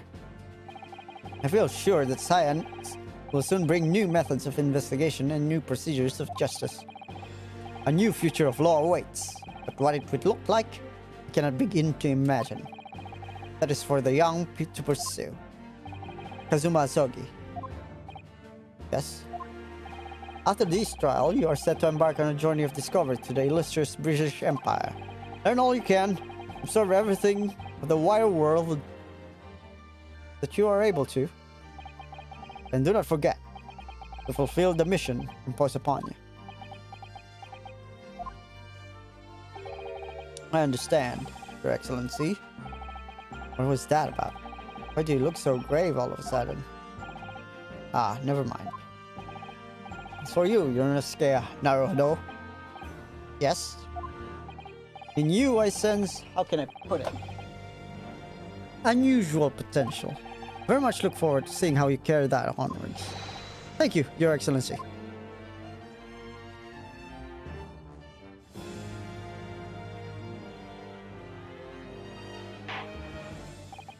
It is time to deliver the final verdict. I hereby find the defender, Yonosuke Naruhodo, not guilty.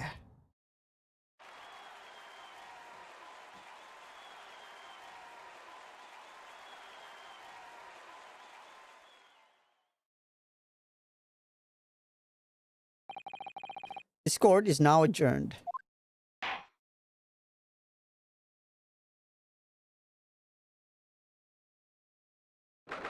On the 2nd November, 2:46 p.m. Supreme Court of Judicature, Defendant's Antechamber 5. Can't believe it. Can't believe what's happened. I made it. I made defendant myself and made it through that horrendous trial. Inosuke, you finally pulled it off. Congratulations. Well, I couldn't have done it without you. Thank you, Kazuma. No. It was a pleasure to watch you work. So you owe me an extra large sukiyaki for the place Yume University Street. Don't forget. Good afternoon. All your hard work has certainly paid off. Congratulations to both of you for providing Naruhodo-san's innocence. Proving, not providing. I keep mistaking those words. Ah, our trusty judicial assistant. You worked hard for that result too, you know. Oh no, I didn't do anything. Oh, thank you so much. If we hadn't had that research report of Miss Brett's, I don't know how things would have turned out. Your kind words should really be for my father. I was simply doing what he asked. It was his idea for me to go to the university and investigate. Your father? Ah, yes, of course. Forgive me for intruding. Yeah.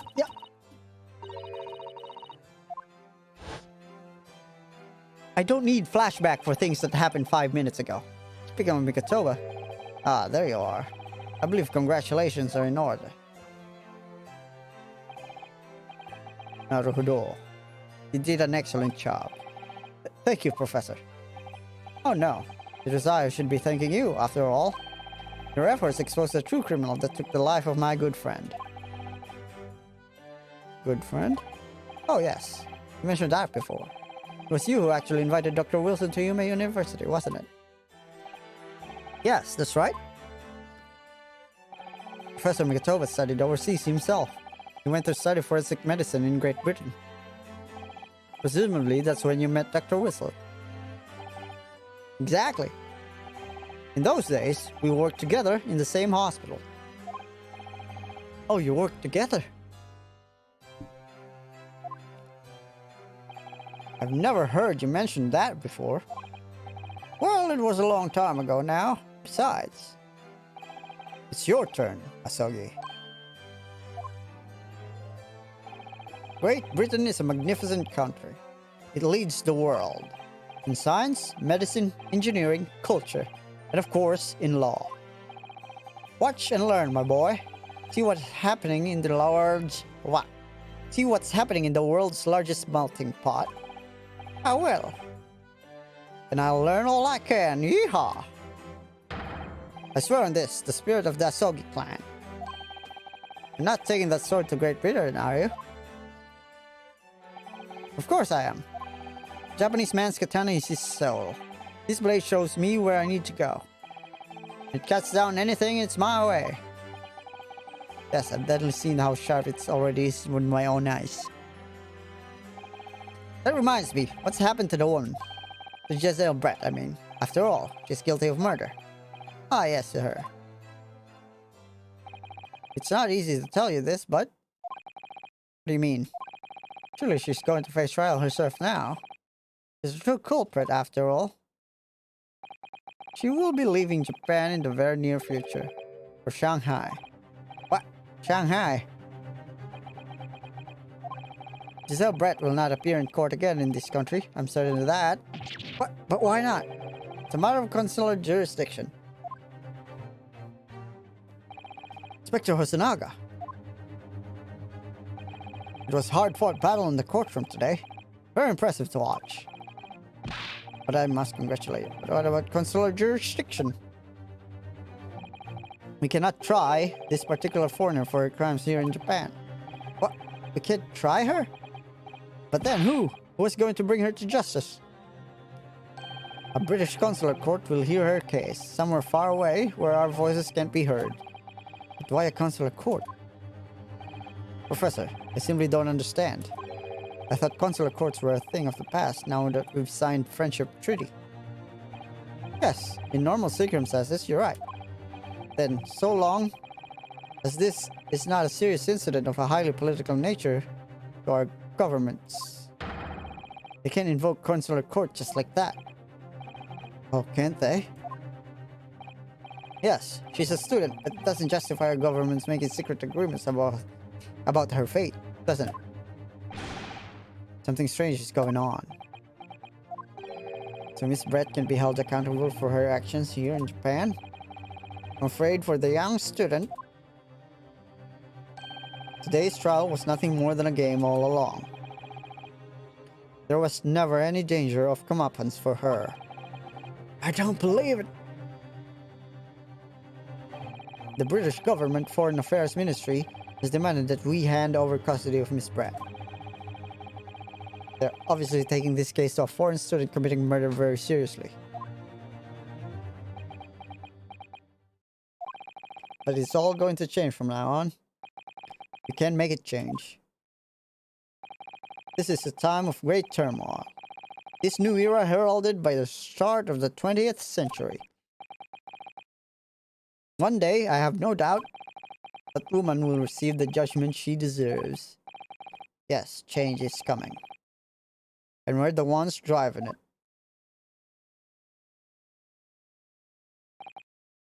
Well, I think that's enough seriousness for now. This evening calls for a celebratory drink. I don't know about that. But, Professor, it might be poison. You're right.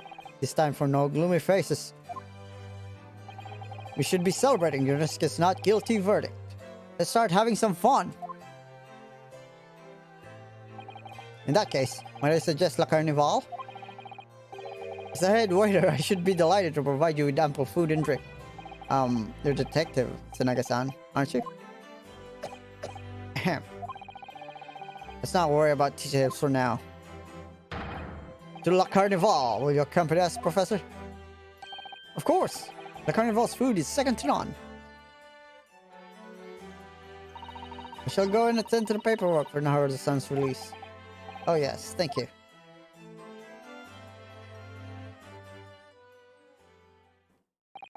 So Giselle Brett won't be tried here. I suppose that means I'll never know. I'll never find out why she killed Dr. Wilson. Kazuma. Yes? Just wanted to say thanks again. That's all. You really saved my skin today. I didn't do a thing. You were the lawyer in there, weren't you? That defense was all your own work. Your skills made the difference, though. One day, I bet you'll be the best lawyer in the world. Not so sure about that. To be honest, something kept occurring to me over and over again during that trial. Couldn't help thinking that maybe you're the one destined to become a great lawyer, not me. What? Come on, be serious. If I helped you today, it was only right at the very start of the trial. But you have a natural talent for it. For being a defense lawyer, I mean. Oh no, not me. All that tense verbal combat, I never want to go through that ever again. I did what you told me to do, that's all. Because I knew I could trust you. That's the point. Sorry? What do you mean? That's the point. Listen. Do you know what the most crucial weapon is that the lawyer needs in order to win? Knowledge of the law? No. The ability to believe. To believe? To believe what? A defense lawyer has to fight for his clients. Has to believe in them at all times. You believed in me when I said I didn't do it. I'm human just like you. I don't have superhuman ability to know the truth. But you have to make a choice about what to believe and stick to it when you're defending someone. Sometimes in the courtroom you can really be backed into a corner. Being able to remain faithful to what you choose to believe, and even then, well, that's not something anyone can do. It takes a special kind of person. Believing in your client. Just look at today's trial. I'm a student lawyer with precious little experience, but you never stopped believing in me. Well, you face seemingly hopeless situations time and again, and you never stop looking for the truth. And in the end, you found it. Through your own efforts and because you never stopped believing in me. Thanks, Kazuma.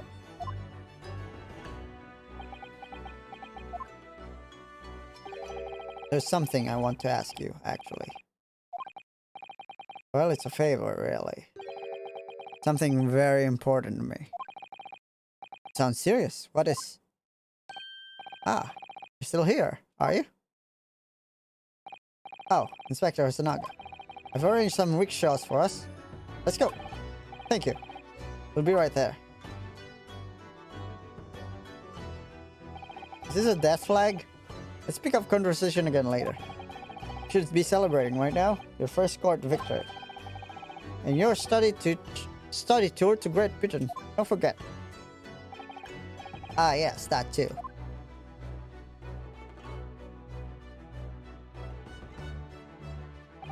So my very first trial came to an end. Kazuma. Professor Mikotoba. Susato-san, who acted as my assistant. Inspector Hasanaga, who didn't really play much of a part, but still.